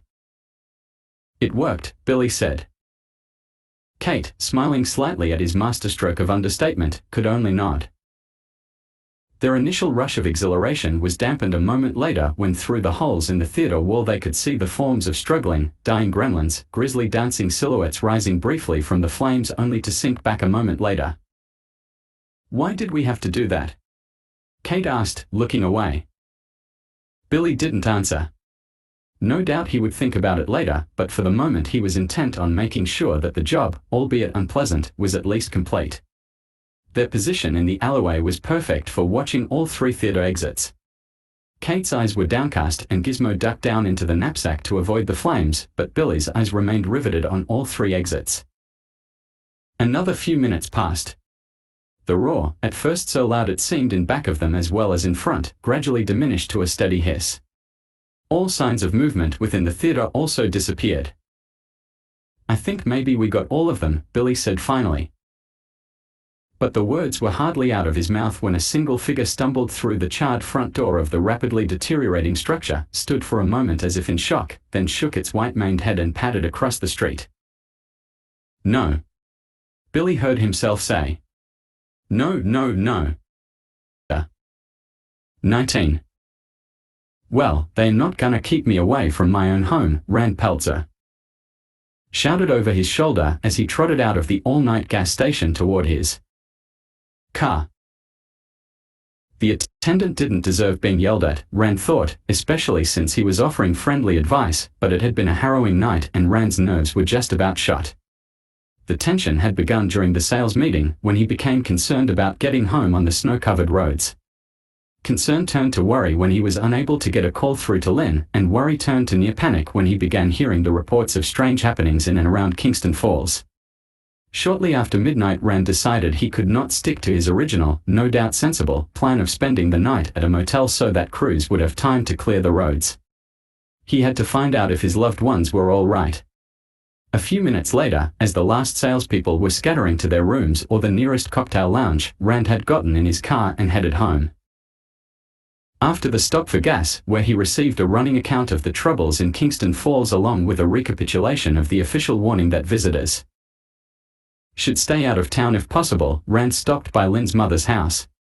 She wasn't overjoyed at being awakened at such an ungodly hour but understood that Barney had to be picked up and taken home. Realizing his mother-in-law had gone to bed very early and was unaware of the troubles in Kingston Falls, Rand decided not to cause her unnecessary worry. Apologizing for his late arrival, he took the dog and said nothing more. Putting Barney in the front seat beside him, Rand set out again for Kingston Falls, hoping he would be able to get there by 2 a.m. The journey seemed interminable. Rand had never enjoyed driving in the snow. In fact, he hated it and avoided doing so whenever possible, even if the skies were clear. Fighting bad driving conditions alone and at night was unthinkable except in the case of an emergency such as this one. Nevertheless, 20 miles down the highway he began to wonder if he had done the right thing. One detour after another sprang up, so deflecting him from his destination that several times he had to consult the road map to see where he was. Twice he made wrong turns because of poor visibility, once more because a road sign was turned the wrong way, and another time because a military policeman ordered him onto a side road he had no intention of taking. Throughout the increasingly desperate journey, his car radio issued a string of bulletins that were hardly designed to assure him everything was all right at home. Futterman dead. Mrs. Deagle dead. Stores and offices he had visited only days before nearly torn to pieces by unknown forces. Rumors of tiny but fierce aliens ransacking the town and attacking people. Most forms of communication out or intermittent at best. The majority of the town's population either hiding or on the road, fleeing like refugees during wartime. Marines on the way. Continued urgings not to be alarmed seemed only to increase his insecurity rather than assuage it. It seemed so hideously incredible. Little did he realize that he, solid citizen Rand Peltzer, was the man who was really responsible for the chaotic chain of events. Shortly after 4 o'clock, his nerves jangling from the constant frustration of the day tours through the snow and uncertainty of not knowing how Lynn and Billy were, he pulled off Highway 46 onto Main Street, approaching Kingston Falls from the south rather than the east, his normal route. Just ahead he could see an orange glow and considerable smoke, a situation made even scarier by the absence of fire engines, sirens, curious spectators, or traffic control guards. It was, as far as he could see, a major fire that was burning itself out while the town's population, official and otherwise, simply ignored it. Or, he thought, perhaps there was no population.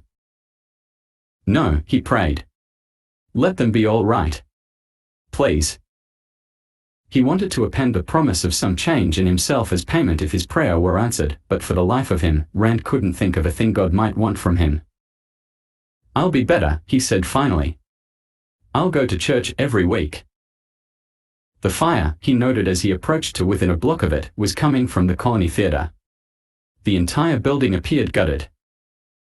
Breaking so that he could get a longer view of the burnt-out structure, Rand shook his head. I just don't get it, he murmured. Where is everybody? No firemen, no fire freaks, not even a looter. It's crazy. It's unreal. As he spoke, a quick and sudden movement to his right caught his eye. Crossing the street, directly in his path and only a few feet from the car, was a what? Hitting the brakes hard to bring the car to a complete stop, Rand wasn't sure just what it was he had so narrowly avoided. It was small enough to be a dog, but walked upright. And the face he had glimpsed was unlike anything he had ever seen before outside of a horror movie or at Halloween. Was this one of the tiny creatures they had described on the radio? It was gone almost before he could get a second glance, darting in front of the car at a low angle and trundling across the sidewalk to the Montgomery Ward store. In the dim early morning light, Rand saw only a greenish-brown back bristling with a sort of horny plating, the sort of side view presented by some large fish or reptile.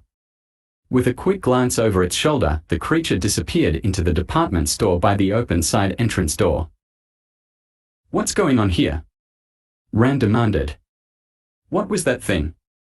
And what's Montgomery Ward doing open at this hour?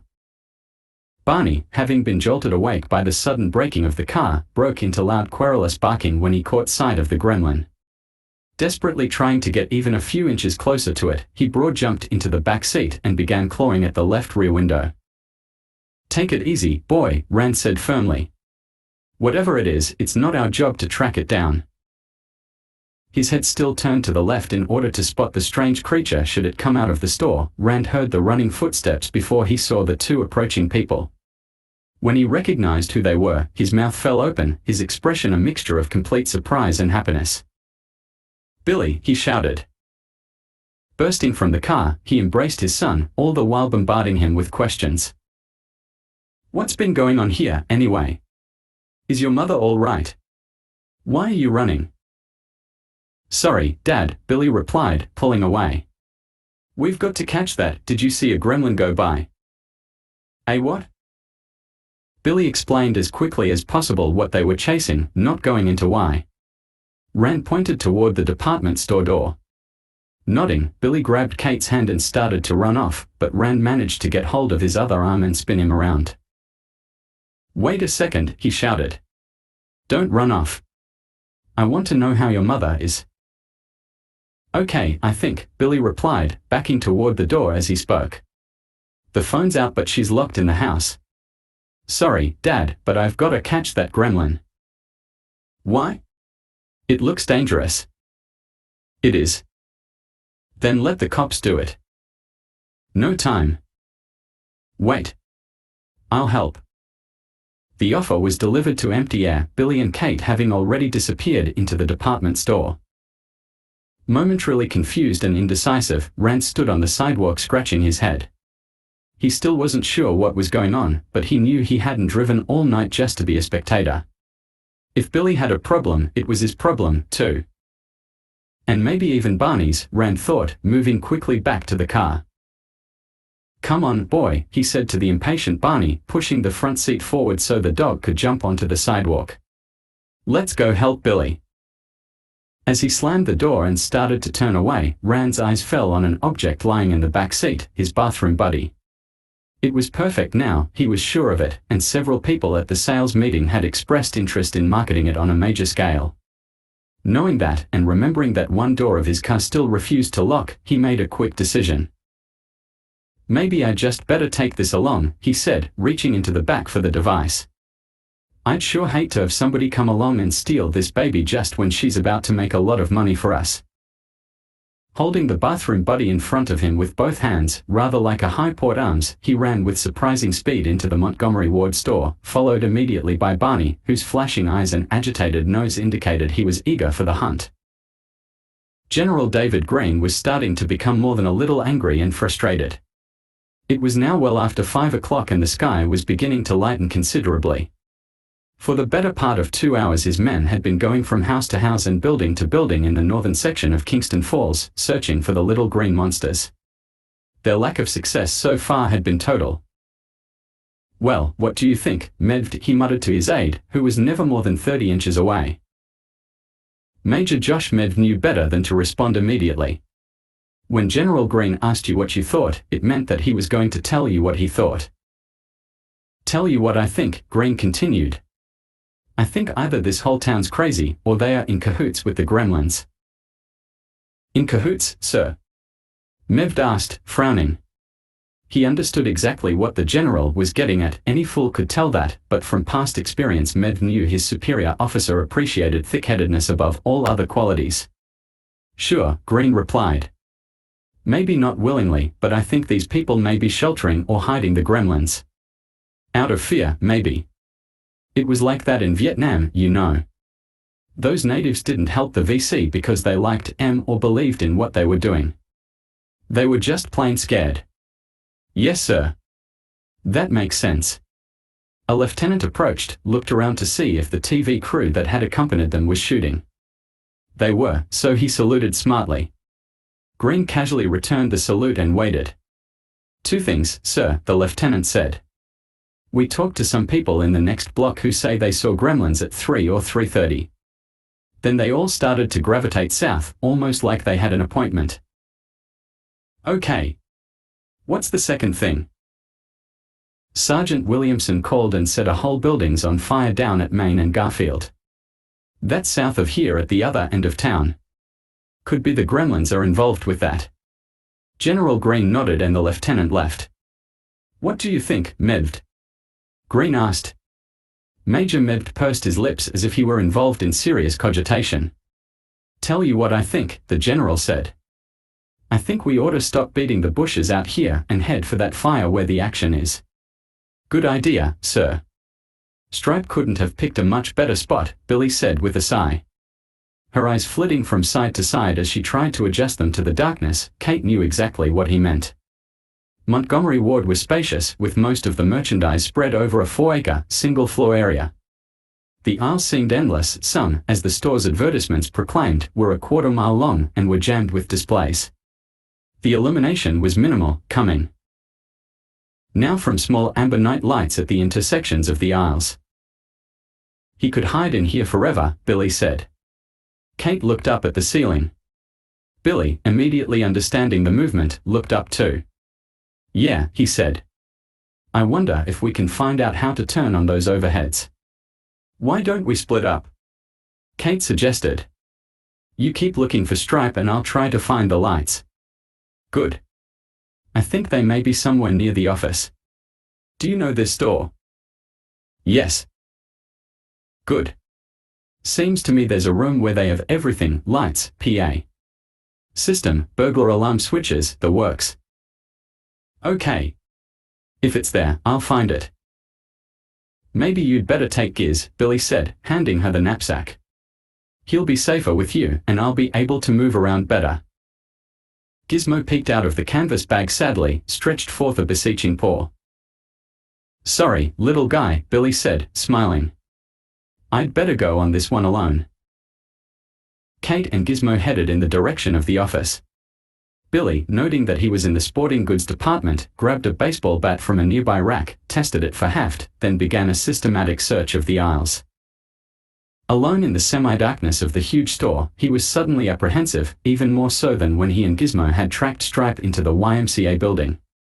That episode seemed a long time ago now, although the actual passage of time was less than 12 hours. During that brief period he had learned the essential thing about gremlins, that their mischievous pranks could lead to violence and death. Although he tried to drive that depressing thought from his mind, it was definitely with him as he walked from aisle to aisle. How much better it will be, he could not help thinking, if I discover Stripe before he discovers me. And how much more unlikely, another part of his mind replied. Annoyed and distracted by his flip-flopping mental gymnastics, he forced himself to concentrate on positive methods of locating his gremlin adversary rather than just walking along, hoping to stumble upon him. What would I do if our places were reversed, he asked himself.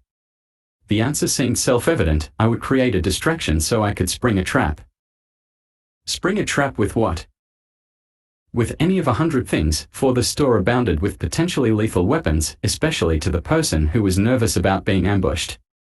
That thought having entered his mind, Billy saw the possibility of sudden terror striking him from any part of the store.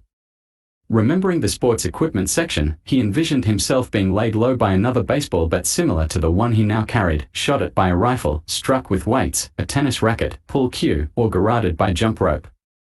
Passing the automotive section, he saw it presented an equally juicy choice of weapons, including tire wrenches, snow chains, trailer hitches, shock absorbers, or decorative hubcaps. The lawn care center presented grisly death via spading fork or rake, and kitchenware threatened him with mutilation by an attacker armed with matching steak knives or barbecue forks. Even the women's clothing section contained items that a clever or desperate attacker could use to terminate him, namely, spiked heels, belts, heavy handbags, or metal coat hangers. You are letting yourself get carried away, he whispered to himself. As he spoke, he heard a whirring noise to which was soon added a faraway metallic singing voice and the rat-a-tat of a tiny drum. A moment later rock music augmented the mix into a swirl of overlapping sounds. Advancing cautiously, Billy peeked around the corner of the aisle into what was obviously the toy department. The floor of the entire department was alive with small mechanical devices, robots, wind-up trucks and cars, animals, dolls and cartoon characters, each one singing or talking or making its own particular sound designed to enchant kids. Now, with all of them operating simultaneously in the semi-darkness of the deserted store, the effect was eerie rather than charming, but it was difficult not to watch. In short, a genial distraction. The distraction, Billy thought, immediately before the thwack trap. His mind completed the end of the thought even as a blindingly bright silver object passed in front of his eyes and tore into the wall behind him. Wincing in pain, Billy threw his hand to his cheek and brought down the dark wet stain he knew was blood. Disoriented, he spun around, sensing rather than hearing the approach of another flying object. Just in time he managed to hurl himself to the floor, the second object passing inches above his head. Thwack. Rolling behind the protection of a display at the end of the aisle, he lay on his stomach watching the second silver object slide down the wall and come to rest on the floor beside the first missile. Both objects were members of the rotary saw blade family, one 6 and the other 8 inches in diameter. And more relatives were on the way. Giggling furiously all the while, Stripe leaped from his hiding place to unleash a deadly barrage of similar blades from a display case, quickly shredding the trash box Billy was partially hidden behind and very nearly decapitating him with several expertly thrown carom shots. Trapped in a corner, Billy could do little but try to deflect the hail of flying steel with the remains of the cardboard box. When the saw blades were all used, Stripe continued his attack with a variety of hammers, wrenches, small cans of paint, and just about everything else he could get a grip on with his claws. Billy hurled himself backward to avoid a flying crosscut saw and slammed into a display case, which tipped and crashed over, trapping his legs beneath the shelves. Still clutching the shaggy section of trash box as a pitiful shield, he lay on his stomach in a litter of tools, accessories, and home improvement items. Stripe decided to finish him off while he had the chance. Looking about for a suitable device with which to apply the coup de grace, his eyes lit up as they fell on a wonderfully lethal-looking heavy-duty battery. The thing was so leaden. Stripe could barely lift it, but the edge of the monster cube felt even deadlier than it looked. He could easily imagine it crushing his enemy's skull after the shortest of falls. Quickly wrestling the battery to within a few feet of his fallen foe, Stripe held it at his own chest level, poised for the descent onto the back of Billy's head. Then, suddenly dissatisfied at the short distance the battery would have to fall and gain killing momentum, he decided to raise it as high as possible so it would strike with even greater force. Billy began to thrash free from the pile just as Stripe got the battery above his own head. Fear that his quarry was about to escape, combined with the weight of the dense object and Stripe's lack of gripping ability, caused the battery to slip. The battery bounced off his shoulder and landed squarely on Stripe's left foot. Yee Gregura. With a howl of pain, Stripe looked down at the pulpy mass of discolored flesh and shattered bone that used to be his foot and limped quickly away. For a moment Billy could see nothing but blackness, the battery having finally come to rest not more than an inch in front of his eyes. Pulling himself free of the wreckage, he leaped to his feet and started down the aisle after Stripe. At an intersection of 4 new aisles, he stopped and looked in all directions but the gremlin was nowhere in sight. Darn, he sighed. Where did he go? I sure could use those lights now. I wonder what's happening. Gizmo shivered as he heard the noise of battle from far across the store. It sounded like someone dueling with ladders or a wall collapsing. The heavy silence that followed, however, was even more ominous, causing him to imagine all sorts of terrible things. If Billy had been victorious in that contest of flying objects, wouldn't he have cheered or shouted to Kate and himself? If the chase was still in progress or, even worse, if Billy lay injured or dying, Gizmo knew he was needed. Kate, while looking for the panel that controlled the lights, had placed the knapsack on a table just outside the store office. Gizmo knew he would be safe there, but the desire to help Billy was vastly more powerful than his sense of self-preservation. Flipping the knapsack cover down, he crawled out of the canvas bag and lowered himself to the floor. Not sure where to go, he padded along aimlessly for a short time, painfully aware of his lack of speed, another facility creator Moterman had overlooked while putting together his species. There has to be a better way, Gizmo murmured. It'll take me years to get to the other end of the store on these legs. He found what he was looking for a few minutes later, in a tangle of wreckage on the periphery of the toy department. Its wheels were still spinning uselessly, the vehicle having become trapped in a corner. Gizmo approached it cautiously, located the on/off switch and flipped it, causing the motor to die. Pushing it free of the fallen boxes at the end of the aisle, he rolled it to the middle of the corner and carefully pointed it in the direction he wanted to take. Perfect, he said proudly. It's a perfect little. There being no Mogwai word for car that immediately came to mind, he merely shrugged and hopped inside. The vehicle was quite sporty, nearly 2 feet long, pink with red stripes, a battery-operated replica of a Corvette Stingray that seemed to be crying out to be test-driven. Flipping the switch to on, Gizmo was nearly jettisoned from the car by its sudden forward movement. He settled back and gained confidence during the long run down the aisleway, but found he couldn't turn the car as easily as he anticipated when he came to an intersection. The result was a collision with a display of oil cans, the pyramid collapsing a split second after being sideswiped by the Stingray. The heavy thunk of the cans hitting the floor behind him caused Gizmo to breathe a sigh of relief.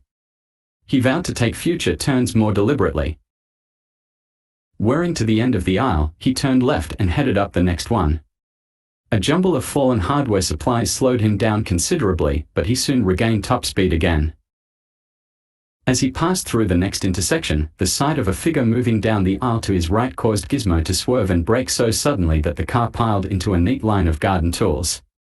Ducking his head, he waited patiently until the rakes and hose finished falling around him and then raced back toward the spot where the mysterious form had been.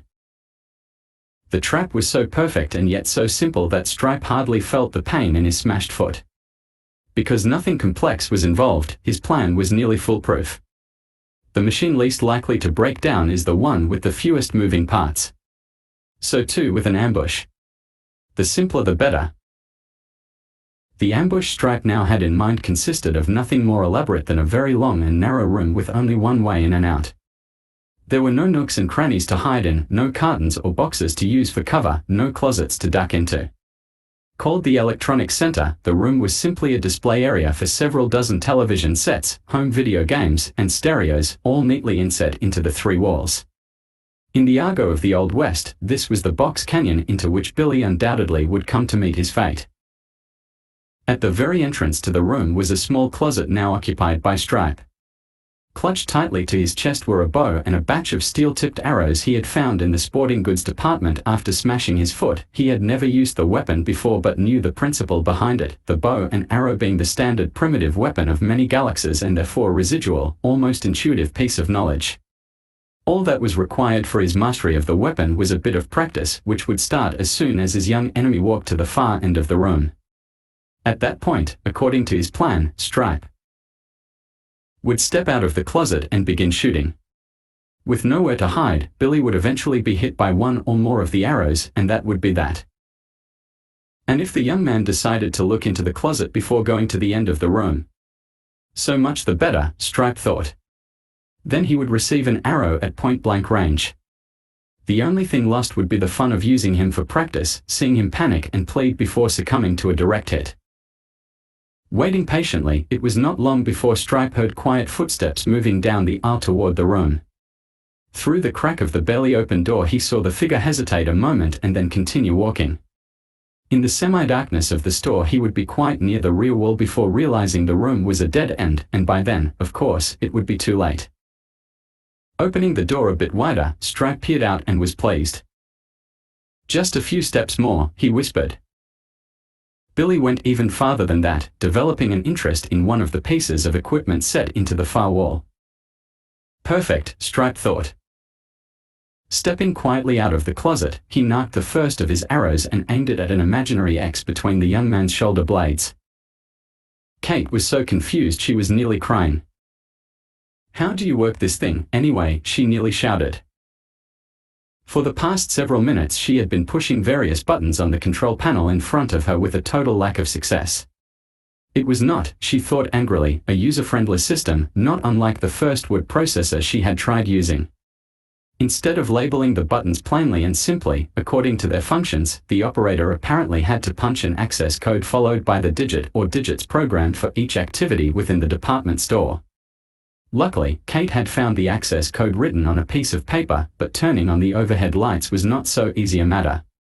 The closest she had come to it was when she punched the access code and the random digits 2 to 6, which turned on a string of permanently mounted Christmas lights near the main entrance.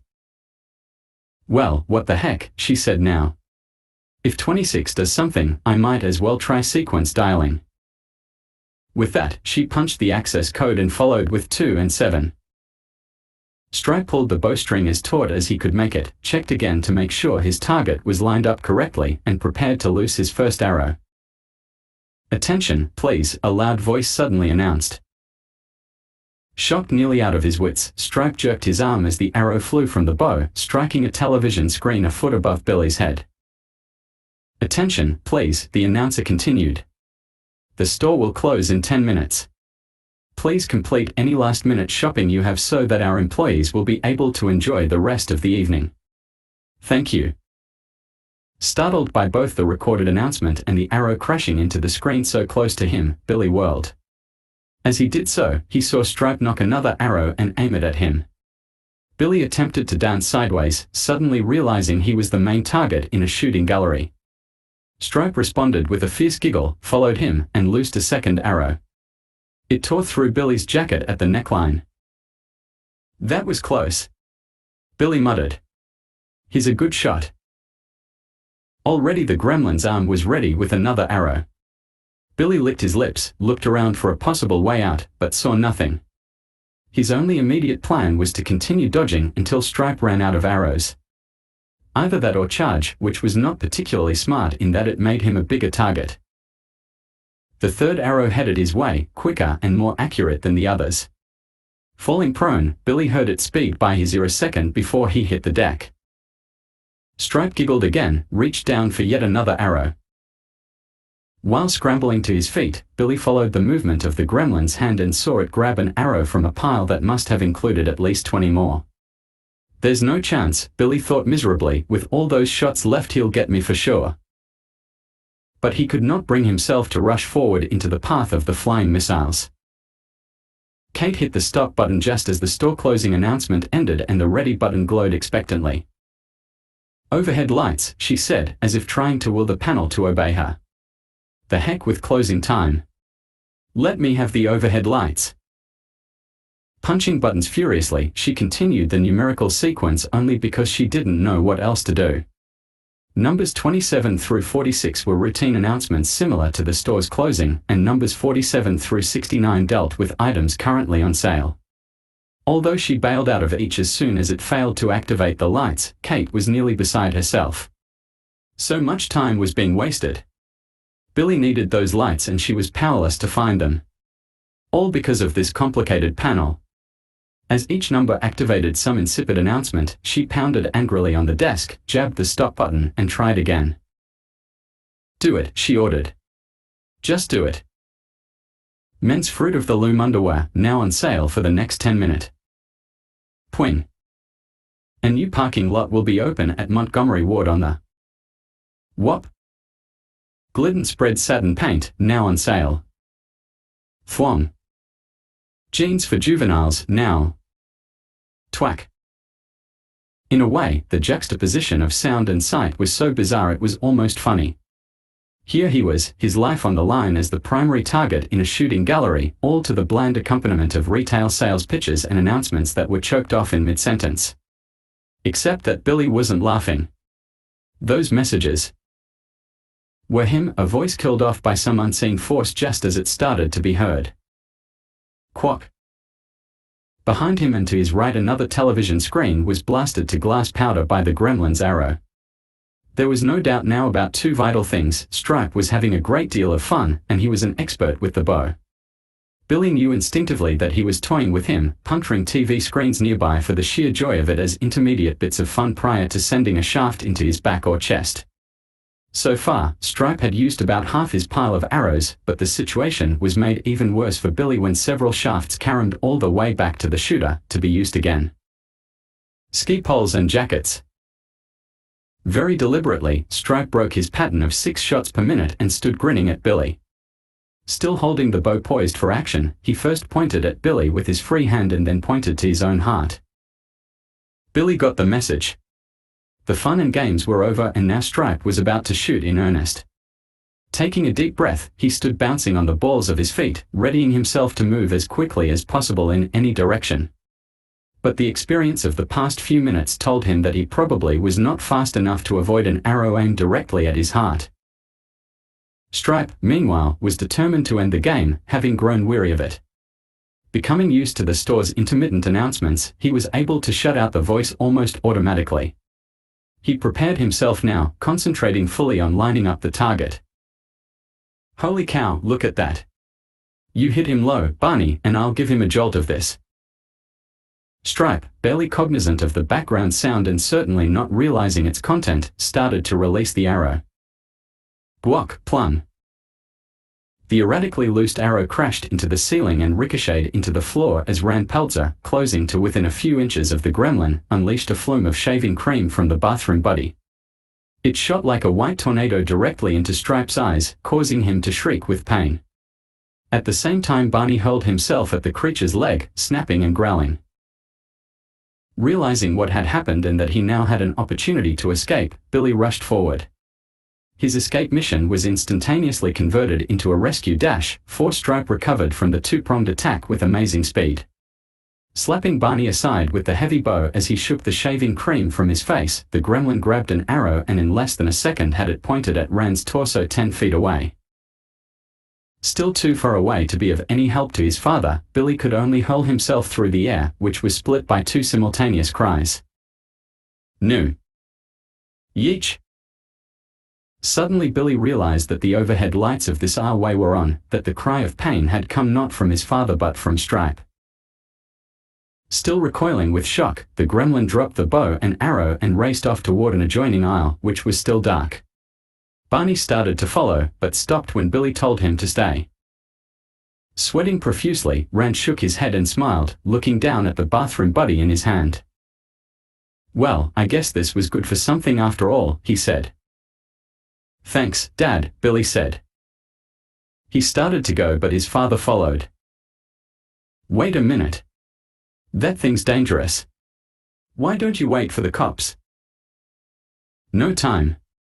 Pointing toward the office, Billy called back over his shoulder. Tell Kate to turn all the lights on. She's in the office. Then he was gone, racing into the darkness toward Stripe's retreating form. When the lights went on, Gizmo was in the process of making a left turn just outside the area from which all the noise was coming. Partially blinded and gripped by a spasm of pain, he lost control of the tiny car, which raced at nearly full speed into a rack of audio tapes. Curling into a ball beneath the dashboard, Gizmo debated whether or not he should come out into the bright light and resultant pain. If he remained here, he would be all right until someone discovered him. But, of course, that wouldn't help Billy. In this case, he thought, it's better to be sorry than safe. Thrusting his head back into the light, he winced, but saw through the pain that the light dropped off in the adjacent aisle. If he could just get there. Lucky but dumb. That was the description Kate gave to her last act at the control panel. And now she was stuck with it. Totally frustrated at the array of trite announcements and failure to turn on the lights, she had abandoned her sequential digit plan and just punched furiously at the board. Miraculously, that desperate, almost spasmodic gesture resulted in a bank of lights going on, illuminating approximately 10% of the floor area. That was the good news. The bad news was that she had absolutely no idea what numbers she had punched. If adjacent overhead light systems were activated by numbers close to the one she had punched, they were still as lost to her as before. What was it, she whispered, straining to recall where her fingers had gone. What was that number? It seemed as if it had been something in the high 90s. Once again feeding the computer the access code, she sighed and punched 98. Ladies and gentlemen, we now direct your attention to the northernmost end of the store, where the Carol B. Hebel Memorial Fountain is being turned on for the day. This magnificent piece of freeform sculpture, the work of artist Donald Bude, was constructed so that the interplay of falling water and lights would provide maximum dramatic effect. Although relatively new, the fountain is already known throughout the state as an outstanding example of art and business working together to increase your shopping pleasure. The significance of the announcement did not register with Billy until he heard the gentle burbling noise in the distance. Then, playing it back in his mind, he heard the all-important words. Fountain. Water. No, he yelled at the top of his lungs, breaking stride only to scream it again as he ran a few steps backward. No. Turn it off. Turn off the fountain. He realized Kate was too far away to hear him, but perhaps if his father, several hundred feet behind him, heard his plea, he would relay the message. In the meantime, Stripe continued to run ahead of him, racing as fast as he could. Billy was gaining on him, but a tiny voice in his head told him the damage had already been done. The fountain was running. There was no withdrawing the water that had fallen, and its telltale murmur was a siren song for the creature ahead who was rapidly approaching it. Barney, well in front of Billy, was following Stripe closely, snapping at his tail and hind legs. But that was only harassment, and what they needed now was containment. If Barney had been trained as a watch or attack dog, he might have been able to restrain the gremlin. Now the most he could do was irritate and distract him while protecting himself from Stripe's slashing claws.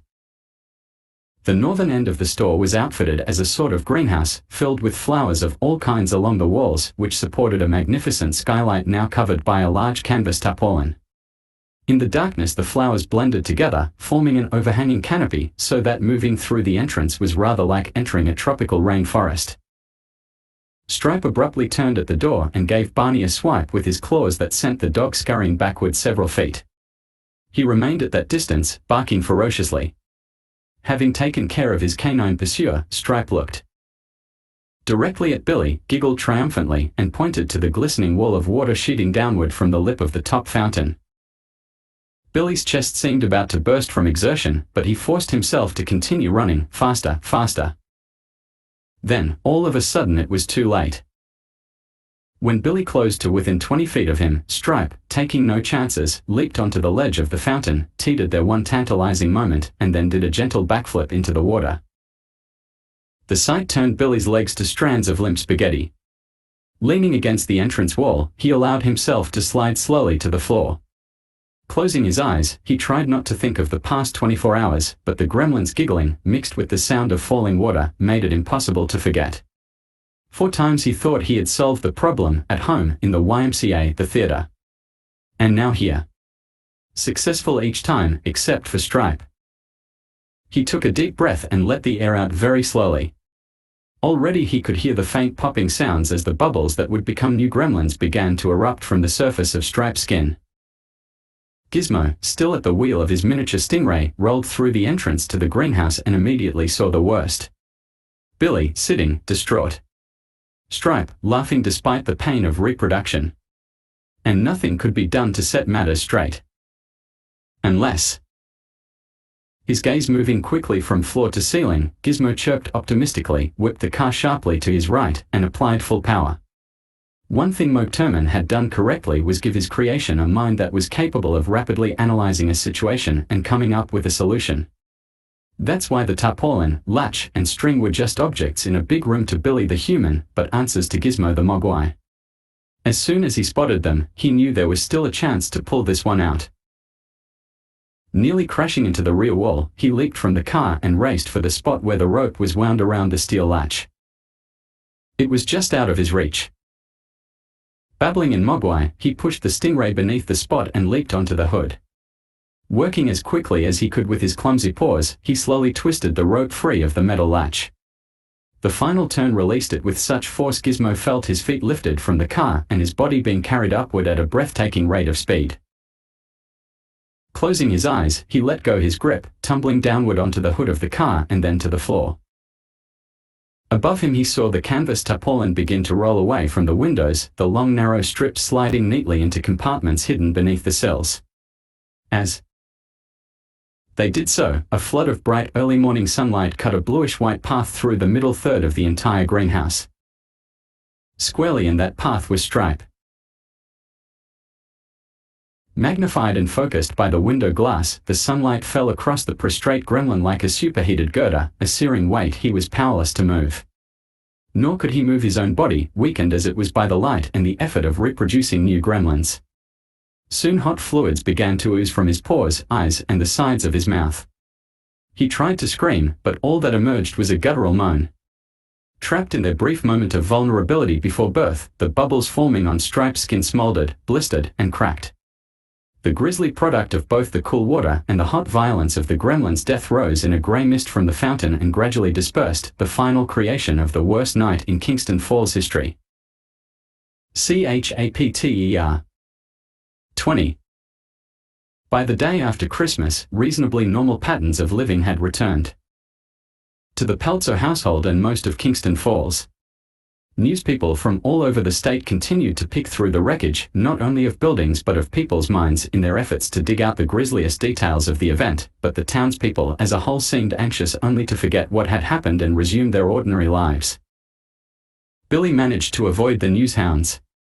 He did so not because he shunned publicity or notoriety, but because he knew that any exhaustive series of questions would lead to Gizmo's part in the mess.